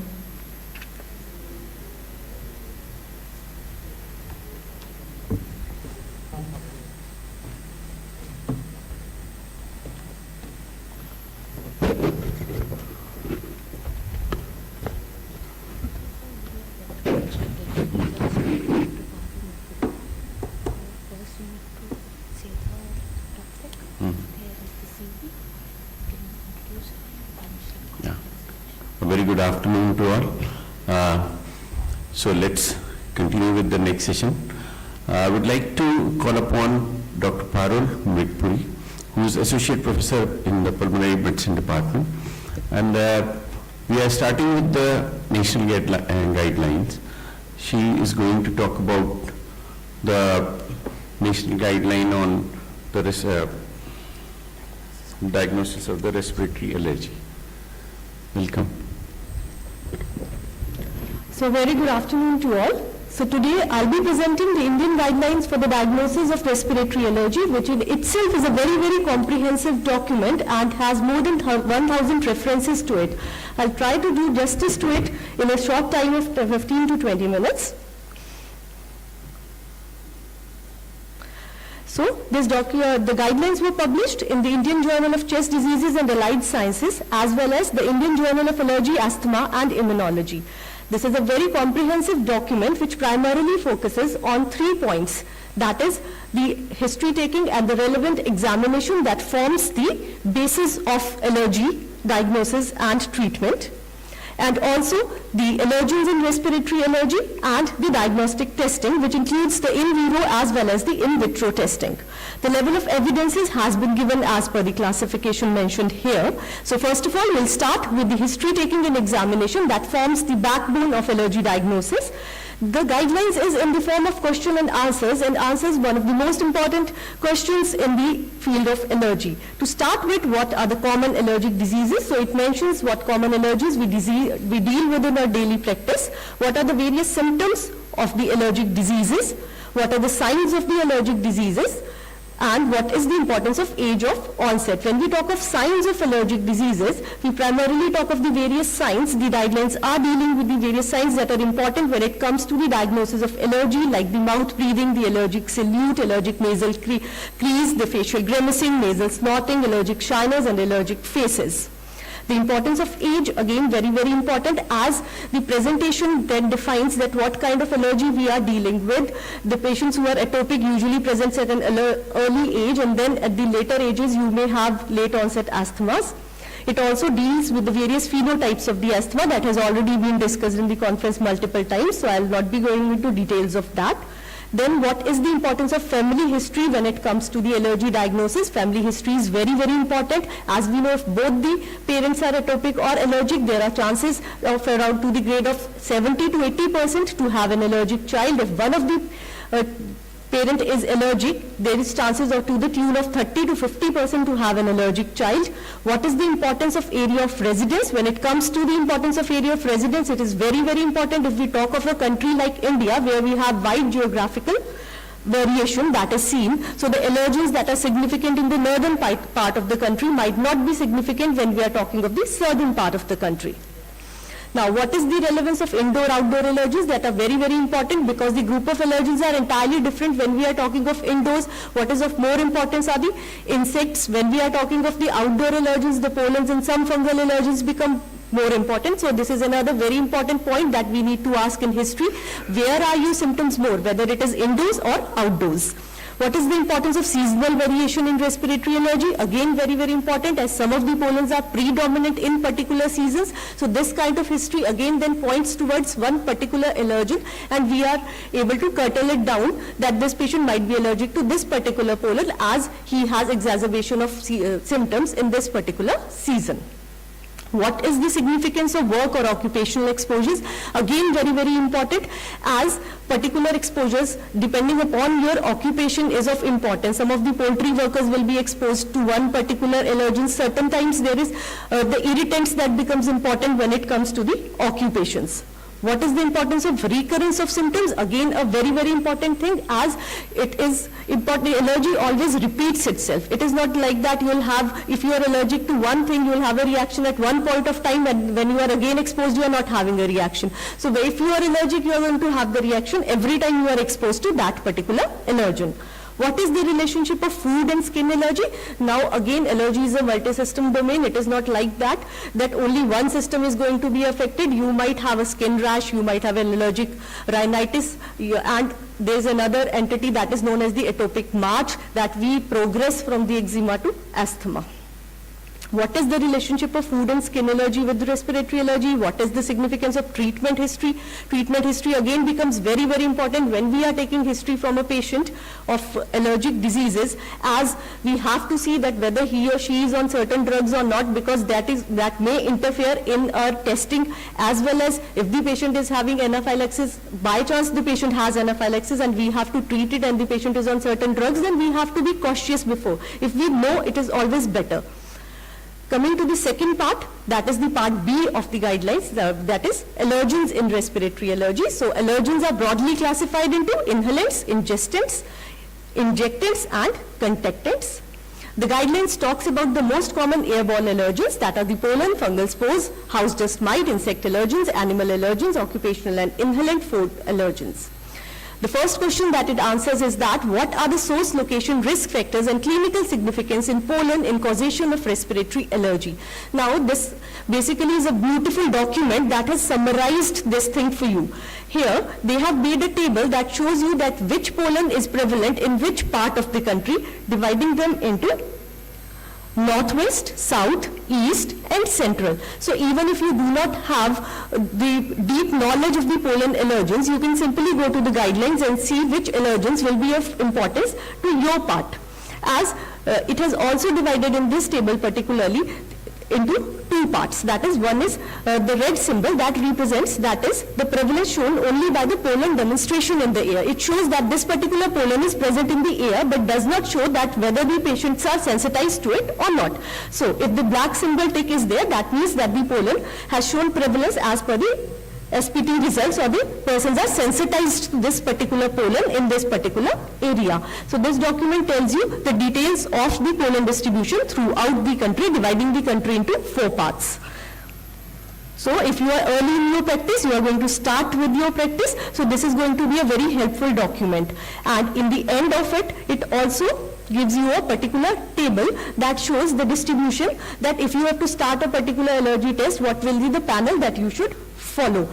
In the summary, it tells that allergic rhinitis and asthma are the most common pollen-associated allergic disorders, and the pollen sensitization varies across different parts of the country. Now, then it talks about the why is pollen calendar important in respiratory diseases. Now, the pollen calendar is very, very important in terms of personal protective measures, and also for the diagnostic and therapeutic considerations. It also helps the public health officials to assess the exposures. How it is so? So though India has very, very less number of pollen count stations over the country, but still there are few. So if we talk of some days before, some years back if we go, there were hardly any AQI stations that were seen. In the near future, we hope that our country also have a number of pollen stations that display the pollen count, so that the patients who are allergic to the pollens, they know that the pollen count is going to be high in a particular area. So they restrict their outdoor activities depending on that. Then what are the source, location, risk factors and the clinical significance of the house dust mite in the causation of respiratory allergy? Now, allergic rhinitis, asthma again are the most common HDM associated allergic respiratory diseases, and the HDM sensitization as far as India is concerned varies to the tune of 11 to 88%, and the dominant genus is Dermatophagoides species. Then coming to the next question, that is the what are the source, location, risk factors and clinical significance of the fungal allergens. Again, this comprehensive document divides the country into 4 parts and shows which species is predominant in which part of the country. And the most common mold-associated diseases were again allergic rhinitis and asthma. Aspergillus, Penicillium, Cladosporium are the most common indoor fungal allergens, and the common fungal allergens to which sensitization has been elicited in the Indian settings included Aspergillus fumigatus, Flavus niger, Tamari, Alternaria, Rhizopus, Cladosporium, Calvularia, Fusarium helminthosporium, Mucor, Epicocum and Trichoderma. What is the source, location, risk factors and clinical significance of insect allergens in the causation of respiratory allergy? Again, the prevalence of the insect allergy varied across India, ranging from 6 to 64%. Moth, cockroach, housefly and mosquito are the most common among insect allergens. What is the source, location, risk factors and clinical significance of other aeroallergens? Among the other, the guidelines mainly talks of the animal dander. And as per the guidelines, the dander allergen sensitivity was seen to be common due to cat, cow and dog dander. Now, the important question again that the guidelines answer is how will you choose the allergens for screening of allergic diseases in adult and the pediatric groups? Now, if we talk of that, the most important thing here is also going to be the clinical history and knowledge about the regional pollen calendar combined with the other allergens with clinical correlation. That basically helps in tailoring down your allergic panel. So knowledge about the regional calendar that you are combining with your other clinical correlation based on your history. Now there are allergen-specific allergy panels. If we talk of Europe, they have a common standardized allergen battery that is recommended. If we talk of US, again they have their allergens that they use for their testing. If we talk of choosing allergens in the pediatric age group, Pediatric age group, there will be a certain difference when we talk of adults or in the pediatric age group. Certain things that is to be kept in mind when we are talking about the pediatric age group is their school environment. That is very, very important because a considerable amount of time that the child is spending is in school. So the school-based history is very, very important. When we talk of children, the rest remains the same, the clinical history and also the knowledge of the regional polar calendar.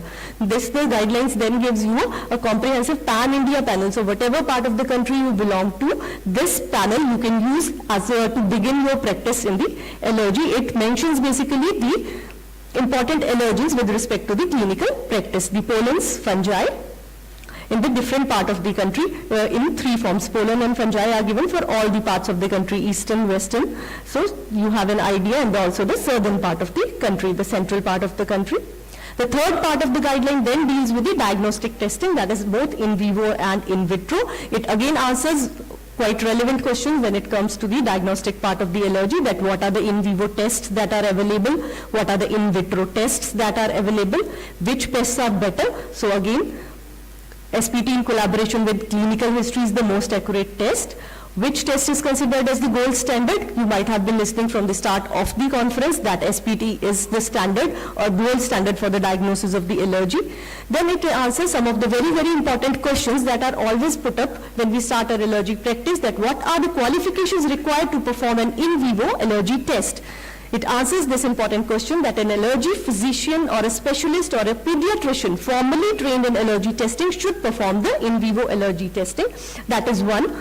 The second is a nurse technician trained in allergy testing can also perform the in vivo allergy test under the supervision of an experienced allergy physician. 2. And 3, an experienced physician well versed in the management of anaphylactic reactions.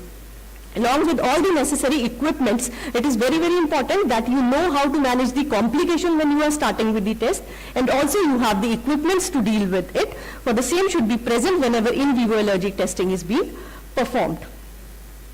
So it also answers what is the appropriate time. So it is also a very, very important question that at least 4 to 6 weeks after the systemic allergic reaction, in case the patient has had one, so that is what the time period that you should wait before doing an SPT. It should be avoided in the asthma patient with increased symptoms. And in case if we are dealing in a patient with a very, very high IgE level, so we can always measure an IgE before performing the test and titrate the skin test accordingly. Now see, if, for example, if you have a patient with a venom allergy, the patient comes to you and have a very, very high allergy level, so normally we are doing the testing with the dilution of 1:10. So what we will do, we will further dilute it so that the chances of having an anaphylactic reaction that decreases. Then what are the indications? It deals with the indications, it deals with the contraindications, when to perform, when not to perform.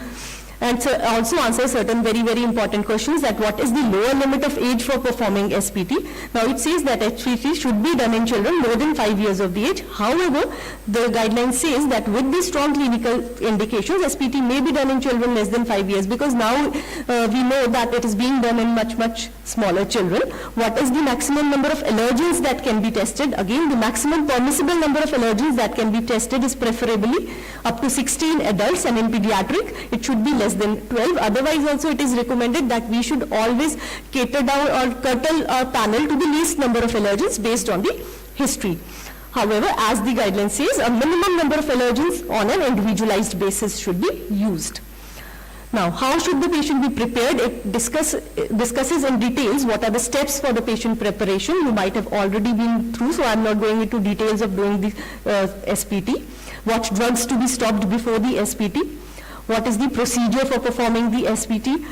The detailed procedure is given, what should be the site, how to clean the skin, where to apply the drops, what is the angle of the stylet to be used, then how to measure the SPT. The mean wheel diameter should be D plus T divided by 2, a mean wheel diameter of more than 3 mm.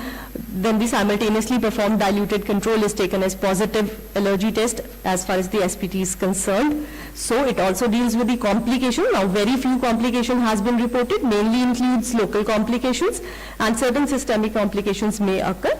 However, anaphylaxis has been reported only in 0.04% of the cases. Then it also deals with the indications for the IDT, when to do an IDT, that is an intradermal test, only in the patients with strong suspicion of allergy to specific allergens and having a negative SPT, venom allergy, drug allergy, what is the relevance of serum total IgE when it comes to the diagnosis, what are the indications for serum IgE, and what is the role of nasal provocation test. So mainly the role of nasal provocation test comes when we are doing the studies. What is the role of FeNO and the pulmonary function test? So FeNO is not necessary for making the diagnosis, and high levels are suggestive only of eosinophilic and allergic asthma. That's all from my side. Thank you.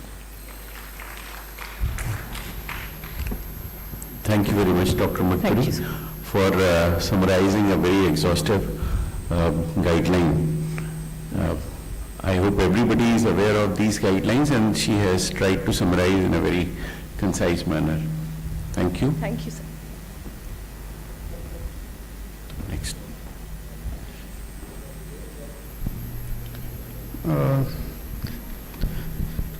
So I would like to invite our next speaker, Dr. S.K. Katiyar sir, for the topic of Indian guidelines on nebulization therapy. Sir is a renowned speaker, and we will benefit from this lecture, definitely.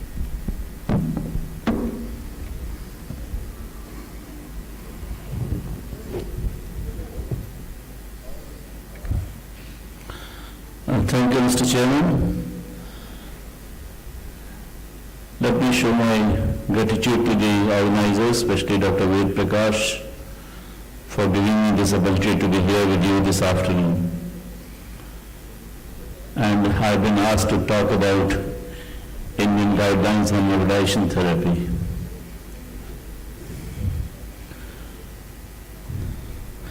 Well, we did require a guideline on nebulization because until recently there have been no proper guidelines available neither in India or globally. The only available international guidelines were published over 2 decades ago, despite so many advancements that have occurred in nebulization technology and clinical practice in recent years. The first guideline that came in was in the year 1997 by British Thoracic Society, and then came another guideline of European Respiratory Society in the year 2001.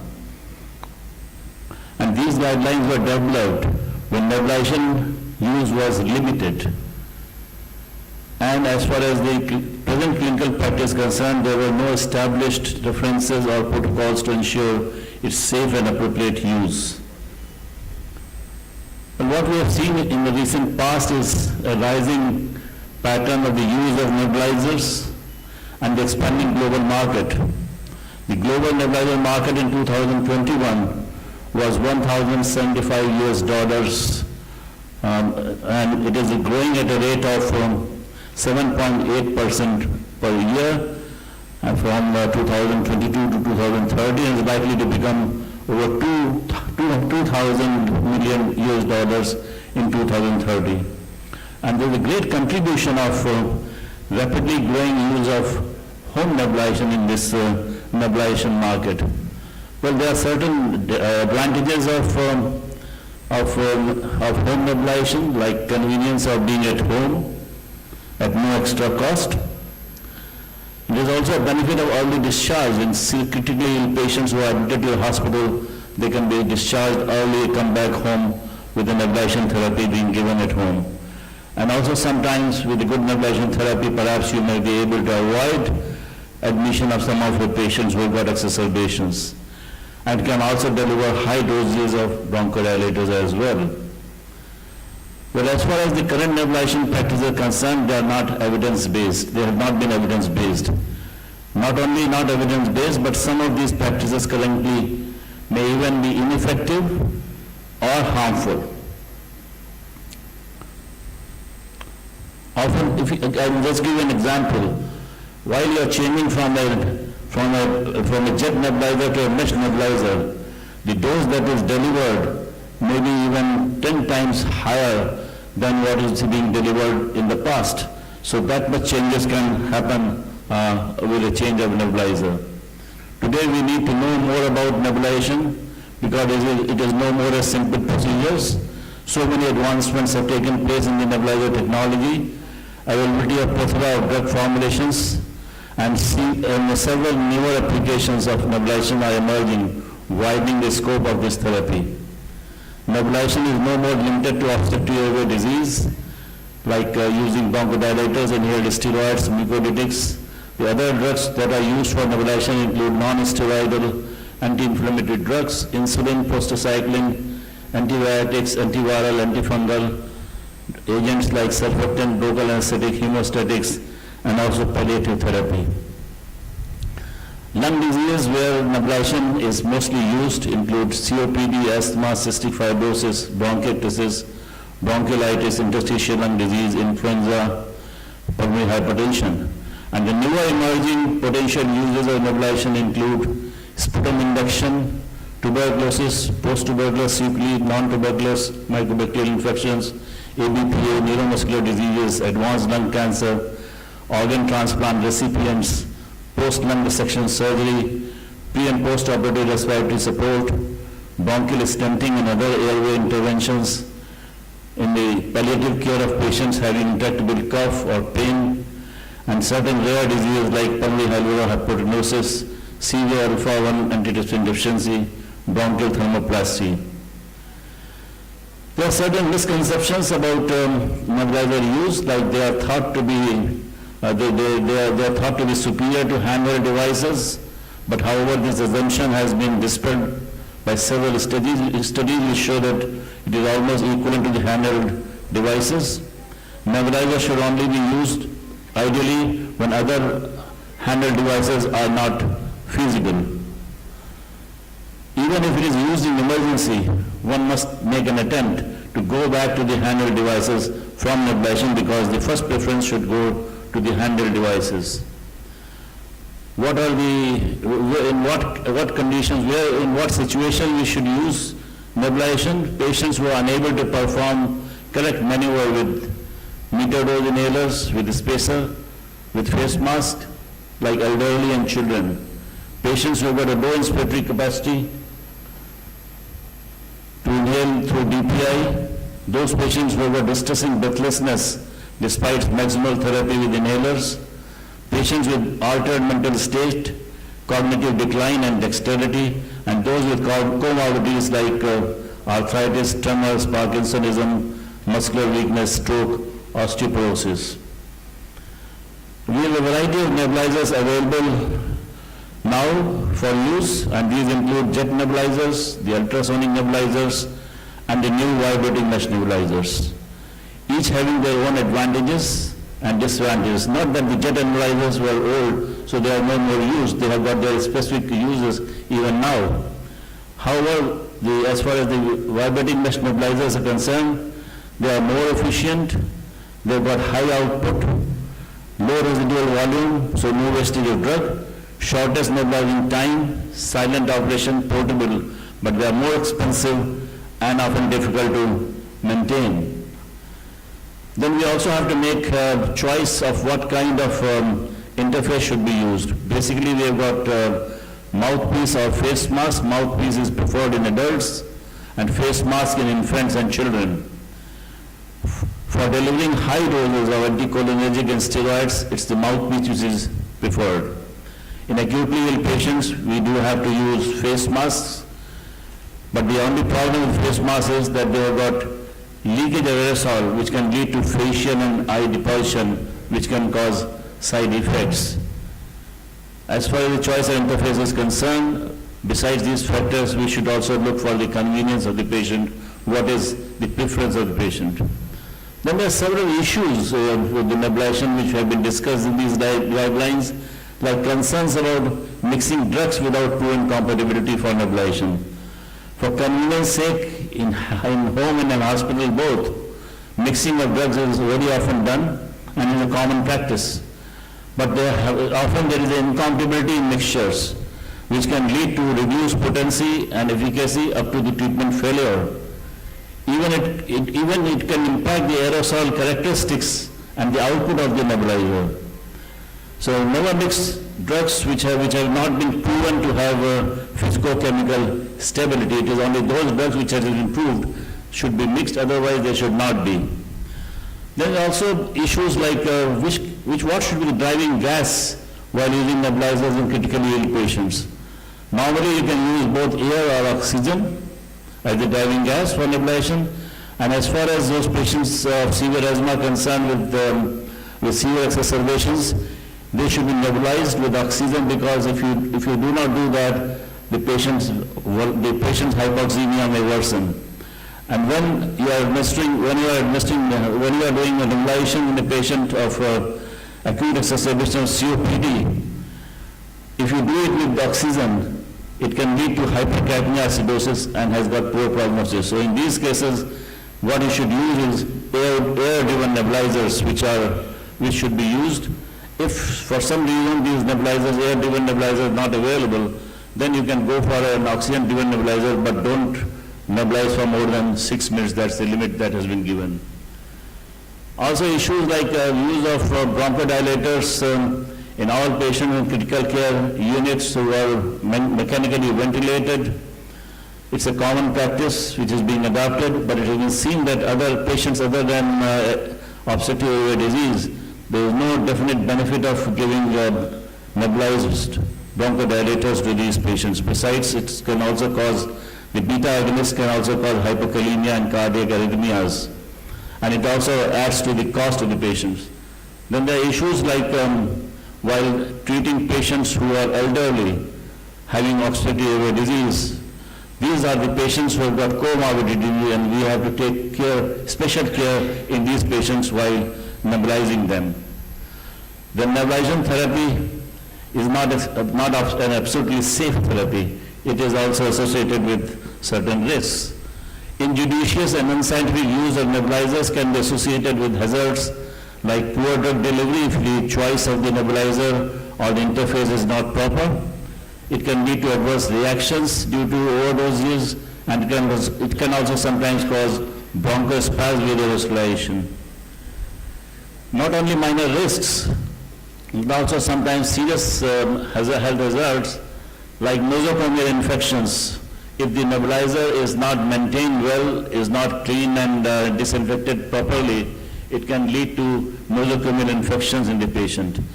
And as far as healthcare workers are concerned, if you are nebulizing a patient who has got a contagious disease like, say for example, COVID or flu, any kind of flu, tuberculosis including MDR tuberculosis, or non-TB pathogens which are multi-drug resistant, there is always a hazard of transmitting infection to these healthcare workers.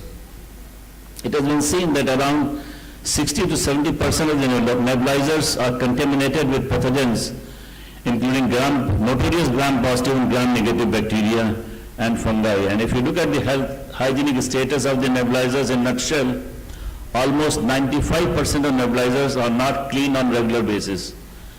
Home nebulizers use has 28-fold greater chance of bacterial contamination. Nebulizer, instead of acting as a tool for the treatment, become a device if not used and maintained properly. It has been seen that patients of obstructive airway disease who are nebulized with those nebulizers which have got contamination with pathogenic organisms, they have 2 times more chances of developing acute exacerbations. How to clean and disinfect these nebulizers? Well, you have to disassemble the whole apparatus, wash it with warm water and with liquid detergent. Ideally, they should be cleaned after every use, but at least they should be cleaned after the day's use. They can be disinfected with chemicals like 70% alcohol or hydrogen peroxide, or even household bleach can do it, or by heating methods like steam, boiling, or microwave. And after cleaning and disinfecting, you have to dry each part, because if you don't do it, it can cause reinfection, and further, and moreover, if you dry these parts, it also kills the pathogens. Then it has to be stored properly in a clean place. Then there is a potential risk, as I said, while nebulizing those patients who have got contagious diseases, that we should do all our best to mitigate these chances of spreading infection to the healthcare workers. Then it has also been seen that the drugs that we nebulize to the patients, some of the drugs like pentamidine, ribavirin, antibiotics, and albuterol, they can have adverse effects on the healthcare workers, and we should look into this matter as well. Well, friends, there has been an urgent need for guidelines on nebulization therapy, and the National College of Physicians helped bridging these gaps. They formulated an entire field force, entire team to go into the details, and a guideline was published. It was what was named as Indian Guidelines on Nebulization Therapy, with 69 experts from different parts of the country, from different sections, say from medical colleges to institutions to private setup to private hospitals and private practice, army, and other places. So this was a very comprehensive guideline which was published, which was developed. It is available online on Science Direct. It has also been abstracted in PubMed, and an editorial has also been published on it. And this guideline has 82 questions and issues that have been discussed in it. 299 recommendations have been made. Number of references that have been there are 947, and it's a 191 pages huge document. And a request for documents that have been received have been more than 1,000. There were 6 groups in this guideline. The group A was dealt with the basic principles, technical aspects of nebulization, types of equipment, their choice, use, and maintenance. Group B deals with the nebulization in obstructive airway disease. Group C deals with the nebulization in intensive care unit. Group B deals with drugs other than obstructive airway diseases and other diseases. And Group E deals with domiciliary use and maintenance of the nebulizers and public and healthcare personnel's education. And Group F was developed later to deal with the nebulization in diseases which are contagious. Well, friends, these guidelines provide clear and comprehensive answers to all the questions that may arise in your mind. They serve as a reliable reference, offering an evidence-based direction and practical solutions to ensure safe, effective, and informed decision-making. By following them, you can approach every situation with confidence and clarity. Thank you very much. Thank you, sir, for such a lucid presentation and upgrading our knowledge about recent guidelines on nebulization. So the house is open for questions.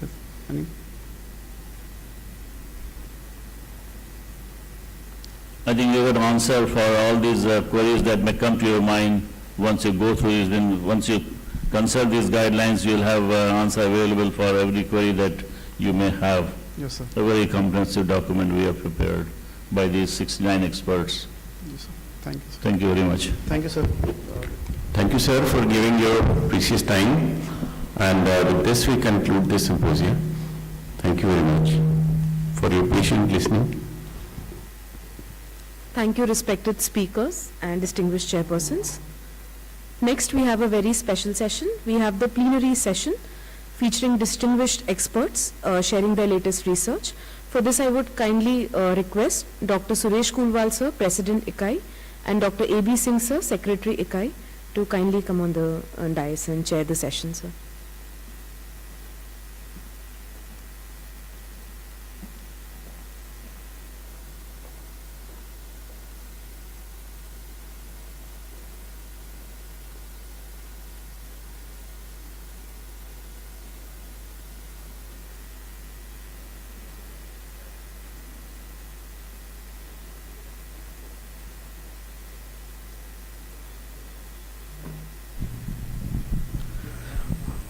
Good afternoon.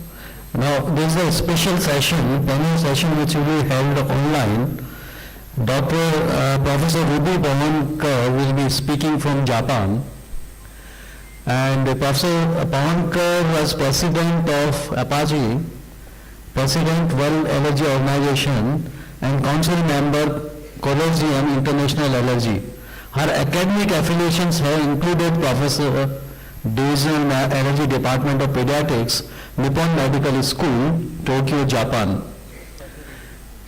Honorary Professor, Capital Medical University, Beijing, China, and Honorary Professor, China Medical University in Taiwan. She has also been the co-chair of G20 T20 at 2023 India on lifestyle and environmental, and was part of the team instrumental in policy recommendations on climate and health through a One Health approach. Her scientific research focused on translation research, and some of her key work for the obligatory role of TH2 type cytokines and IgE in allergic inflammation have formed the basis of therapeutic strategies. Biologics used today for allergic diseases. This has resulted in over 690 publications and an index of 99 and 62129 citations. Welcome, Dr. Professor V.B. Pawankar.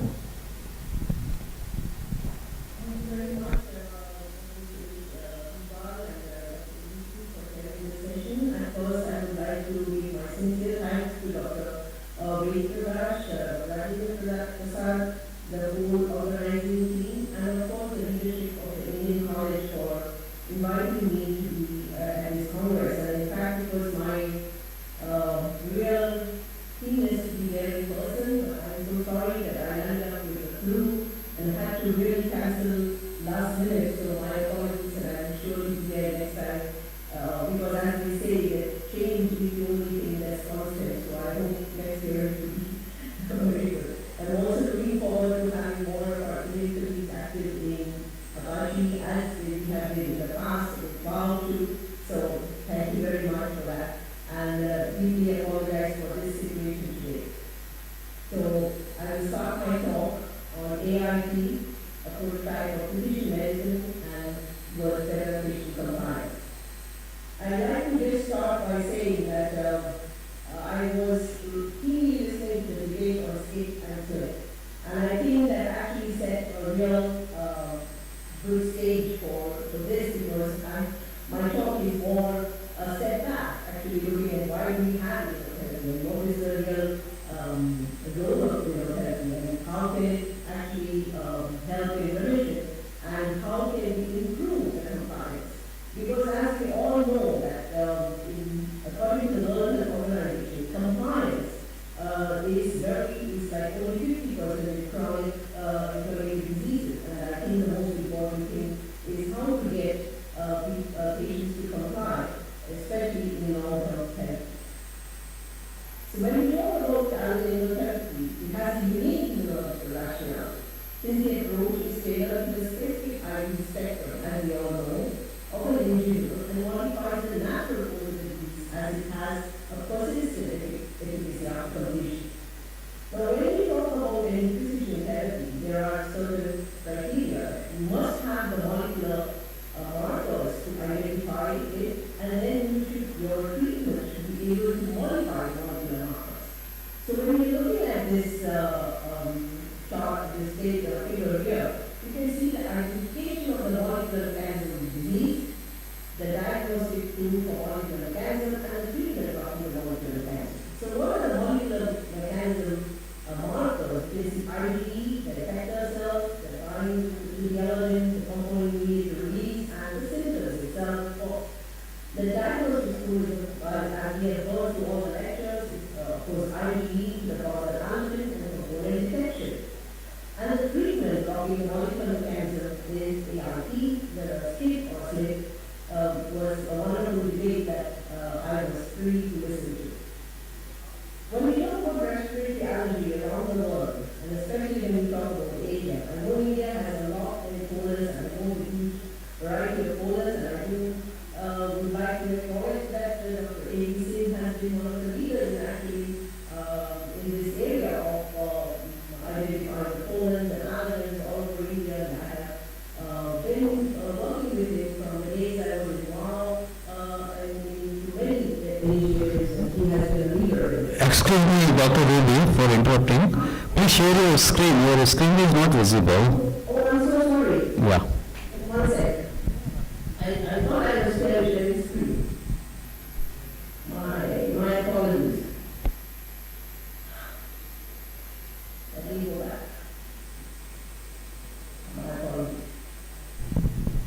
Yeah, it's visible now. Now it's visible, right? Yeah. Okay, so I just repeat my thanks again to everybody. Let's say I don't want to repeat this because we know this thing about it being a prototype. I just want to again highlight this slide because this is talking about in any institution where we must have molecular markers, we must have a diagnostic tool, and we must have treatment blocking the molecular hands.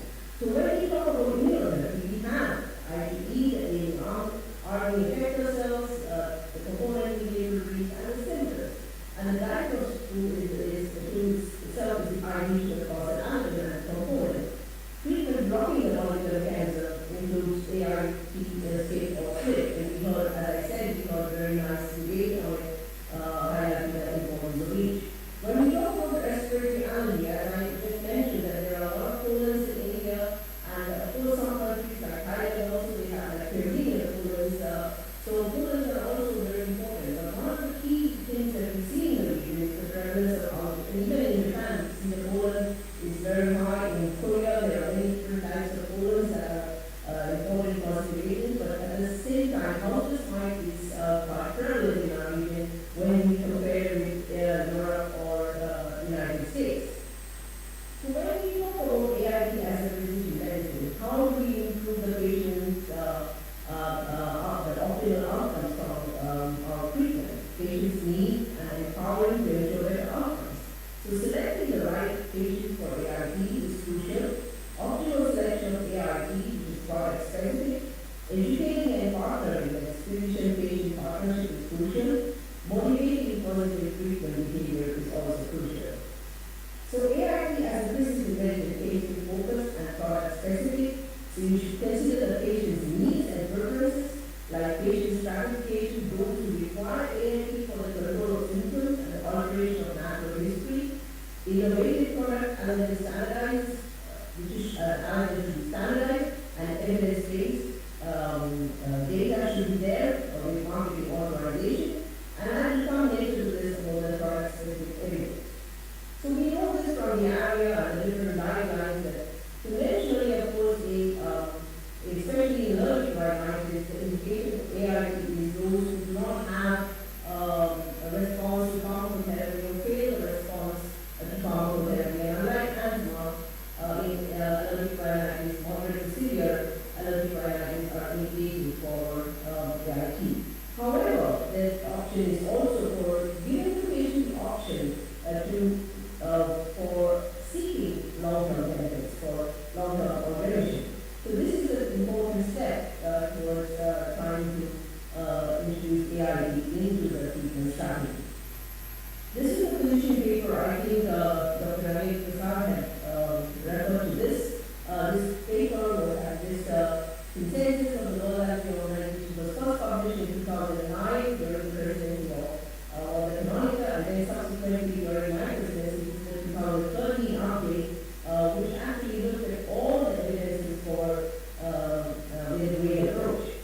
And one of the key things we see the optimal selection of AIT, being product specific. When you look at the different studies, there is a large variety of AIT outcomes, even for the similar products. So AIT should be evaluated in a product specific manner, which is crucial. So it is not just that AIT is the best treatment with a SLIP or SCIP. The product specificity and the studies which show the evidence of the product are crucial.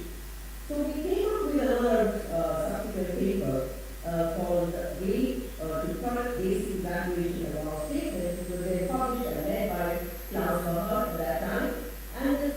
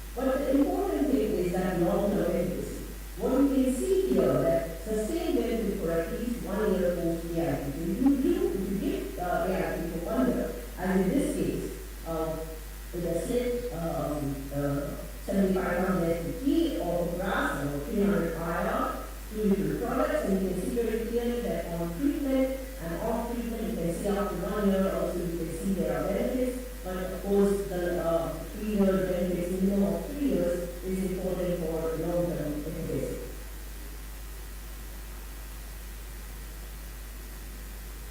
And the other important thing is product-specific evidence. You can see here 1 year of treatment, year off treatment, the sustained clinical benefit after the first year of immunotherapy raises the question whether the short course of immunotherapy may be also good for products. Sustained efficacy as early as 1 year. And even, in fact, the earliest signs are seen within 2 to 8 weeks, increase in the iron, the upregulation of IgG4 and the downregulation of IgG is supposed at all the time. So remission, when we talk about asthma, remission is a new paradigm from asthma management, and AIP is the one that has a disease-modifying approach, treat to treat. So development of concept in guidelines is consensus on 4 criteria: no exacerbation, no systemic steroid for asthma, no asthma-related symptoms or stable lung function.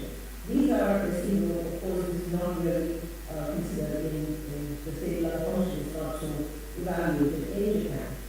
And when the allergen inquiry study is only individual is both and immune the effect and long-term efficacy. And you can see both by the YACI, both by the GINA guideline, YACI and UNICOD, you can see clear asthma component, control asthma, including severe asthma, control barbarians, and standardized therapies are inefficient for patients seeking long-term benefits. And as we know, the mechanisms are like this. There is a downregulation of Th2, there is an upregulation of T regulatory cells, as well as IL-2 downregulation, and there is, of course, an increase in IL-10 and IgG4. So if you look at this scenario, the asthma management is the ideal model, where you have induction of the remission, and then there is a maintenance of the remission, and off treatment you can see the remission. This is compared to the biologics that we have today that are extremely excellent, but many of them also that actually once you stop the treatment, the symptoms do better. So what is the definition of clinical and how is it possible to make that application? You can see through this. No clinical remission on treatment, you have low responders, so consider switch to another biologic. Partial clinical remission on treatment, there's a responder type of stable treatment, consider to add AIP to the gas. And again, if you have a high responder, then consider step-down inhaled treatment. These are the recommendations. And this is what I said earlier, that IL-10 induction can be seen as early as 2 to 4 weeks. And this is something which is important to tell patients, because often patients do not want to have long-term therapy, and they do not have the desire to have, or if they have the initial benefits, they just stop when the initial benefits are seen. And you can see here that IgG4 is actually, you can start as early as that, but the real effects are seen over 6 months to 10 months. And you can see this, the personalized medicine for allergen treatment by YACI has also shown this unique and unmatched model of allergen immunotherapy in allergic rhinitis and allergic asthma that is respiratory allergies.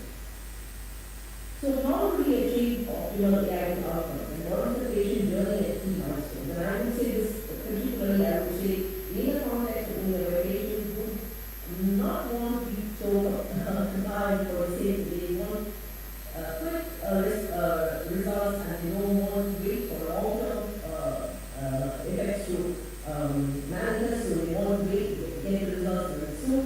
And I will tell you better about this because you're in the ground level, you're able to see this situation. So what is the important thing to convey to the patient? The important thing is to convey the patient, doctor, communication plays an important role here. And this is something that now the guidelines are really focusing on. In fact, there is also the patient's voice, there is also giving the guidelines for patients to make their recommendations and put as the patient's recommendations for what their input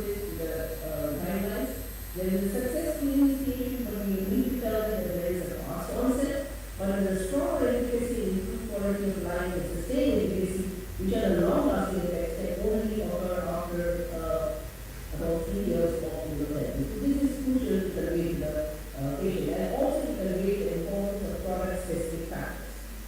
So motivating patient behavior is very crucial, and you can see here the ART depends on a combination of the dose and overall treatment duration. You can see the early benefits, continued benefits after cessation, lasting with a higher potency ART and good adherence as compared to a lower potency ART and poor adherence.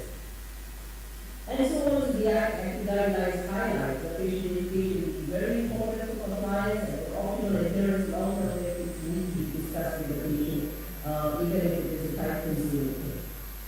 So motivating patient behavior, and how does it really see the true scenario? If you have a structured education that can motivate slip adherence, the slip adherence at 6 months and slip adherence, you can see here with standard instructions and with structured education. So if there is structured education, there is almost 100% benefit or adherence by the patient because of good education. So the communication and explaining the benefits of slip, why it became the mechanism, and the time point of efficacy, the importance of remission, and when remission will occur, and how important it is to continue it for a minimum of 3 years. These are very crucial.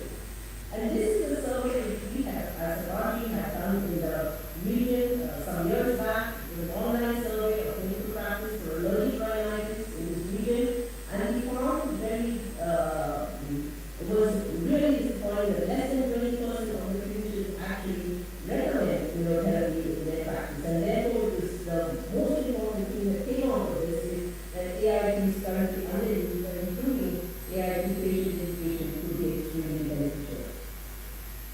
So the patient receiving ART specifically show fundamental knowledge gaps. Current approaches to explaining ART do not really highlight the benefits. A patient's understanding of how a very long-lasting benefits can be achieved may particularly influence sheer motivating acceptance and adherence. And this is another kind of chart which we have shown. This was published a couple of years back. You can see very often what the patient wants to know. They want to know how quick the improvements are. So we need to highlight how the short-term improvements are. Then we need to highlight the importance of continuing treatment for long-lasting benefits. Patients are also concerned about the side effects, because we discussed in the debate also very well. So these are very important. Here we need to explain to them what are the side effects, how they are manageable, and how they will subside.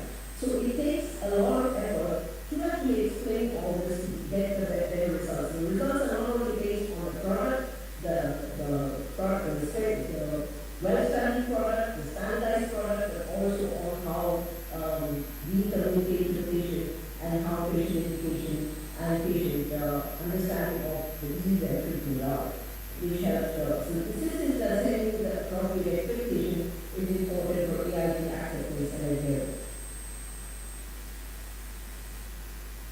And again, like as I said, these are things that I've said this before. In summary, saying that you can see the early changes 3 to 8 months, but the more efficacious and more long-lasting effects occur 12 to 36 months, but of course definitely over 3 years of ART. Of course, some people do 4 years or even 5 years, but it's a minimum of 3 years.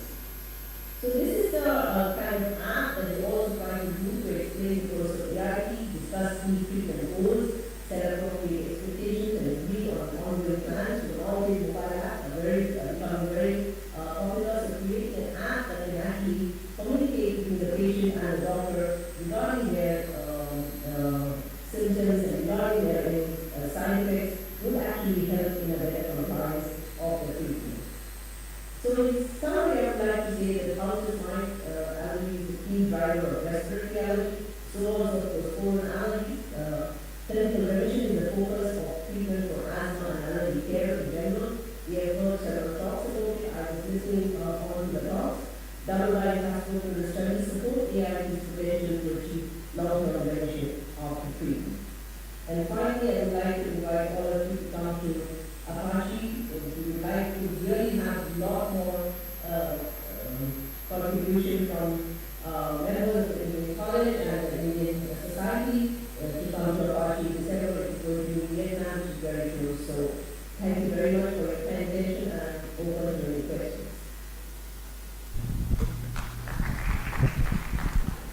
Thank you very much for your excellent lecture. Actually, we are thrilled to hear you. And I'm glad that you have pointed out certain aspects with respect to allergen immunotherapy. And it is a patient-specific as well as the product-specific. That's a very good point you have raised actually. Now, would you like to take some questions if there is any from? Sure. Is there anybody having any? I didn't dwell so much on the comparison of slit and skate. I just want to say that in the WOW guidelines when we did, one of the things that we said is there's no head-to-head study between slit and skate, and that is very important. One of the things that we often try to see is using different methodologies and not having head-to-head studies is very difficult to make evidence-based recommendations. In your opinion, in between skate and slit, what do you prefer? I mean, what do you suggest to the Indian audience? Number one, I say I respect the elderly and I like the young people also. Yeah.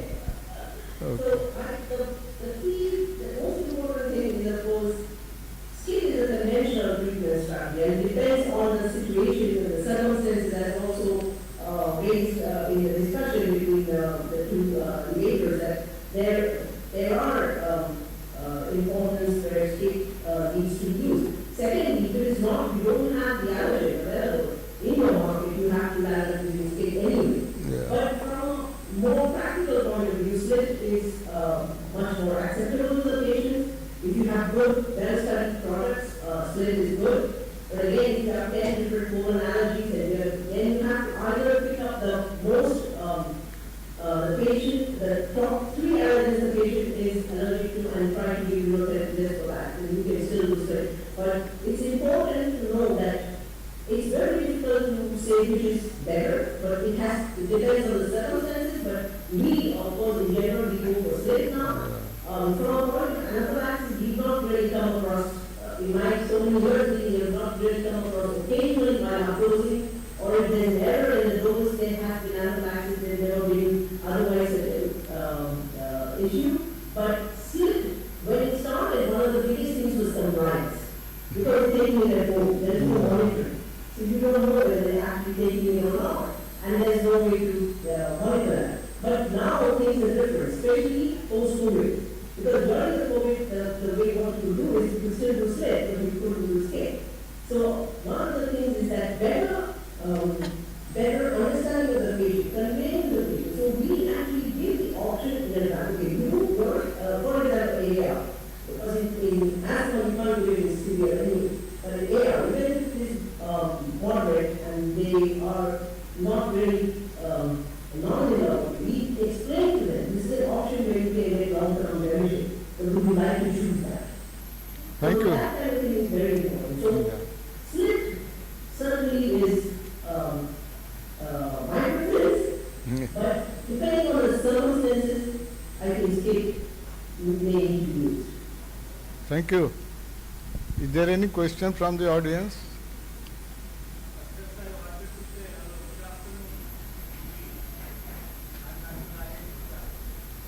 Dr. Rajendra Prasad wants to issue, that's all. Good afternoon, Ruby. It was nice. It was nice to listen to I you, wanted to see you in person here. as it is always. We wanted you in person. In fact, we talked at many occasions with you. But ultimately, at least you can deliver your lecture. Thank you very much. Thank you very much. Thank you, Ruby. Thanks a lot. I hope in the next meeting you will be personally present here to bless us. I had my tickets, everything done. I'm just so sorry. It was beyond my control. Thank you very much, Dr. Vetraka, Dr. Rajendra, the whole team, Dr. Kulwal of the ABC. Namaskar. Thank you. Namaskar.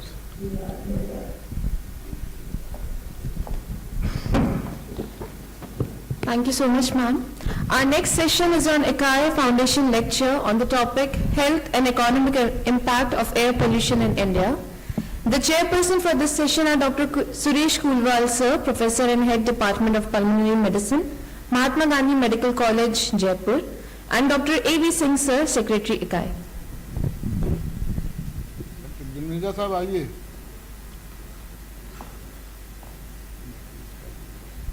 Thank you.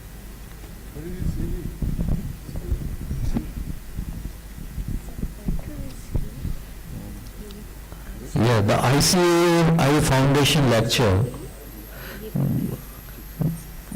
is by Dr. Jamnaja.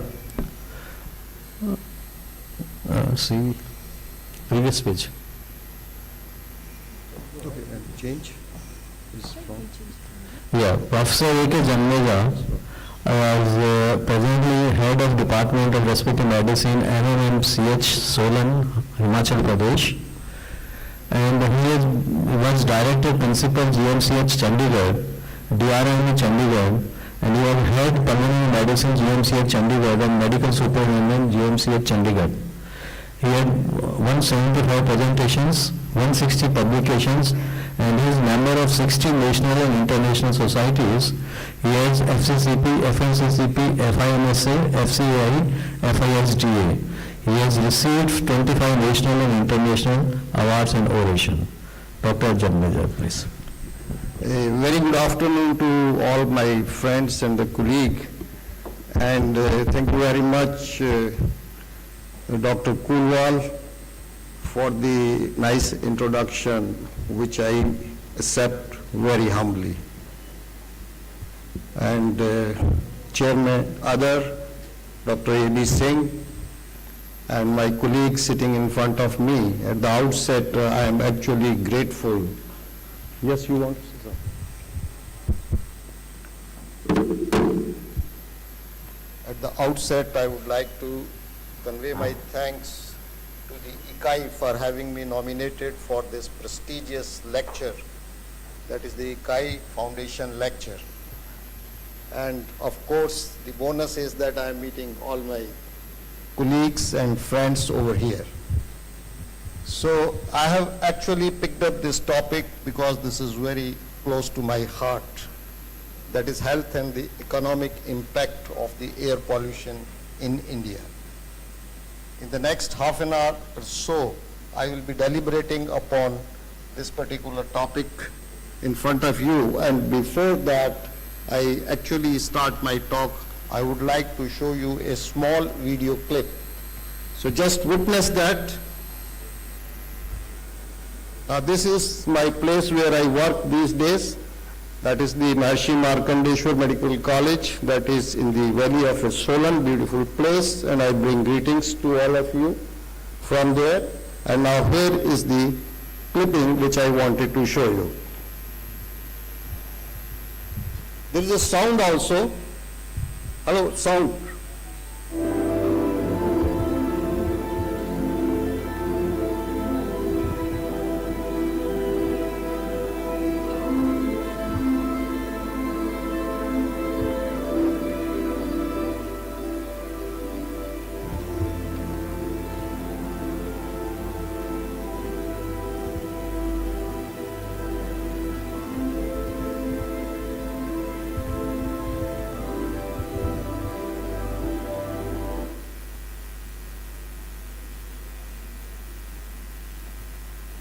So this video is not just to frighten you. Now this is the actual problem we are facing, and lest we do not take the steps urgently to deal with this menace of, you see, the air pollution in our country, or of course globally, maybe that we are confronting with this type of the situation one day. And therefore, this is the time we need to ponder upon this particular problem at the moment. Friends, air pollution is a major cause of the premature death and the diseases in our country. And this is the largest environmental health threat globally. Now this also affects very adversely our economic productivity. And air pollution, we all know, that is typically quantified in three forms, that is the ambient particulate matter pollution, household air pollution, and tropospheric ozone. And these days the human intervention globally have led on to a widespread air quality breaches, so much so that nearly 99% of the global population is breathing the air exceeding the WHO safety norms. I have divided my talk in 5 small components. The first, I will be dealing with what are the main sources and what's the magnitude of this problem, and what are the health and the economic impact of the air pollution. I will be precisely deliberating upon the Indian problem, and then what are the mitigation strategies which are in place, are going to be in place, and what is the future scope as far as the problem of the air pollution is concerned. In our country, the main sources of the ambient air pollutions are the residential and the commercial biomass fuel burning. Wind-blown mineral dust, construction activities, coal burning for the energy generations, industrial emissions, transport vehicle emissions, agriculture stubble waste, and the brick kiln all around our cities, and the diesel generators which are used to produce the electricity in our places. Now, the air pollution has become a grave threat to the public health because it causes or leads on to the multitudes of the health problems. And the most concerning effects are on the respiratory system. PM 2.5 is the particle which is most notorious because it penetrates deep into our lungs, reaches into our alveoli, and there it is causing the exacerbation of our lung condition like asthma, COPD, bronchitis, and lung infections. And the prolonged exposure to the air pollution also leads on to the DNA changes, which ultimately goes for the causation of the lung cancer. And air pollution has significantly impacted the cardiovascular health also, because PM 2.5 and the nitrogen oxides, they triggers the oxidative stress and they cause the systemic inflammations, and which is responsible for the hypertension, heart attack, ischemic heart diseases, and the strokes, etc. Now, the air pollution is particularly more harmful to the children. As the children, they are highly vulnerable because they are actually, their organs are developing and their immune system is developing. And of course, this can also cause the respiratory infections and the hindered lung growth, as well as the cognitive deficits in the children. Of course, the higher air pollution can heighten the risk of developing the condition like asthma and allergy, which we have been talking about in this particular conference continuously.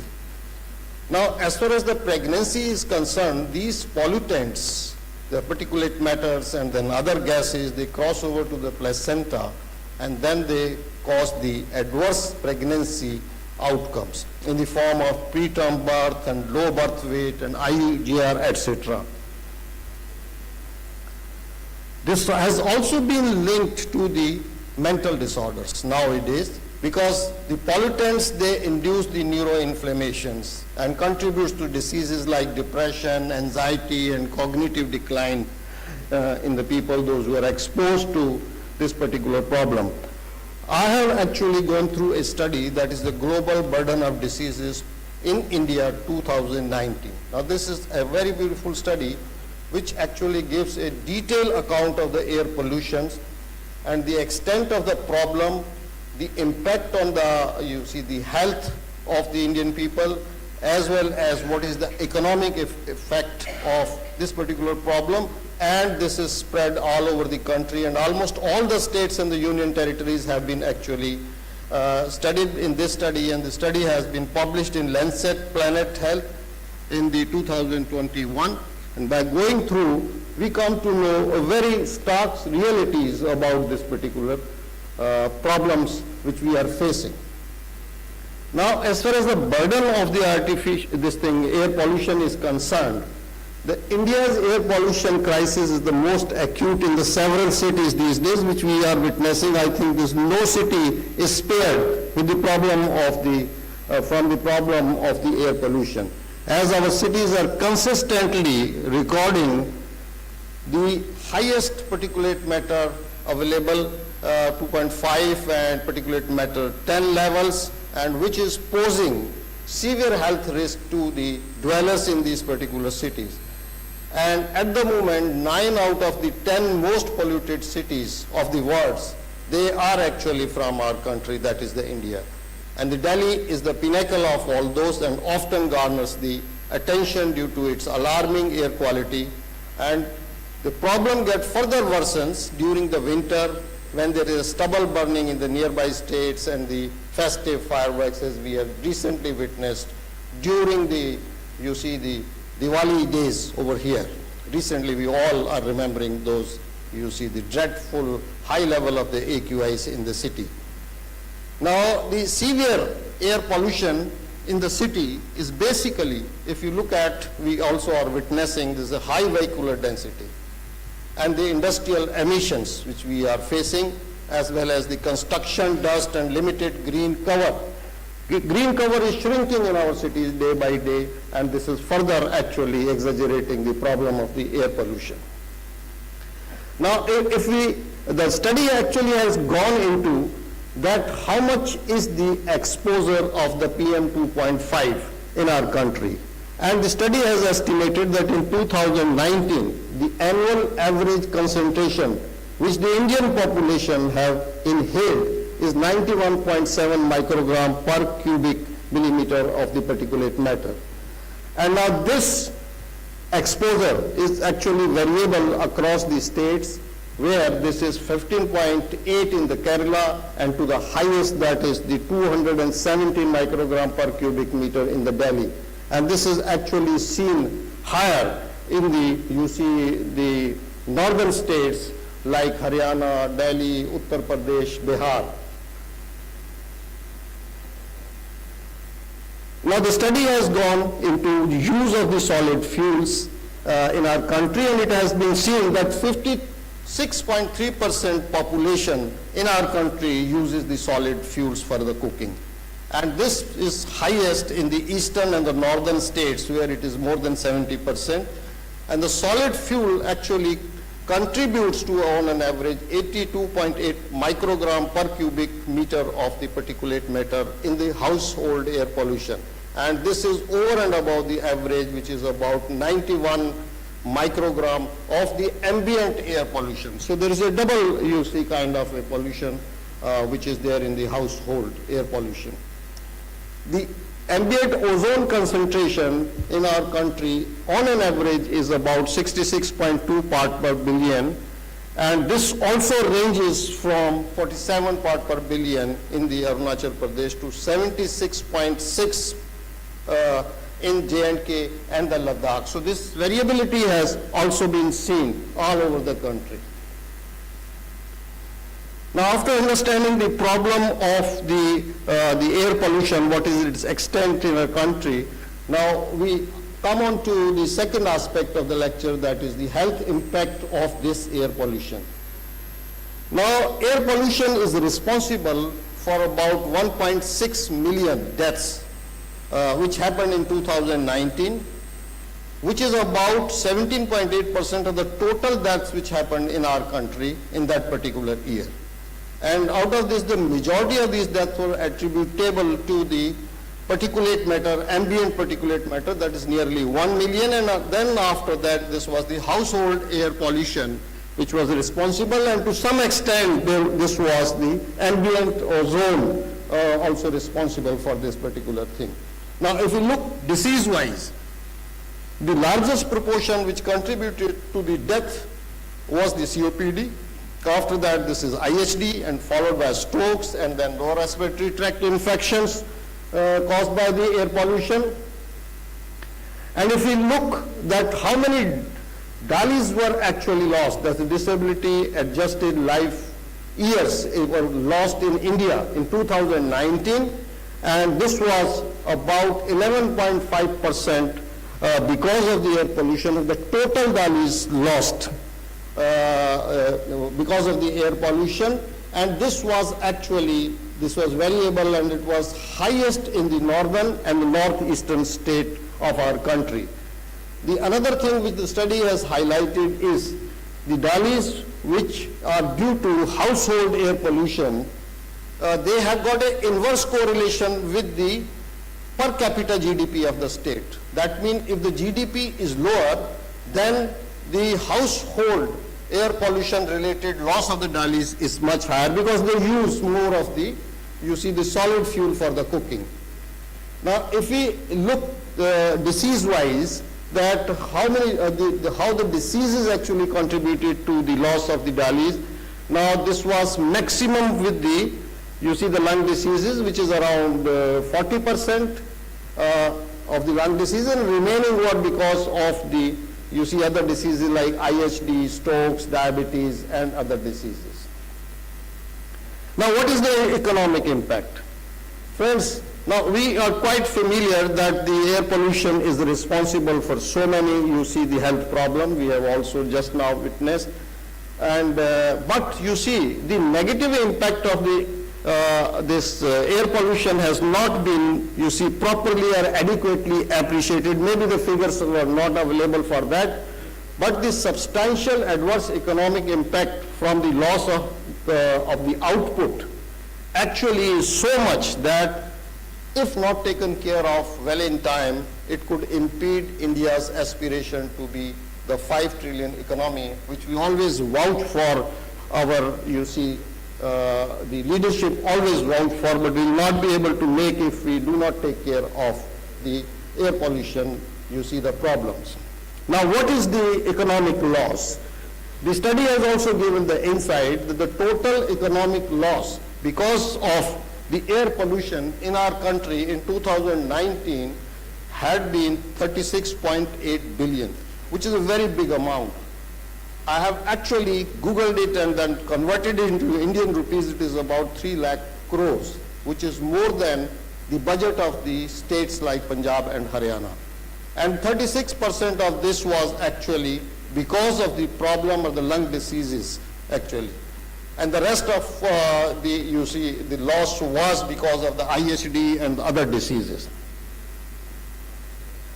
Now, if you look at from the angle of the GDP, now, the India's GDP's 1.36% was actually, you see, taken away by this air pollution. And the state GDP, this was found variable, and this was found highest in the UP, and then it came out to the Bihar, MP, Rajasthan, and Chhattisgarh. These are the figures of the, you see, the economic loss variability as far as the state's GDP is concerned. Now, the GDP loss because of the ambient air pollution is around 0.84%, and the loss because of the household air pollution is around 0.5% of India's GDP, and the loss as a result of the ozone air pollution, it is 0.05% because of the pollutions. So that is the split of 1.36% of the GDP. Now there is another angle to the air pollution, that is the angle of the climate change also. We can't actually ignore the climate change, and as we know, the climate change is likely to be very severe in our country, and the climate change can further amplify the adverse impact of the air pollution by the mechanism of atmospheric stagnation, temperature-driven increases of the PM 2.5 and ground level ozone formation, and therefore until we make the strategies also keeping in mind that the climate change is also you see going to adversely complicate the problem, we will not be able to be successful. Now the burden of household air pollution, it has been seen that has decreased over the last 30 years. Now this study has given this very good kind of a finding. Maybe it is the standard of living which has actually risen, or the solid food the biomass fuel consumption has reduced because of the government intervention or something, but this has gone down by 60-70%. However, the burden attributable to the ambient particulate material or the matter and the ozone has increased more than 100%. Okay, so now if we look at the economic loss attributable to the air pollution in India, which is equivalent to 1.36% of the GDP, it is not alone, because the diseases which are caused by the air pollution, those are also being treated. And a lot of money is also being spent in treatment of that. And that has been calculated to be around 11.9 billion, which comes out to be 0.44% of India's GDP. And therefore, the direct loss of 1.36% plus 0.44%, this comes out to be 1.8% of India's GDP. Now this becomes a very, very huge kind of a, you see the loss which the country is incurring through. So the connection amongst the air pollution, health expenditure and economic growth is so much that it underscores the urgency for the effective mitigation strategies as far as the air pollution is concerned.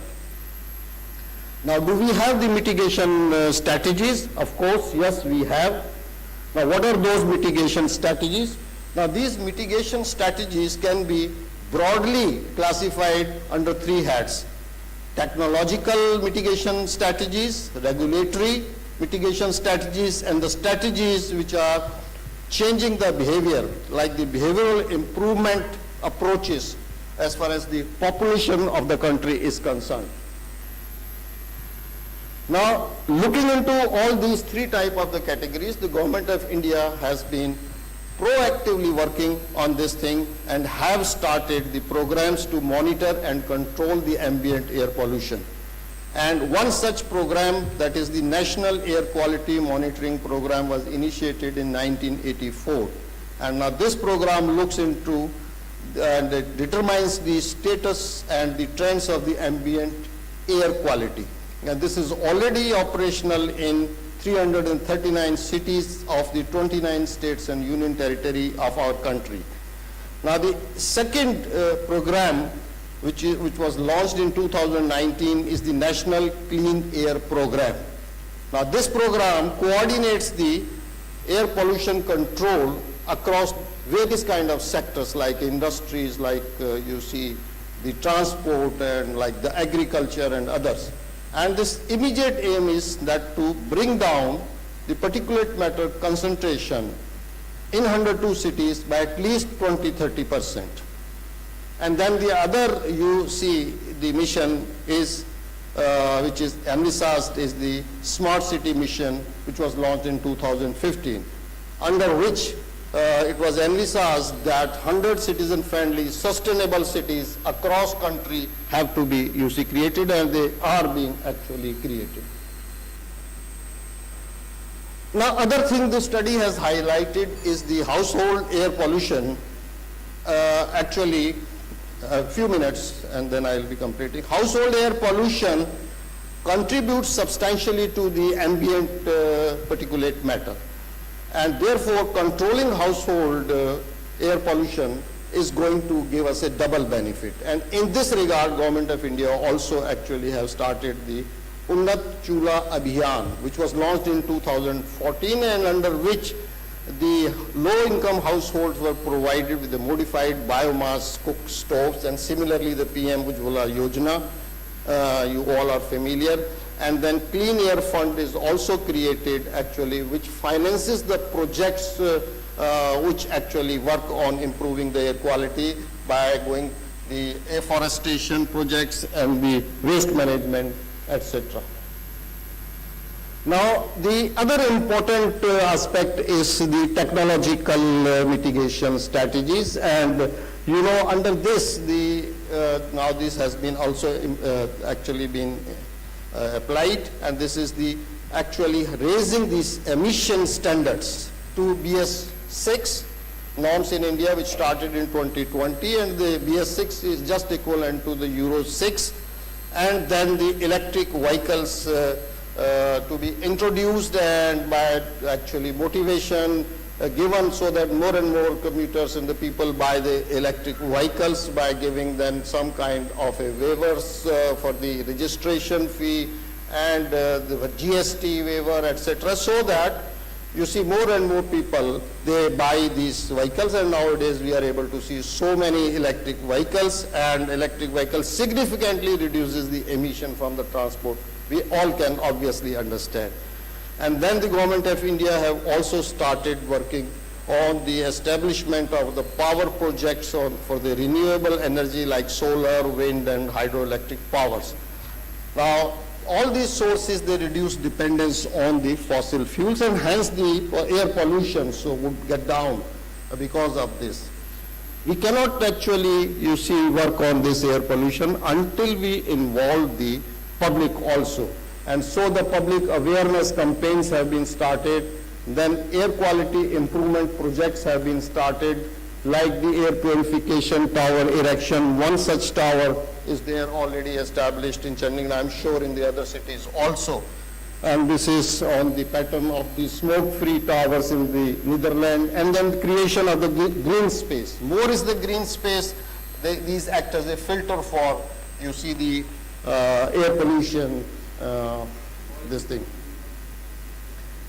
And now another, you see, the monitoring system which has been actually in place, that provides us the real-time air quality monitoring system, which has been started by IITM under the Ministry of Earth Sciences, and this gives us an accurate forecast of the air quality 3 days in advance, and this also predicts the weather in the major cities. And this also raises the awareness simply by a very simple tool, that is AQI. Now every one of us understand, and the general public also understand what is AQI. This is nothing but simply that the people have become more and more aware about the problem of the air pollution. And apart from this, this also helps the policymaker to measure that what is happening as far as the air pollution is concerned in their localities. And then there are the city-specific plans like GRAP.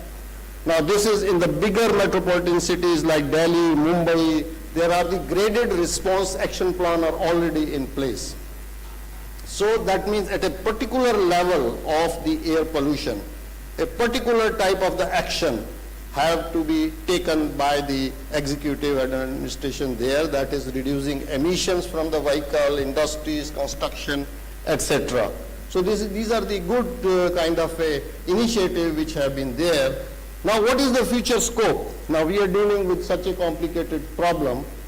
Now in the future, you see the significant potentials through the advanced technologies can be taken, that is by IoT devices. Now these devices can enable real-time air quality monitoring. In this, the sensors can be installed across the urban, industrial, and residential areas, which can provide a comprehensive, real-time, dynamic picture of the air quality. Now, this vast data, which comes from all over the country, now, of course, can only be, you see, analyzed by the data analytics, and then this information is actually, can be used by the policymakers to tackle the air pollution problem while they are making the policies to manage this thing. Now this is the time of the AI, artificial intelligence, and AI can also optimize the air pollution management by improving, for example, the traffic by regulating the signal, and therefore you see the less congestion in that particular area.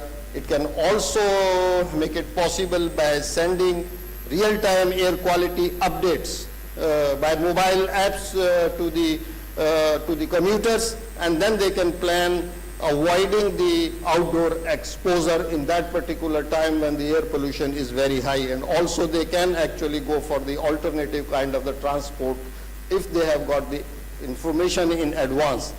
Similarly, forecasting pollution levels can make the commuters to take preemptive steps, particularly before when it become very, very worse during the critical periods. For example, during the festival season, when the stubble burning, etc. happens. So these can be actually, you see, made use of in the coming future more intensively. These are being used in the, you see, industrialized countries and developed countries, but these all will also be used more aggressively in our country. Now the next aspect is that now this has to come when we are planning our city of future, that when we are planning, the efforts must be enhanced for the overall quality of life, availability to the city dwellers. And so maybe that this is that when the city dwellers, they make the policies, they must promote the green building technologies, investing in the renewable energy solutions, so that the dwellers of that particular city, they face the less problem of the, you see, the air pollution. Now with this, I just want to conclude with certain take-home messages. We all understand that air pollution is severely threatening the public health, environment, and our economy. And the country's growing population, industrialization, and urbanization has exacerbated the problem, which is leading on to some of the highest pollution level in the world. As I told you, that 9 cities out of the 10 most polluted cities, they are from our country. And therefore, the addressing this crisis requires a multidisciplinary approach that combines the technological, regulatory, and behavioral intervention, which I have just tried to explain. And of course, we can look forward for the technological advancement as IoT, big data analytics, and AI, which can offer us the promising solution for the real-time monitoring and mitigation of the problem of the pollution in the coming time. But these things are not possible until the public also participate.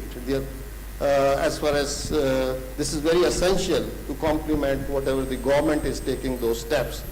So if we adopt all these things in a comprehensive and integrated approach manner, India can hopefully protect its public health, can preserve the environment, and promote sustainable economic development for our people. With this, I conclude, and thank you all for patient hearing. Thank you very much. Thank you, Dr. Janvalia, for an excellent ovation. And there will be no questions for this oration. Customary, it is not permitted. Thank you. So now we will felicitate Dr. Janvalia.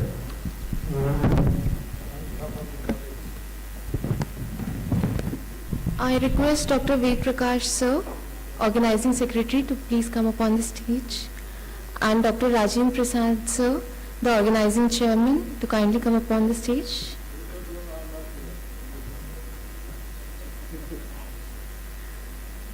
I know it is very difficult to hold you from lunch.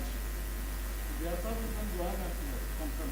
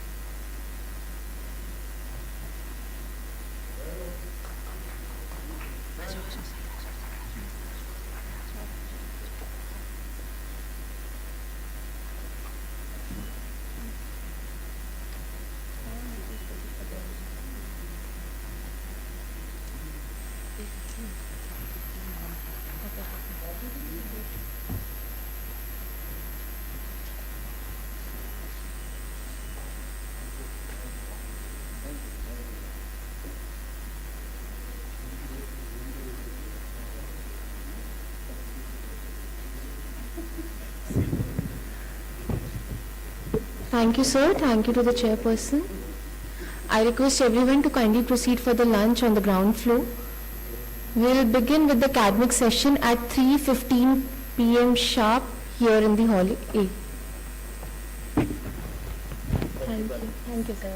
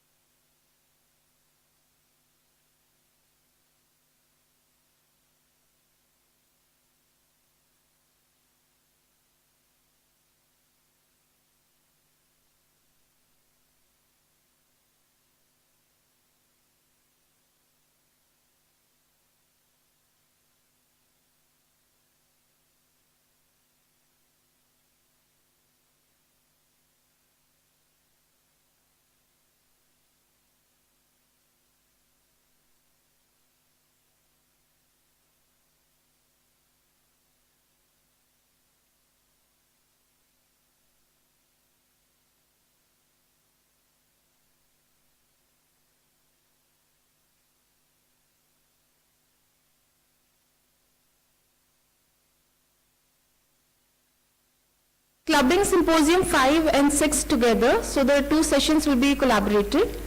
The symposium 5 is on the topic occupational and sinusitis allergies, and symposium 6 is on the topic obstructive airway disease. The chairperson for this session are Dr. Abhishek Srivastav sir, Head of Department of Respiratory Medicine at Hind Institute of Medical Sciences, Sitapur; Dr. S.N.S. Yadav sir, Senior Consultant Physician at Lucknow; Dr. Gaurav Srivastav sir, Assistant Professor, Department of Respiratory Medicine, T.S. Mishra, Lucknow.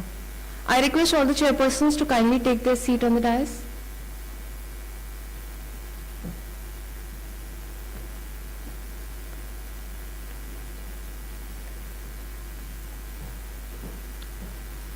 Dr. Harshvardhan sir.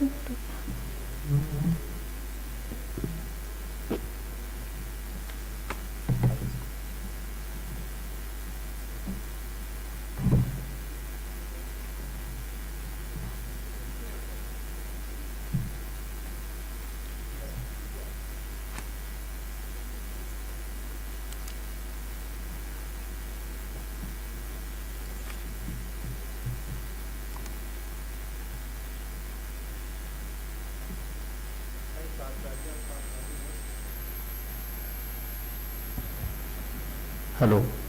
Dr. Pooja Aneja, Head of Department of Pulmonary Medicine, Pushpanjali Hospital, Rewari. Please start your topic.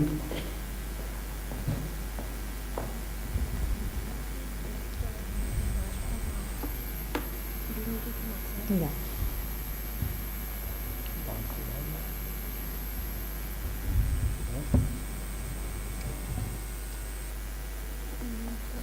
Yeah.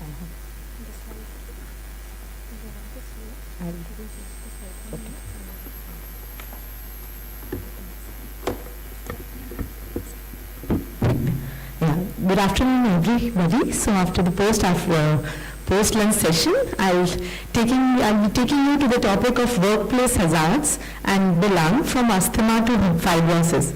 Just to tell how much our lung can be involved due to your occupational lung disease also. It's not just airways, it can involve your parenchyma, it can involve your interstitium, it can involve your small airways. So how important is it to know about the workplace, because just eliminating that agent can treat your disease.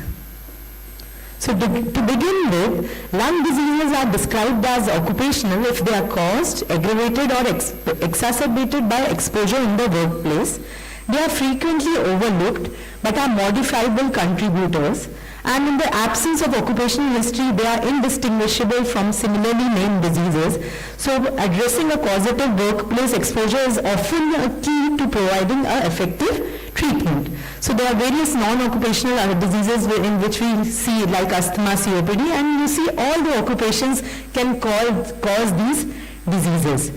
So to know about the global burden, it is significant but under-recognized, and 15 to 20% of your chronic respiratory illnesses are work-related, and workplace exposure are one of the main risk factors after your smoking and ambient particulate matter globally, and it is important to have public health awareness about the contribution of this occupational factors. So there was a joint statement by American Thoracic Society and European Respiratory Society in 2019 telling the occupational burden of non-malignant respiratory disease, and you see the occupational population attributable fraction are around more than 25% for IPF, PAP and sarcoidosis, which is telling us the burden which we are facing, but still it is unrecognized.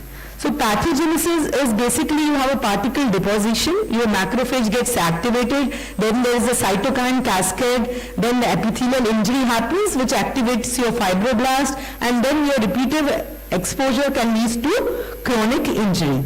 So both your innate immunity, your adaptive immunity plus your oxidative stress can lead to all these lung diseases. So it can involve your airways, it can involve your parenchyma, it can lead to fibrosis. So we'll be having an overview involving your airways, which is your COPD, asthma, your ILDs, your granulomatous process, or respiratory infections. To start with, we'll be dealing with occupational asthma. It is now the most commonly reported work-related respiratory disorder. It can be sensitizer-induced occupational asthma or irritant-induced, and sensitizer-induced occupational asthma is approximately 90% of your cases. And the next factor is to differentiate what is work-related asthma and work-exacerbated asthma. So any person who has a asthma caused by the workplace is called work-related asthma, and any asthma who had a pre-existing asthma which is exacerbated by your occupation is called work-exacerbated asthma. So there are many high molecular weight agents, low molecular weight agents which can cause these asthma, and various irritants which can also cause this asthma. So what to differentiate between a sensitizer-induced asthma and an irritant-induced asthma, you should know that sensitizer-induced asthma will have a latency period because it has an immunological allergic mechanism. However, irritant asthma occurs due to a respiration of a large quantity of an irritant at a workplace, and it can present acutely.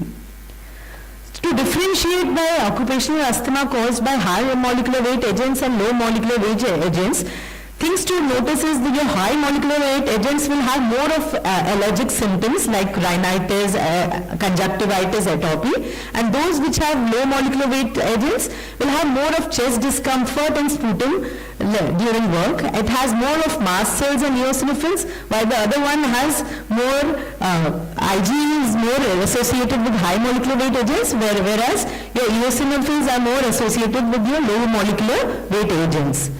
So pathophysiology is the same. So once you know you have diagnosed them with asthma by proper history, you should have a serial PEF measurements. You should have a spirometry. The gold standard is to have a specific bronchial challenge testing to know whether it is work-related asthma or not. Then you have an immunological test or inflammatory markers which can be used to diagnose it. And the diagnosis, after diagnosis, the complete removal of exposure to the causative agent is the most effective intervention, and the rest you manage it as a normal asthma. Next is your COPD and chronic bronchitis, and it is said that 14 to 30% the population attributable fraction is estimated at 14 and 13% for COPD and chronic bronchitis. And occupations which have exposure to metals, mineral dust, cleaning agents, especially females are more exposed to these chronic bronchitis who are exposed to some cleaning products. There are pesticide exposures which can lead to COPD. The mechanism is the same, your innate immune response, inflammasome activation, caspase activation, adaptive immune response, which can all cause your COPD. You diagnose it by a PFT, and the management is first, the agent has to be removed, and then pharmacological treatment is the same. Now, after your airways, it is the parenchyma which can also get involved. So now we'll talk about hypersensitivity pneumonitis, which is basically an interstitial pneumonitis caused by the inhalation of a causative antigen in the living environment or work environment. The prevalence is between 5 to 8 and 45.5%. So there was a recent study done in Japan in the Journal of Occupational Health, and it said that half of the interstitial pneumonias were attributed to your IPF, and the IPF, more than half of the patients which were you thinking were IPF or your chronic HP patients. So differentiating chronic HP and IPF is important. And there is a significant decline in pneumoconiosis in industries due to workplace environment improvement. However, the occupational HP is showing an increasing trend. Pathogenesis is type 3 and type 4 has hypersensitivity reactions. There are many bacterial, fungi antigens, animal antigens, your metals, isocyanides, which can cause these diseases. We all know about fibrotic and non-fibrotic and fibrotic HP. So when you talk about non-fibrotic HP, it will have more of your ground glass haze or airway trapping with mosaic attenuation, and in your chronic HP there will be fibrotic bands with tractional bronchiectasis. So the importance is, if you diagnose in acute HP, you know it is an occupational agent which is causing it. Simply removal of that agent can reverse it, because after a patient develops a chronic HP, it is irreversible.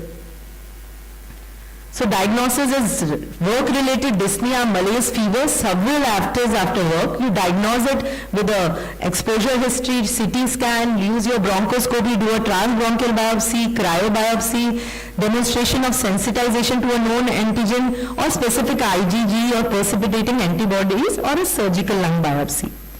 Best treatment, I am again repeating, is avoiding exposure to these antigens. Glucocorticoids have been shown to accelerate recovery, and lung transplantation. Now comes the old enemy, that's silicosis. We thought the silicosis incidence is decreasing, but with the newer techniques like your sandblasting of your genes, so all genes, your faded genes which you are wearing, or the artificial stone countertops which we have in our homes, in our slabs, they are producing more of higher crystalline silica which have more lung deposition and causing silicosis which is occurring at a early, with a smaller launch.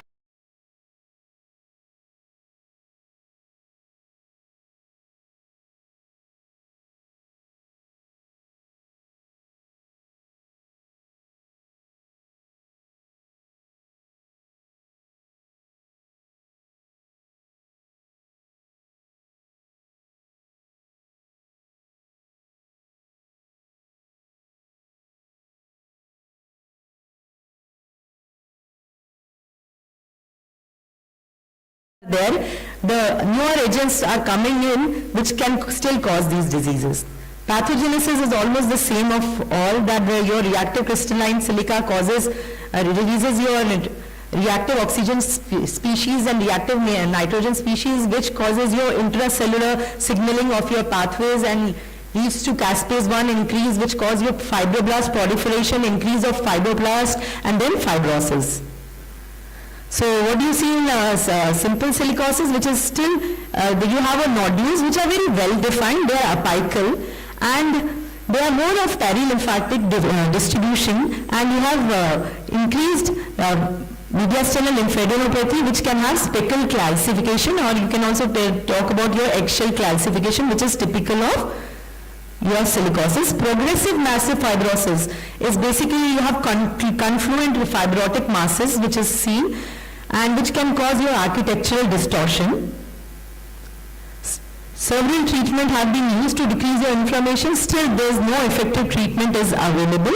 Newer agents are being tried which coats your silica particles, but it still have animal studies and no human trials have been done because of its toxicity. Second, you talk about coal worker pneumoconiosis, which is seen in workers of underground mines. Why this is increasing? Because of your newer practices and modern mining techniques which have generation of more finer dust clouds which have high respirable crystalline silica content.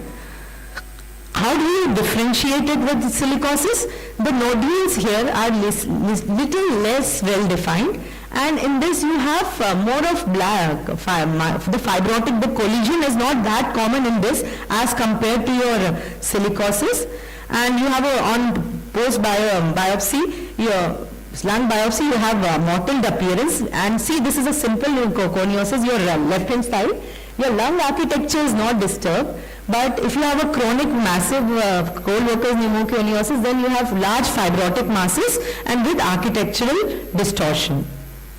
So next comes your asbestos, but the pathogenesis is important in asbestos, that there is frustrated phagocytosis, that your macrophages are not able to engulf your asbestos, then they release all your chemokines which causes a mutagenic microenvironment, and then your BRCA associated protein gets mutated, and then it risks more of you getting mesothelioma.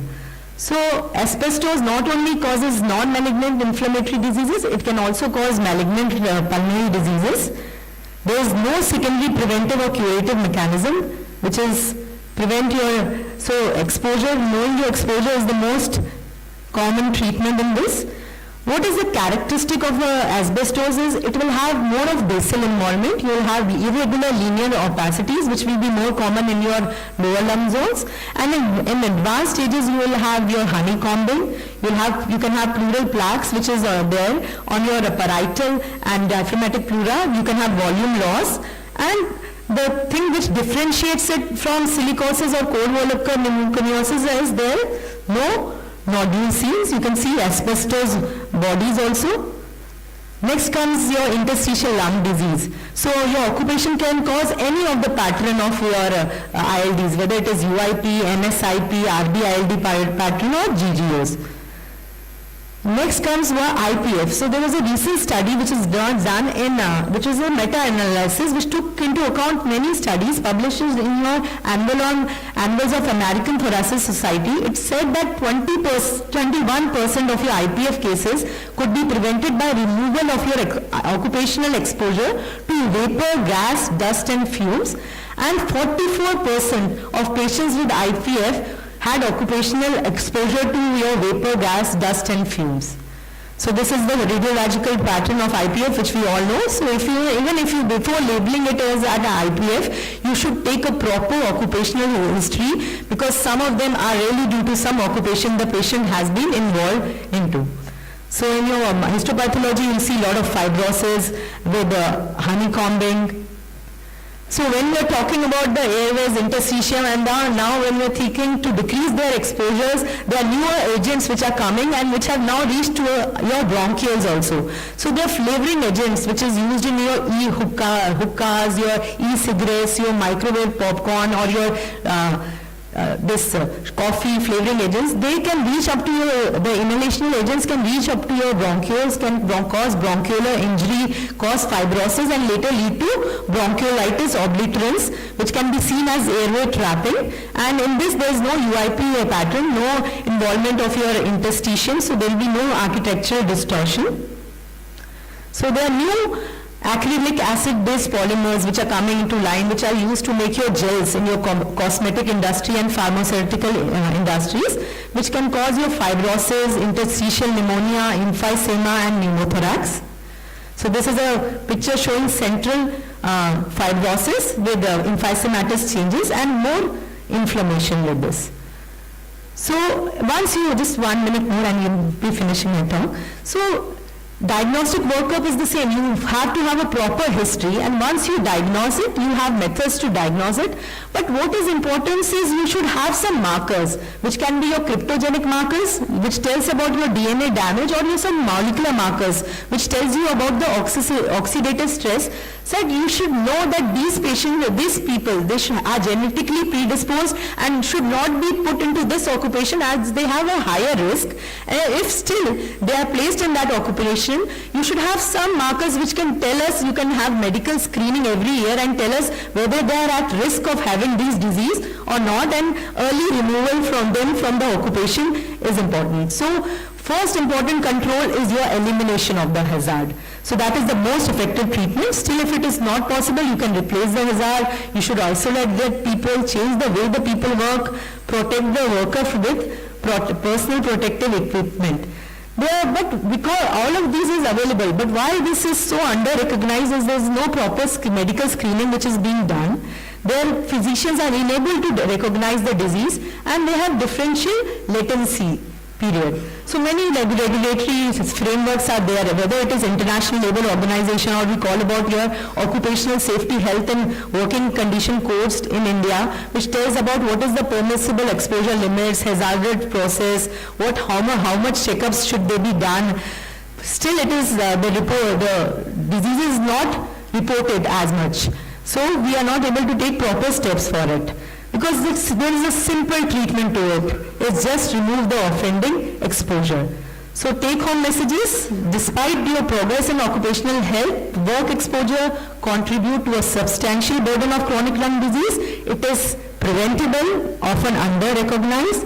There is a need for clinicians to have a high level of suspicion for occupational lung disease, as early removal from exposure halts your progression. It always requires a multidisciplinary approach. It's not a single person job. From asthma to fibrosis, there is only one continuum of injury and repair, and then there are future directions like AI sensors and biomarkers which can tell beforehand that these persons are more predisposed to develop these occupational lung disease, and this can be used to monitor them. Thank you. Very nice presentation, Dr. Aneja. As we are running short of the time and we have clubbed the session 5 and 6, We will have the question answer session in the last. So, the next.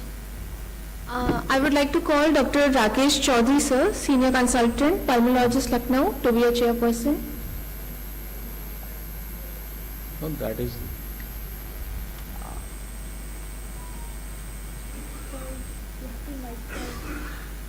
Ashwini Mishra.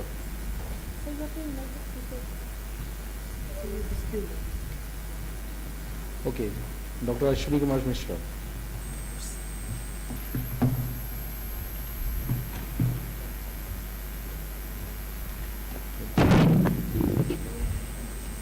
हाँ बोलिए. नहीं चले.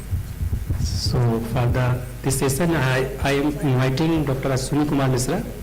He is the Associate Professor and Head Department of Respiratory Medicine, BRD Medical College, Gorakhpur. He is धन्यवाद. धन्यवाद. Thank you for your session. सब यहाँ पे जान ही रहे हैं. बॉस भी जान ही रहे हैं.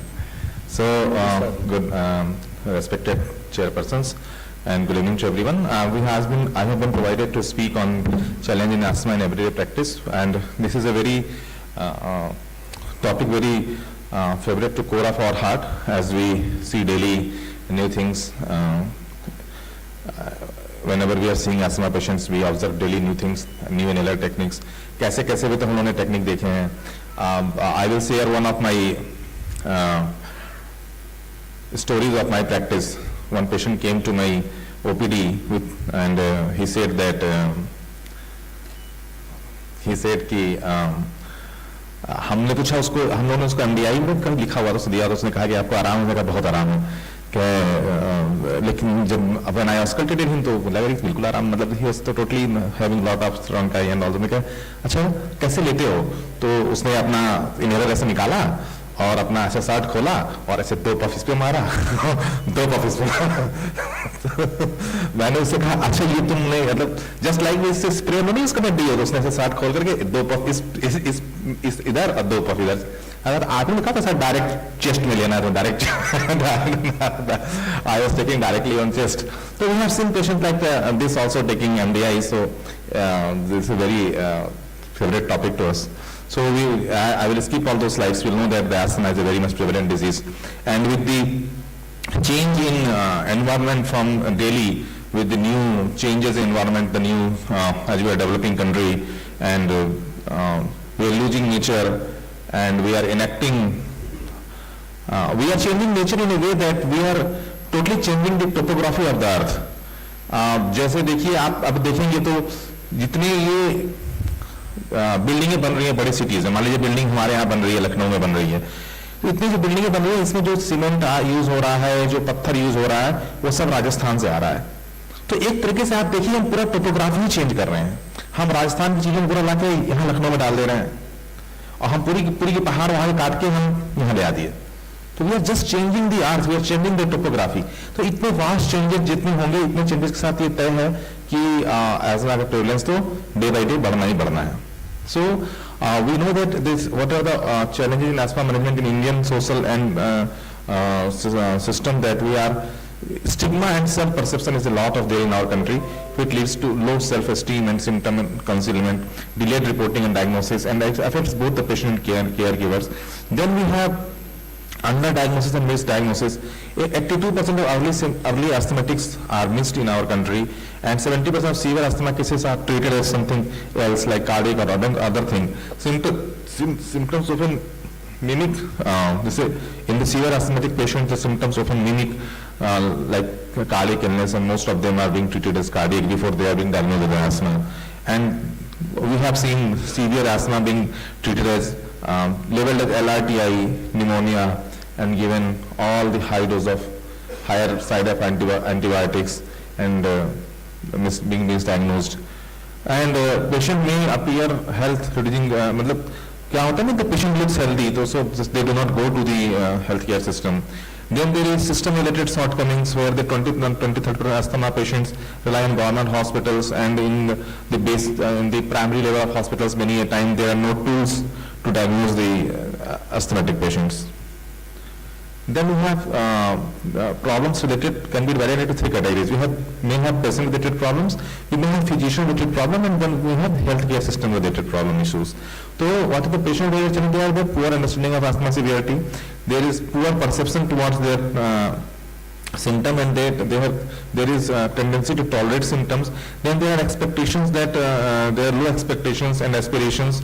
Then there are inhaler technique issues. There is non-adherence to medication. Most common noun adherence, ठीक हो गया, बीमारी ठीक हो गई तो अब नहीं लेंगे दवा.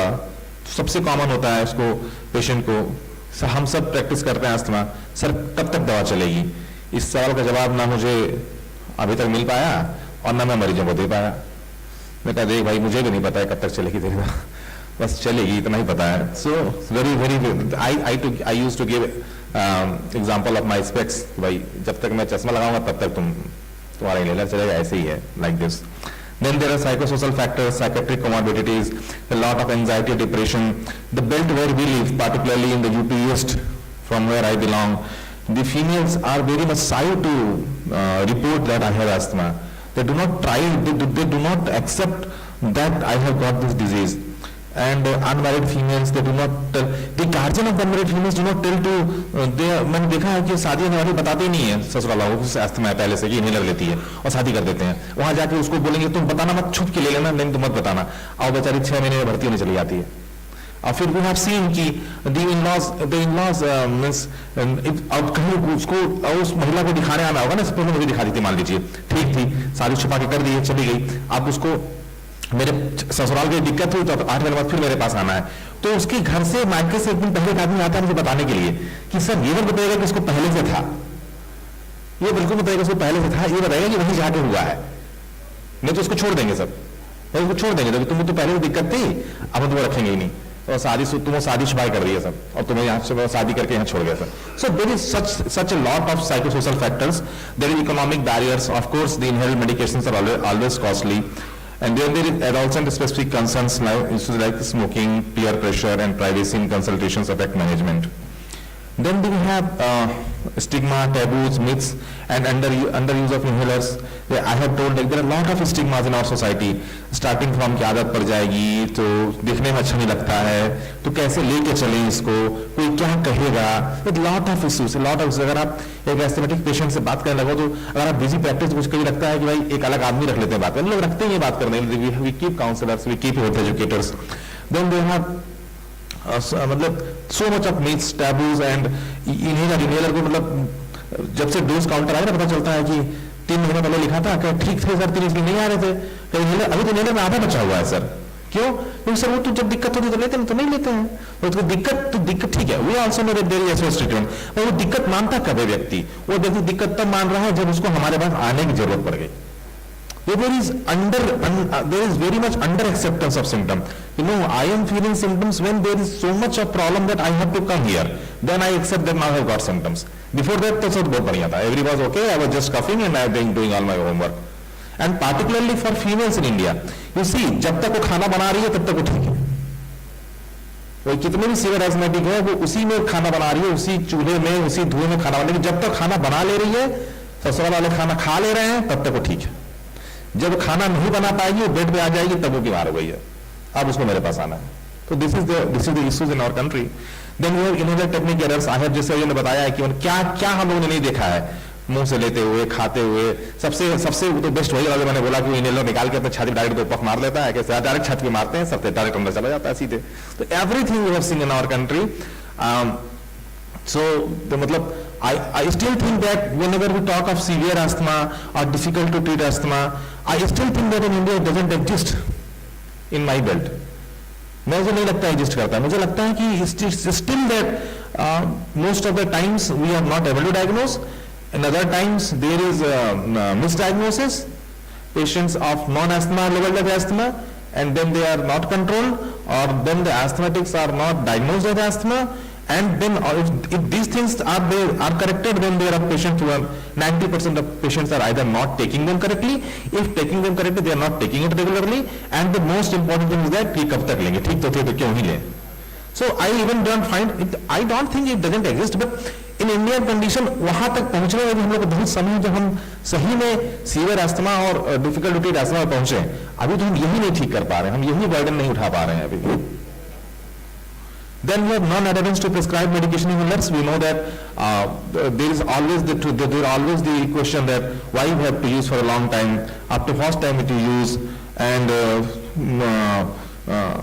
even if I have no symptoms, why I have to use? And it's become very difficult to counsel the patients that if you have no symptoms, then why to use?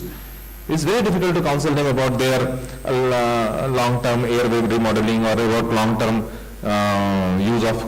Sir ठीक है, हमको एक मेरा patient है, वो जो है methyl penicillin पकड़ने ले घूमता है 4 mg का, कहता है सर आप हमको कहते हैं रोज इनहेलर दीजिए, हमें जब दिक्कत होती है तो मैं इसमें से तोड़ के आधा गोली खा लेता हूँ, गायब जाती है दिक्कत मेरी. आप बताइए, ये सस्ता, ये 2 रुपए की पड़ती है मुझे, आप वो मुझे हफ्ते में एक बार खानी पड़ती है. आप कहते हैं कि आप रोज यूज करिए और ये 500 की पड़ती है मुझको, तो why I have to take this? तो उसको जब मैं समझाने बैठता हूं कि देखो बेटा, एक OCS लेने से 5 साल बाद क्या होगा? 5 साल बाद क्या होगा सर? 5 साल बाद आप हमको देखेंगे, आप यहां रहेंगे? आप पहले बताइए, लिख के दीजिए हमको. तो it's very difficult in Indian context to get them feel of what is going to happen after 5 years if you are taking oral corticosteroid or like those things. So there is very much high prevalence of non-adherence to prescribed medications in our country. Then there are various causes of non-adherence. I have said there are factors linked to patient, then variables linked to disease, then variable links to the treatment, then there are variables related to doctor-patient relationship. हम ही बताते ही नहीं है. I have seen that the doctors are not telling their patient that you are suffering from a chronic, non-curable, controllable disease. Never we say that. We have to speak to patient. We have to tell them you are suffering from a chronic, non-curable, controllable disease. It is non-curable. First you accept it, then only you will get the right treatment. तभी मैं तो बोलता हूँ अपनी practice में, तुम्हें ठीक होना है तो सबसे पहले ये मानना पड़ेगा कि तुम्हें बीमारी जो है ये तुम्हारे साथ रहेगी, ये ठीक नहीं हो सकती है, इसका कंट्रोल ही इसका ठीक है. जिस दिन तुम्हें समझ जाओगे, then you will be a good patient, then you will be a healthy patient. Then there are doctor-related challenges. There are overburdened primary care, limited time for education, knowledge gaps, attitude toward guidelines. All guidelines are not very much. The guidelines which are designed in Europe are not practically effective in our country. So there is guideline implementation related issues. There are underdiagnosis, misdiagnosis. We all have seen this. Then there are the diagnostic tool, the diagnostic modes. There are underutilization of the diagnostic modes. We have seen the studies from a lot of our own colleagues like Salvi sir that how much of India has a limited access to diagnostic tools in asthma. And even the basic spirometers can diagnose asthma very well if they are used at the right time in the right way. Then there is policy-related challenges also exist where we still in our system are fighting with designing policies for communicable diseases only, and there is programs from NCDs also, but I think still the awareness and focus on the programs for non-communicable diseases is not so much as we are focused for communicable diseases.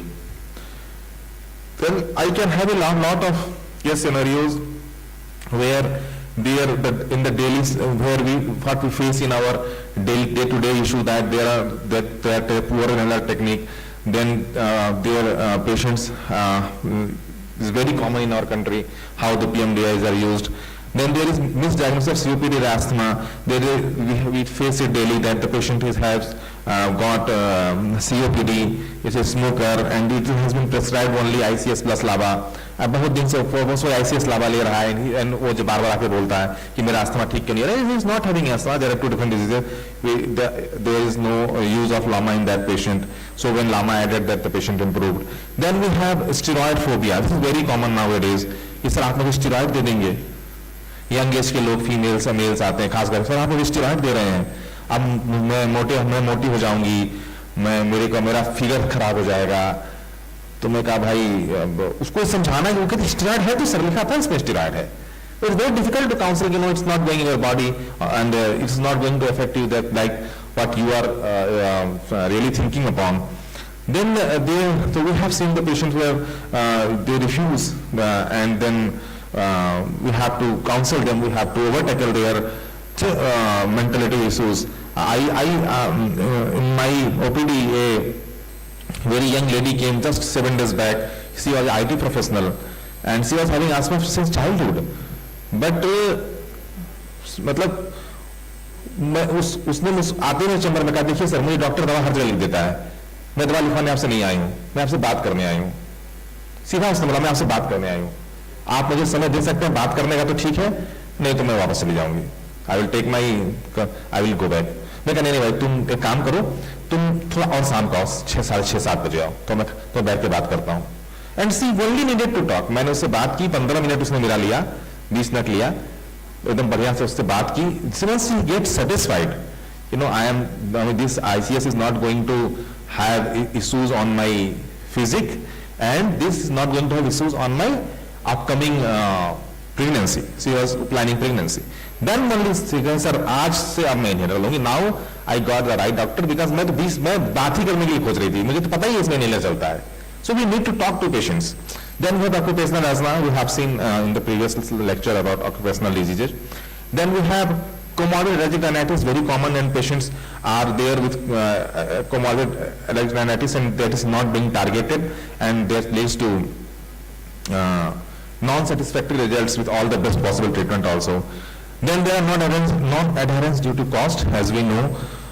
Many a times in our practice we deliberately write medicine by दाम मंगा के, हम तो कई दाम मंगा के पूछ लेते हैं, ले आओ दोनों ले आओ, देखो किसका दाम सस्ता पड़ता है. You have to come up to the patient level. Patient level पे उतर के आना पड़ता है.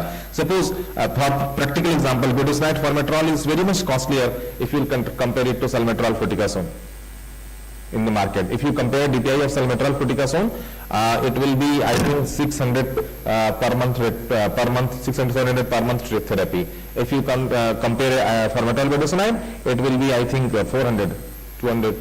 So there is cost difference. So you will have to come up to the level of the patient. आपको ये देखना पड़ेगा कि किसको क्या लिखना है. हो सकता है salmeterol fluticasone उस कुछ पेशेंट्स में बेटर डिपोजिशन हो, बट आप कुछ ले ही ना पाए, इससे अच्छा ठीक है भाई हम तो formoterol budesonide लिख देते हैं. हम ये सोचे कि मैं मरीज आया है और मुझे यंग एज का लड़का है, इसको हम लिखेंगे जो 140 डोज वाला salmeterol fluticasone and it's going to cost him 1000 per month and वो ले ही नहीं रहा है. इससे अच्छा है आप formoterol budesonide लिखिए, लेगा तो कम से कम. Then there is non-adherence due to cost. Then there is exercise-induced asthma. Many times it is not being diagnosed. Then GERD is very much common in our country. Very much common in our country. Why is GERD very much common in our country? Because we are a dinner-loving people. We are a dinner-loving people. सब काम करके रात में खाएंगे दबा के एकदम 8 रोटी. दिन में खाए तो नहीं खाए, शाम को चाहिए भर पेट. हम लोग बचपन सुनते आए हैं, दिन भर मेहनत किया, शाम को भरपेट खाना खाया. तो we are dinner living country, जहां हमें दिन भर काम करके शाम को भरपेट खाना चाहिए. तो we have a lot of GERD issues because of that. Then there is aspirin we have frequently used. Then there are so much of psychosocial factors I have told. So all these things, well, there are different case scenarios. I can tell you whether we face this type of challenges in our day-to-day practice. And there are of course refractory asthma is also there, but I think हम basic asthma we are not able to control yet. So we have seen asthma mimicking cardiac diseases. Then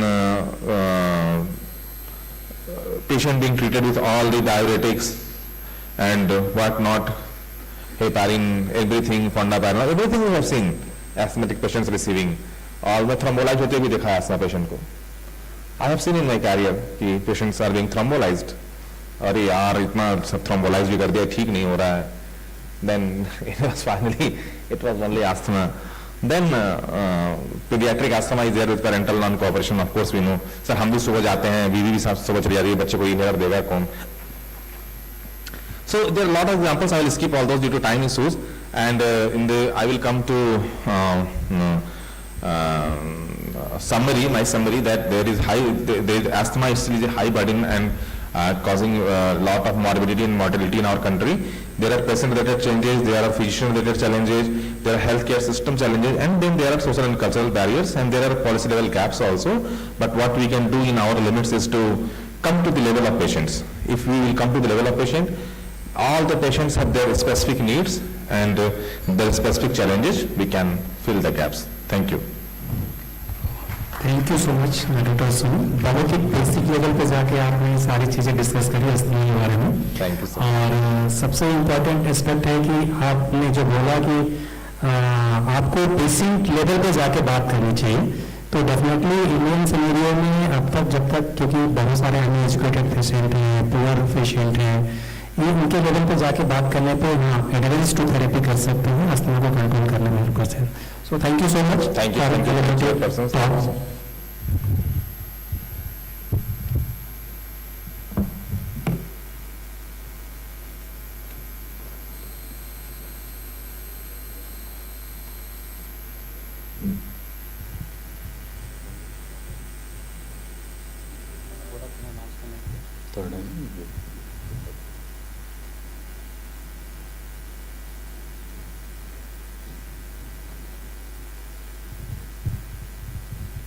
Now we'll move on the next session.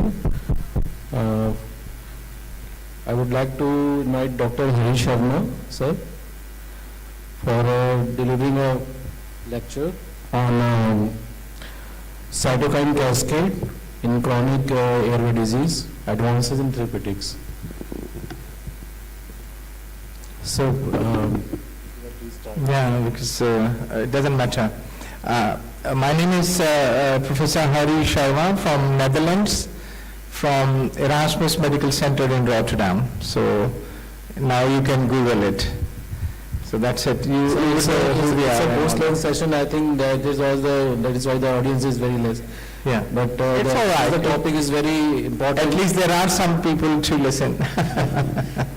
The audience and the chairperson. Thank you so much.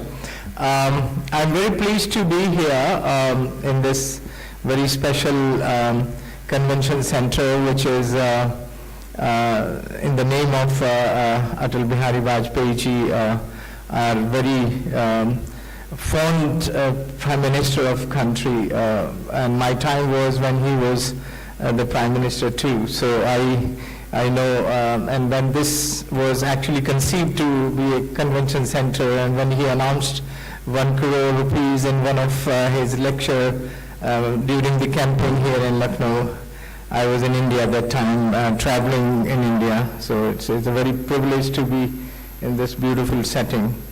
And also would like to extend my thanks to the organizers, particularly Professor Ved Prakash, Arif, and the entire team who has been working day in, day out for making this conference a success.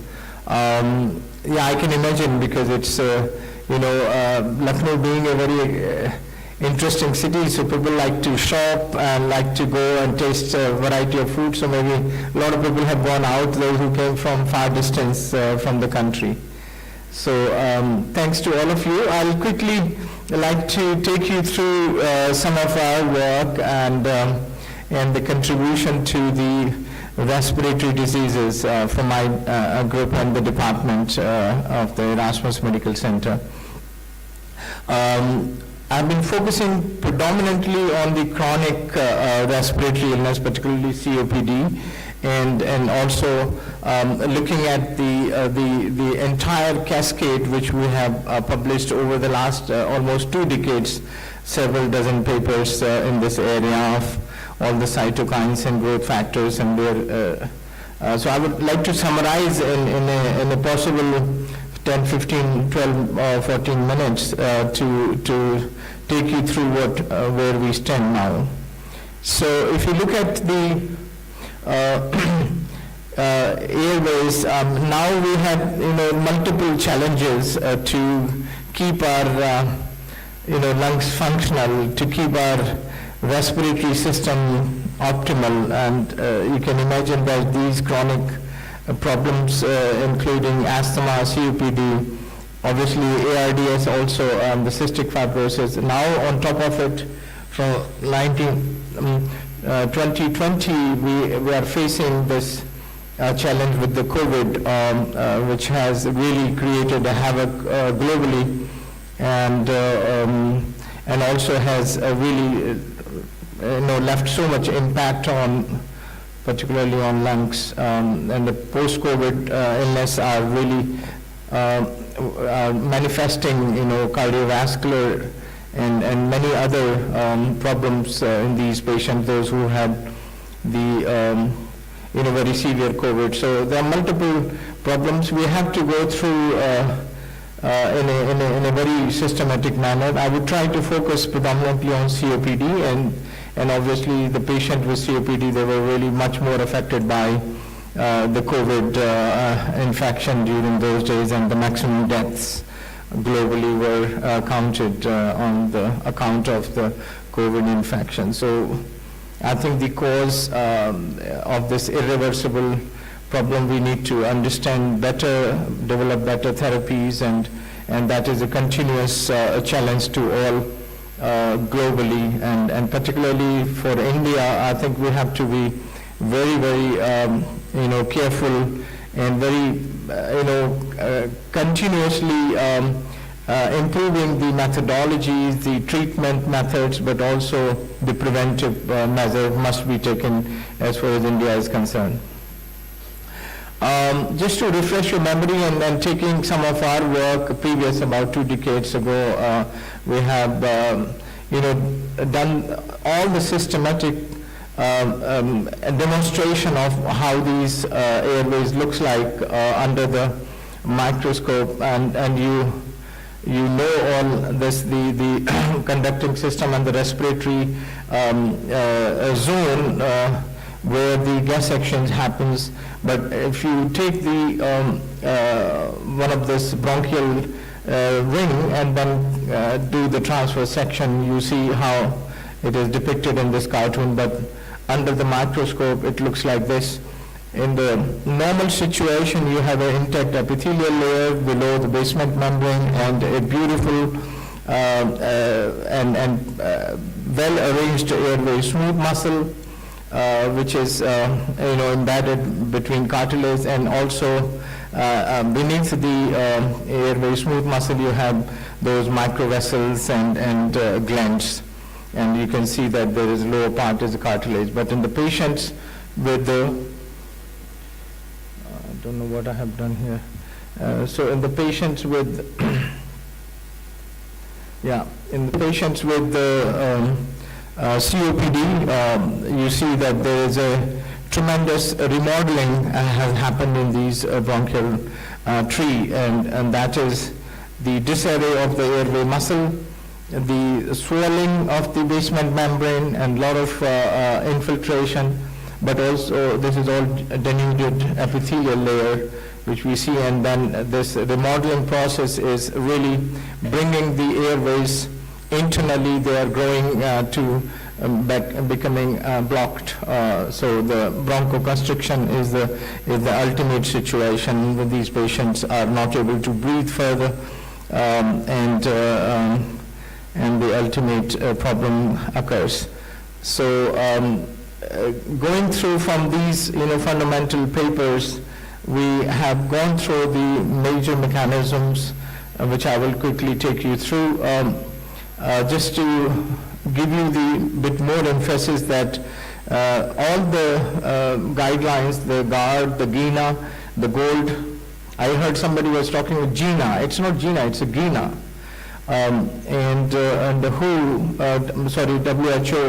has, all predictions, they go in a very negative way for India because of the pollution, but also for the so multiple, conditions which are changing the environment. So I think we need to be much more careful for the chronic respiratory diseases which are on rampant, which are on really rise here, and obviously challenges India as well as, but also the other countries to develop better understanding, better pathogenic understanding, and also in that way developing better therapy. I'll show you some of the data where we have these all clinical parameters using the FEV1 values and a very restricted, very strong values with the less than 75% predicted for COPD, and obviously non-COPD as a comparative value. And there we have these CO diffusion coefficient. We take it as a marker also to establish the COPD, and we have all these conditions like clinical history and everything. Now what we did in a very immediate study, we wanted to look at what's happening to their epithelial, whether the damage is linked with the repair process or not, to establish the poor repair condition or poor repair condition where we have this epithelial layer where have done the KI67, which is a marker for the proliferation of epithelial layer. And there you can see that in patient with COPD there is a higher value. Unfortunately, the next slide is not popping up. There we have the actual value plotted with the numbers. So bottom line here is that the COPD patients, they have a higher index of KI67 as compared to the normal individuals, indicating that the epithelial layer is continuously getting damaged and trying to repair, but obviously that repair process is not enough to heal the epithelial layer and keep the patient or individual in a normal condition. So that is the initial step which we figured out. We looked at this correlation with the FEV1. So the severity of the disease was inversely correlated with the higher index. So higher index was linked, that these epithelial damage was linked with the severity of the obstructive lung disease. Now we wanted to develop the possibilities to heal this repair process. So we have developed a in vitro model. What we did, we took these, we have the largest thorax center of Europe in Rotterdam, Erasmus Medical Center, which is called the Thorax Center, and there we have the transplantation, lung and heart, for the last 35 years. And there we are able to obtain all material. We have access to, because we have the heart and lung flown all over Europe, and that is being created a biobank for the valves and for the transplantation and so on. So there we have access to the direct tissue, and we are able to get the biopsy from the specific lung area, and we are able to dissect out the real epithelial layer, smooth muscle cells, and after this dissection we can put it so directly from the patient to the lab. And there we have done it, this very simple but classical study where we took the epithelial layer, epithelial cells taken out from the patient, grown on the monolayer, and did the treatment with the growth factors like FGF1 and FGF2, and we could establish that the FGF2 is one of the major molecule which is helpful in repairing process. So a direct link, the study which is hitting directly for the patients, that in future, and obviously many companies took over in such a way that together with the inhaler which they are using, they are able to supplement with variety of things they have used in the healing process for the inflammatory. So like this is one of the molecule which can be used as an anti-inflammatory molecule. Large number of papers in the sense that we established that the growth factor, which is a very key molecule called VEGF, vascular endothelial growth factor, is a kind of culprit for this edema which happens in these patients in the last phase of their irreversible damage. And VEGF being an angiogenic molecule, we wanted to study that how this is linked with this inflammatory process. So we showed this in long ago that smooth muscle cells, they are the major source of VEGF, vascular endothelial growth factor, and we have demonstrated at protein level. We linked this quantification of the whole content of the VEGF in these patients looked at in various components like microvessels, the airway smooth muscle, epithelial layer, as well as the vascular smooth muscle. And we found inverse correlation, which was variable, but obviously the epithelial and the vascular smooth muscle cells in the vessels, it was much more relevant. As you can see here, in these patients, they are developing the pulmonary hypertension because of this blocking of these vessels going up to the grade 3rd and 4th. And there is an intimal fibrosis. This we have established by various markers like laminin, fibronectin, and so on, and then established this intimal fibrosis in the patients with the COPD. And this work was obviously published long ago. So we continued our work based on the epithelial to the smooth muscle layer, and how we have done it, that we took out the airway smooth muscle cells and put them in culture, taking carefully dissecting out from the bronchial ring. We first denude the epithelial layer, scrape it out, and put these epithelial cells to a separate culture.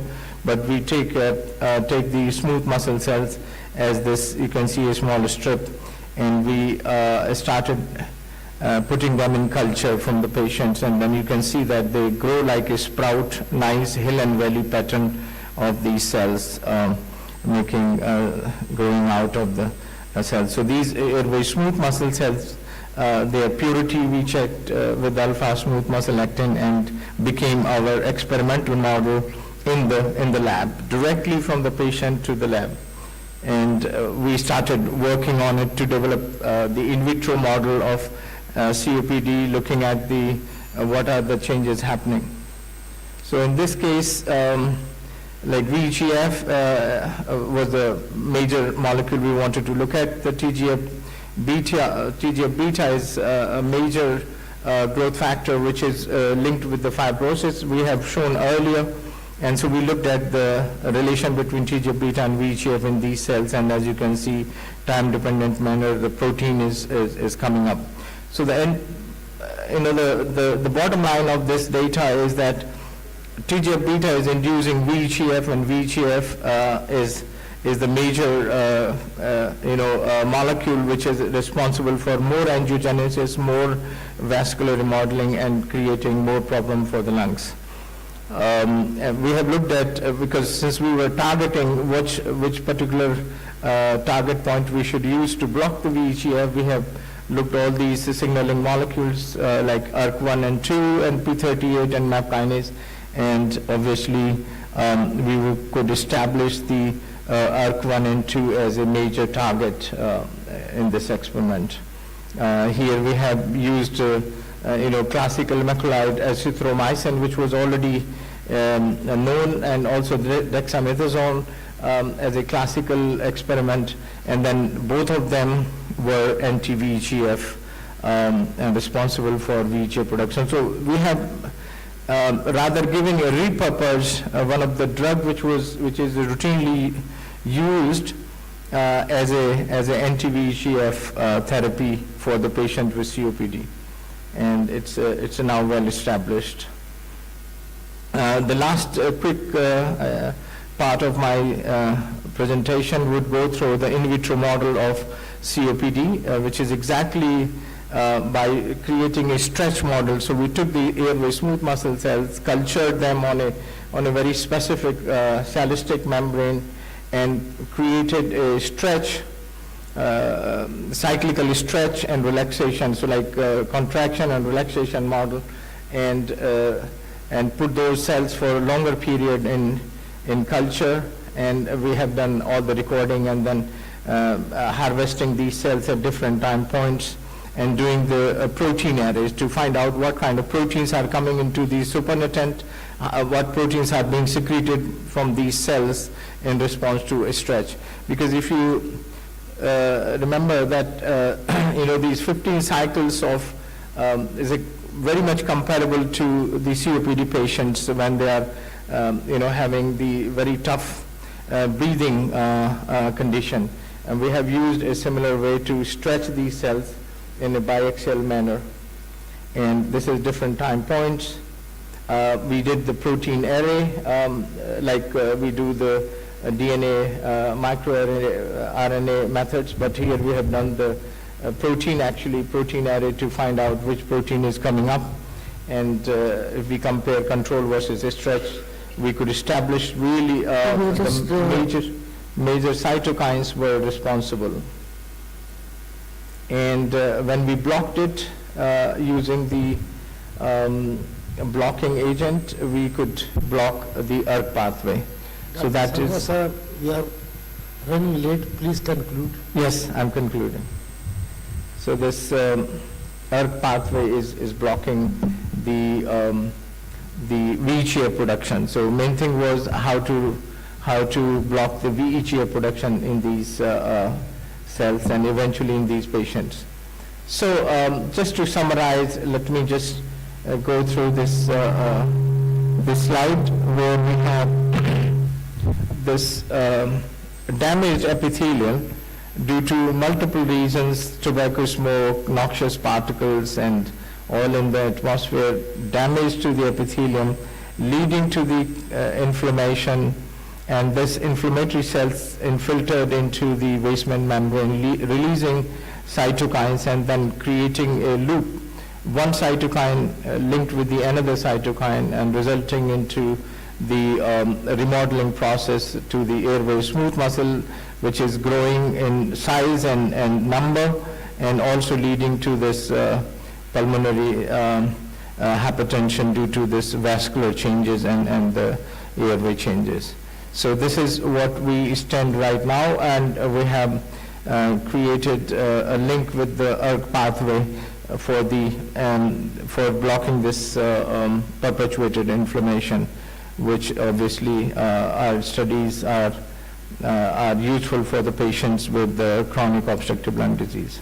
So I would like to stop here and would like to thank you very much for listening to me. And do come and visit us sometime whenever you have a possibility to come to Netherlands. Thank you.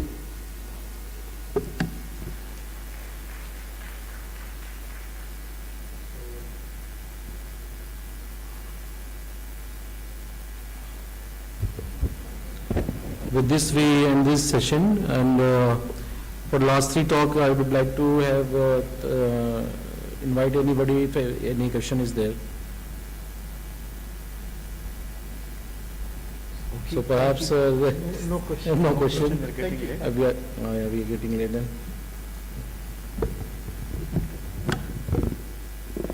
Thank you, respected speakers and distinguished chairpersons. Now we move to the last session of the day, the 7th symposium, which is skin allergies. I would like to invite the chairpersons for this session, Dr. Afroz Alam sir, Senior Consultant Dermatologist from Lucknow, and Dr. Devesh Singh sir, Senior Consultant Dermatologist from Lucknow. Welcome, sir.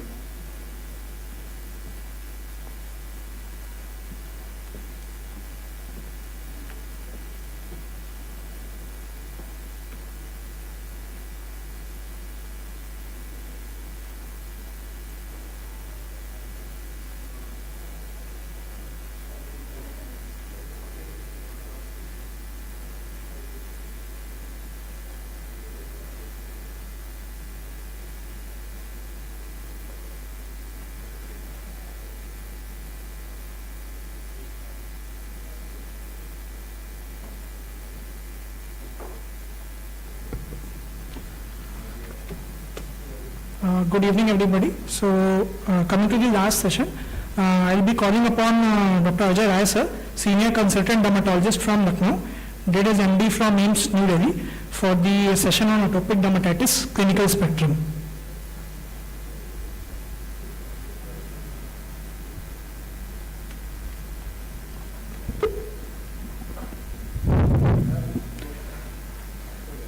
Thank you for the kind introduction. So the hall is almost empty.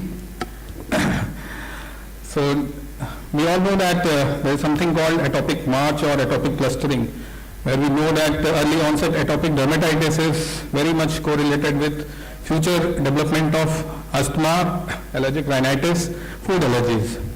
So today we are going to explore some facts about atopic dermatitis. So first and foremost thing is, the most important fact, atopic dermatitis has the highest daily rate among skin diseases. So the burden of disease is very much for us. I don't know how much as a pulmonologist you people see atopic dermatitis and how much bothersome it is there, but obviously it is very much related to your allergic conditions. So it ranks as the most burdensome skin condition globally. So we all know that basic, if we talk about basic of atopic dermatitis, so it is a chronic inflammatory condition which is also known as dermatitis or eczema that causes very dry, itchy and inflamed skin, and it is often called the itch that rashes. And clinically it is characterized by lesions with erythema, excoriation because of severe itching, induration or papillation, sometimes vesiculations also, and in chronic condition lichenification. So what's special we are going to talk? So we all know that atopic dermatitis is not that simple, especially in the era where we are more into pathogenesis of any diseases. So now we all know that there are very different endotypes and different complex scenarios of atopic dermatitis, and it is a multifaceted disease because its development and presentations are influenced by complex interplay of genetic, immunological and environmental factors. It has got varied clinical manifestation that differ by age and ethnicity. So why so much clinical heterogeneity is there? So we'll get these answers in future slides. You should be aware that there are different endotypes and they also affect clinical features and therapeutics. And now the concept is of precision medicine. Now things are evolving from broad immunosuppression to precise immunosuppression or concept of precision medicine. And with the concept of endotyping, now there is better correlation with other different allergic conditions and prognosis. So we'll talk about these things also. So there are different types of atopic dermatitis according to ethnicity and age. Now this is chart which shows the therapeutic evolvement. So we all know that before 2017 we had mainly steroids and other conventional immunosuppressives, but since 2017 now we have multiple biological agents, JAK inhibitors and phosphodiesterase inhibitors. So what is the basic science behind these drugs? So after this lecture you should be aware of these basic factors. So global report of atopic dermatitis 2022 shows that the prevalence is highest in early age group, and what they call is that highest prevalence is almost up to 20% of prevalence can be seen in initial 2 years of age, and then there is flattening and followed by persistent of prevalence in elderly. We all know about atopic march. So atopic march is basically increased occurrence of atopic comorbidities after the initial onset of atopic dermatitis, which is commonly referred as atopic march. This notion is misleading because only small subset of patients, which is approximately 7%, undergo such a strict sequential development on an individual basis. So it is actually atopic clustering, means prevalence of other atopic diseases along with atopic dermatitis. And the typical pathogenesis behind atopic march is that early onset of atopic dermatitis leads to epicutaneous sensitization of various allergens, leading to T helper 2 skewing of immunity, leading to development of other allergy condition in future. If we talk about relation of asthma, allergic rhinitis and food allergy with atopic dermatitis, so prevalence of asthma is around 20% in mild AD, but it is almost more than 60% in patients with severe atopic dermatitis. And early onset of atopic dermatitis was also associated with increased risk of sensitization to inhalant allergens and persistence of asthma into adulthood. Again, the risk of food allergy onset is 6 times higher in children with atopic dermatitis than in those without atopic dermatitis. So increasing evidence supports that atopic dermatitis predisposes to food allergy and not vice versa. This is a very important concept. This is very common that with which food the patient is having exacerbation of atopic dermatitis. But the actual thing is that atopic dermatitis itself predisposes the person to food allergy. So this is a very important topic to be explored in detail. Now coming to diagnosis, so it is classically described as a itchy condition with chronic or relapsing history, and which develops as acute, subacute or chronic dermatitis in a typical morphology with a specific age pattern. And it is also associated with early age of onset, atopy, xerosis, sometimes family history of atopic dermatitis, and increased level of IG. And there are various associated conditions also that I will cover in future. If we talk about clinical presentation, so early infantile phase is predominantly seen as development of acute to subacute rashes on face, buttocks, and trunk. But with time in the childhood and adolescent phase, it more commonly localizes to flexures, and lichenification is more common with the increasing age group. I don't know if it is, yes, it is visible. So, head and neck dermatitis, there are different type of clinical, like typical eczematous rashes can be seen, but there are different presentations. For example, atopic dermatitis can present as simple hand eczema or foot eczema, sometimes only with eyelid dermatitis, nipple dermatitis, and sometimes prurigo-like lichenified lesions, sometimes juvenile plantar dermatitis, nummular eczema. So these are all different clinical presentations. It depends on severity of the disease. And if we talk about associated features, then denim organ folds, periorbital darkening, KPs or keratosis pilaris, dryness, excoriation, ichthyosis. So many associated features are important, and these are very important in subtle cases of atopic dermatitis. So this is classical case of infantile atopic dermatitis, which presents as acute dermatitis over legs and face. Again, infantile with truncal involvement without forming any pattern. With development of increasing age, it localizes to the flexures. Now this is a case of subacute dermatitis in flexural. And in adolescent group, the cubital fossa lesion is lichenified, and again facial lesion is lichenified. This is case of prurigo nodularis, or severe itching and excoriation leading to lichenified lesions, and most of the time these lesions remain excoriated because of severe itching. Then secondary infection is very common. Now coming to associated features, the follicular prominences, pityriasis alba, ichthyosis, cheilitis, nipple dermatitis, denim organ fold, wrinkle-like fold just in the infraorbital area is denim organ fold. Now coming to adult onset atopic dermatitis. This is most heterogeneous form of atopic dermatitis. In terms that the clinical presentation varies in various forms. For example, classical adult onset AD can present as flexural dermatitis, but then there are various presentations like facial or head neck dermatitis, severe hand dermatitis, prurigo-like lesions, nummular dermatitis, and erythrodermic or lichenoid dermatitis. So again, these you should be like, there should be a question, why like this simple disease presents so much clinical heterogeneity. So the thing, this is answered by pathogenesis. If you know about pathogenesis of atopic dermatitis, like we all know that most of the diseases, without knowing pathogenesis in detail, you won't be able to understand the various clinical presentations and advances in therapeutics. Same thing is for atopic dermatitis also. The basic pathogenesis is very important in a case of like clinical presentation of atopic dermatitis. So we all know that clinical features, treatment and prognosis, they are all affected by pathogenesis. So basic pathogenesis is very important. So we all know there are various factors which leads to development of atopic dermatitis. The right side photograph, the outside in or inside out, very simple concept which was there previously.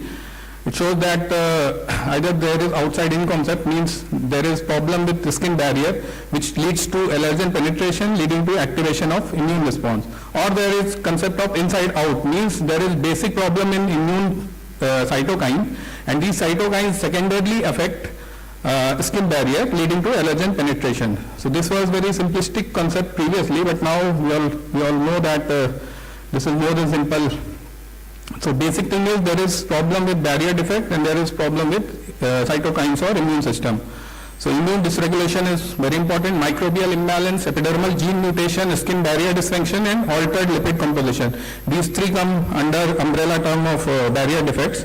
And neuroinflammation, there are various neuropeptides secreted. They again activate immune cells for the development of atopic dermatitis, especially itchy and lichenified lesions.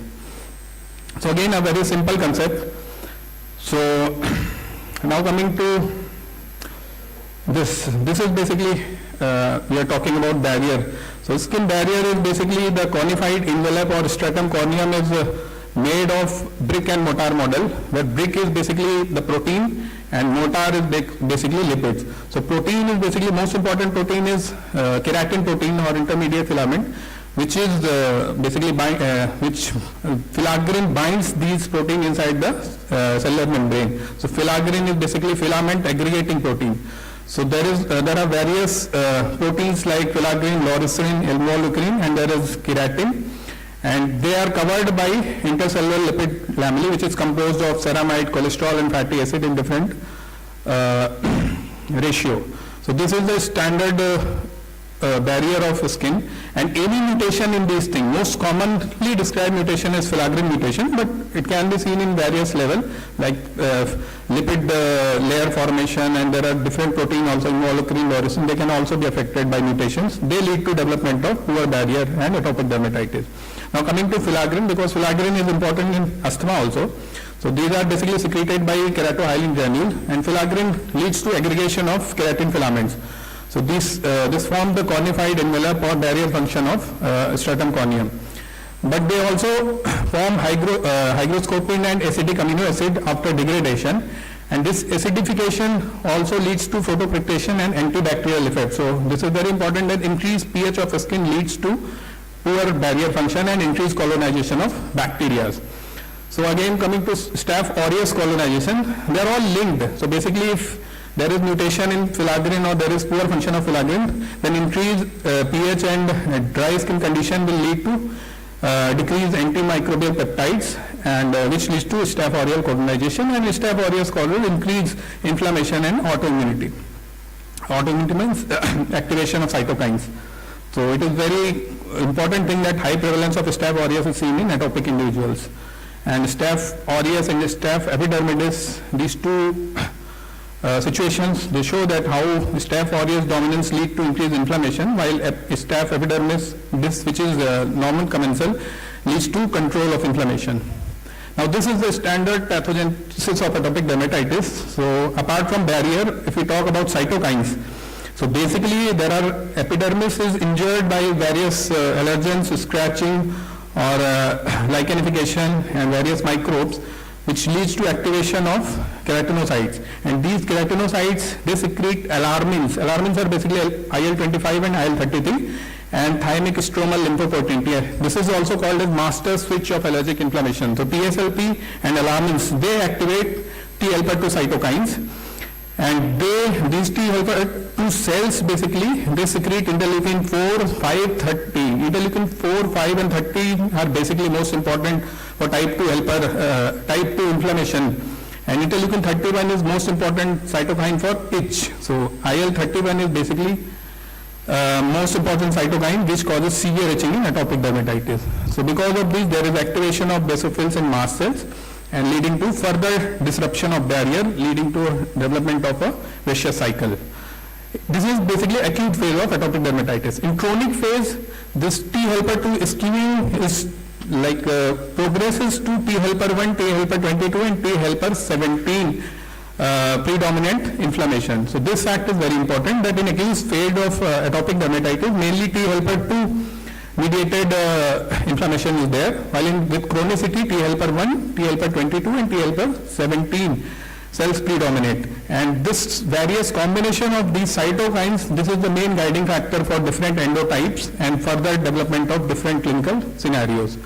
This pathogenesis is again very important because the newer advances in therapeutics is guided by these cytokines only. So interleukin 4, 13, 31, 5, 22 and TSLP.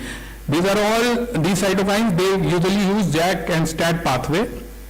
And out of all these, JAK1 is the most important receptor in these. So JAK1, specific JAK1 inhibitors are nowadays first line treatment for atopic dermatitis. They are very safe. Previously we had pan-JAK inhibitors, but because of non-specificity, they used to cause more hematological side effects. But newer only JAK1 inhibitors like abrocitinib and upadacitinib, they are more precise and with having less amount of untoward side effects. Similarly, biologicals like dupilumab, lebrikizumab and tralokinumab, they are all now FDA approved. Nemolizumab is basically this blocks interleukin 31, and this is mainly for severe itching associated with atopic dermatitis, and it is FDA approved in prurigo nodularis. Now coming to endotypes, I have already discussed, just there are different type of clinical presentations because of different cytokine milieu in pediatric adult atopic dermatitis, senile and different ethnic groups also. Just important point is that different endotypes where different type of cytokines predominant can present as different clinical features also. For example, T helper 2 mediator is typically seen in extrinsic AD, pediatric atopic dermatitis, atopic march and flexural eczema. T helper 17 and T helper 2 is mainly psoriasiform lesions. We all know that T helper 17 and T helper 22 is also important for development of psoriasis. Then intrinsic is basically associated with xerotic dermatitis. Then there are mixed variants also, and endotyping helps tailoring biological therapy. For example, if we have T helper 2 high cytokines, then it will show excellent response with dupilumab and tralokinumab. While if there is combination of T helper 17, 22 and variable combination of T helper 2, then it mostly shows good response with JAK inhibitors. So future is bright in management of atopic dermatitis, because now we are well aware of like our knowledge is evolving in terms of pathogenesis, and there are multiple drugs in pipeline. Thank you.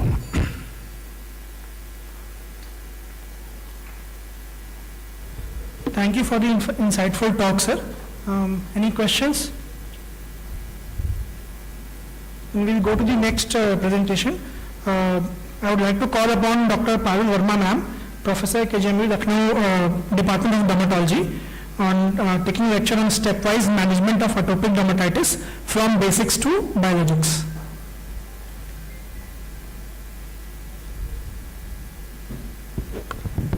Thank you and very good evening to all, and thank you for the organizers for giving me this opportunity. I have no conflict of interest to declare. So Dr. Ajay has told us clearly how to diagnose a case of atopic dermatitis. So once we have diagnosed a case of atopic dermatitis, we can grade it as mild, moderate, severe based on the various grading system, eczema scoring system which are available. This grading is important if we want an appropriate management for the patient. We can do it clinically. Now there are various endotypes which he has told, if the facilities are available, why not go to them also. So just quickly telling about, before we start management, do we need any investigations for these patients? Usually in a clinical scenario, if the patient has mild disease, we just treat it directly, we take history, and if it is mild disease, we don't go for any specific investigations. Like IgE levels and monitoring IgE levels are actually not recommended. We don't do all these allergy testing because of its high false positivity and high false negativity results. For example, if patient turns out to have IgE positive to n number of food items, we actually do not ask them to stop it. Similar thing is true for atopic patch test. It's usually test type 4 hypersensitivity, like IgE used to test type 1. Again, its role is limited mainly in very special scenarios when you want to find out any type 4 hypersensitivity to particular allergen, you go for it. Now, as already discussed, we can also classify these patients as high inflammatory group and low inflammatory group by the help of various biomarkers, which can also help us in guiding the treatment. If the facility is available, or maybe in future we will be needing them to manage these conditions. We do other investigations if we are planning any suppressive immunosuppressants. Accordingly, we do the investigations, like ruling out infection and so on. So once we have classified a patient to mild, moderate, severe, we have done the basic investigations which are needed. So already just a slide on pathogenesis, maybe it inside out, outside in hypothesis, or nowadays it's like redox hypothesis, role of these antioxidants and so on. The basic pathology, as just to revise, there is defect in skin barrier, there is Th2 in early stage with interleukin 4, 13, 5, 31, chronic stage, Th1, Th17, Th22. Keeping these three things in mind, let us see what our management goals. Our management goals are to prevent the aggravating factors, to repair the damaged skin barrier, to decrease the inflammation and immunity, and a long-term care. So prevent aggravating factors. These are my three patients with mild, moderate, and severe disease. In all three cases, you have to have this idea of preventing the aggravating factors. We actually till now cannot actually modify a genetic structure. Maybe in future we'll be able to do that, but we can modify the environment which we are, the things which are aggravating our disease, like unhealthy lifestyle, pollution, dust. We usually tell the patients to avoid pets at home, avoid carpets which have lots of house dust, mites, and so on. So ask them to wear light, breathable clothing, cotton clothing, use neutral pH shampoos and soaps. Wet wrap therapy is another way of controlling the atopic dermatitis in severe cases, which we'll deal in later. Avoid substances which have perfumes and various irritants. Educate about the aggravating factors to monitor healthy lifestyle. If the patient has some psychosocial factors, it's very important to address that, and there's a level 1 evidence that stress and other things, they aggravate atopic dermatitis, and that vicious cycles go on. And antihistamines. Here, antihistamines I have kept in journal measure, and the pathogenesis of atopic dermatitis is such that routine use of antihistamine does not actually control your itch, because it has various pathways, not just histamine mediated itch which you are getting. Now coming to our second point, to repair the damaged skin barrier, again maybe it a mild disease, moderate or severe, in all three cases you have to repair the damaged skin barrier. How can we do that? The mainstay is moisturizers. Moisturizers, as you have seen in pathogenesis, the natural moisturizing factors which are present in our skin, they are lost in atopic dermatitis. There is a trans-epidermal water loss because of its cycle. So actually you have to restore that barrier to make our skin look normal, itch-free and healthy. So use a moisturizer, whichever the patient suits your patient. It has to be applied several times a day. They just help us in restoring the lipid component of the outer skin layer, and it also helps in reducing the itch. So you have given antihistamine for itch, you have given these moisturizers for itching. Choice of emollient depends upon individual patient. You can use larger body surface areas involved, you use lotions. If smaller areas involved, you use creams. Again, it also depends upon the site of involvement. Nowadays, there is a theory that if the patient is comfortable with the coconut oil, no need to write or prescribe the costly moisturizer. He can be effectively managed with whatever moisturizer, whatever moisturizing cream he feels comfortable with. But important point is, it should be without perfume. Don't mix anything in coconut oil. Don't mix anything in moisturizer. It should be pure form, without any additive things. There are various classes which are in the market, occlusive, humectants, emollients. The basic role is same. They say they have natural components in the moisturizer, but again, it depends upon the patients. Again, in the skin barrier, as we have already seen that our defensive layer is decreased. They are more prone, these patients are more prone to infections. So antimicrobial peptide gels, should it be used routinely in every patient? No. Only if there is an evidence of secondary infection, we use it, but we keep a close watch for any bacterial or viral infection like eczema herpeticum in such cases. Here I would like to also tell about the gut bacteria. Recently has also been Modulation has been told to be affected in atopic dermatitis, so there is a role of probiotics in these cases. Now coming to the third part of our management, that is to decrease inflammation and immunity. Here we need different therapies for all these three cases. Case 1, if we look at the mild disease, single area involvement in adult or children, we can easily manage with topical therapies. Topical therapy, usually we start with topical corticosteroid. It has proven to be effective, safe.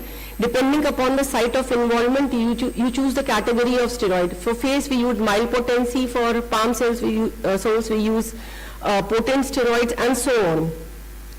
And various RCTs have shown it to be effective. So the steroid phobia we all face, whether it's topical steroids or oral steroids. Doctor, are you giving steroids? But you have to counsel them. If applied appropriately as advised and on the affected area, they have found to be safe and effective in both adults and children. Second category of topical drugs are calcineurin inhibitors, that are pimecrolimus and tacrolimus, again approved for the age as shown in the slide. They can be used safely, and the black box warning actually doesn't hold very true of any cancerous condition. We have various studies have shown that. Third category of topical drug is crisaborole, that is PDE4 inhibitor, increasing cyclic AMP level. It decreases the inflammatory cytokine, has to be applied twice daily in the affected area. And various studies have shown it to reduce the severity as well as itch. Then in the similar category is roflumilast, again a PDE4 inhibitor. All these are approved by FDA. This is also approved from age more than 6 years and have shown to be effective. The fourth category is JAK inhibitors. JAK-STAT pathway already has been shown that these mediators act through JAK-STAT pathways. So you can use topical, ruxolitinib, deglocitinib are approved for adults and adolescents, while TOFA is not, but most commonly which is available here is TOFA, but others are also available in India, like ruxolitinib is available, you can use that for topical treatment.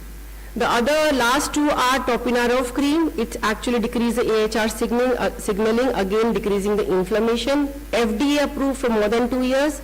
TRPV agonist, again it decreases the inflammation.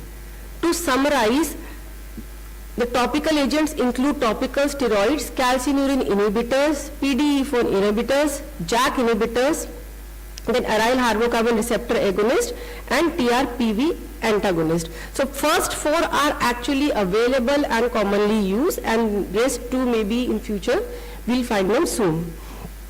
So you try to manage a patient with the topical therapy when possible, but when the disease is out of control, it's an erythroderma, it's involving larger surface area, or one of our patients, they had extensive disease on the face itself, very distressed because of that, so we have to give oral therapy. So it depends upon patient to patient. The systemic immunosuppressant therapy till now, or in India still we use topical steroid. If the disease is very severe, you can taper the dose 0.5 to 1 milligram per kg. Usually 0.5 milligram per kg per day is enough. And then the second in choice is cyclosporin with level evidence of 1A.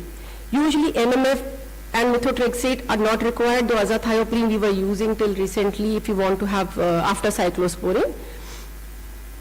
And both oral steroids and cyclosporin is safe and effective in both children and adults.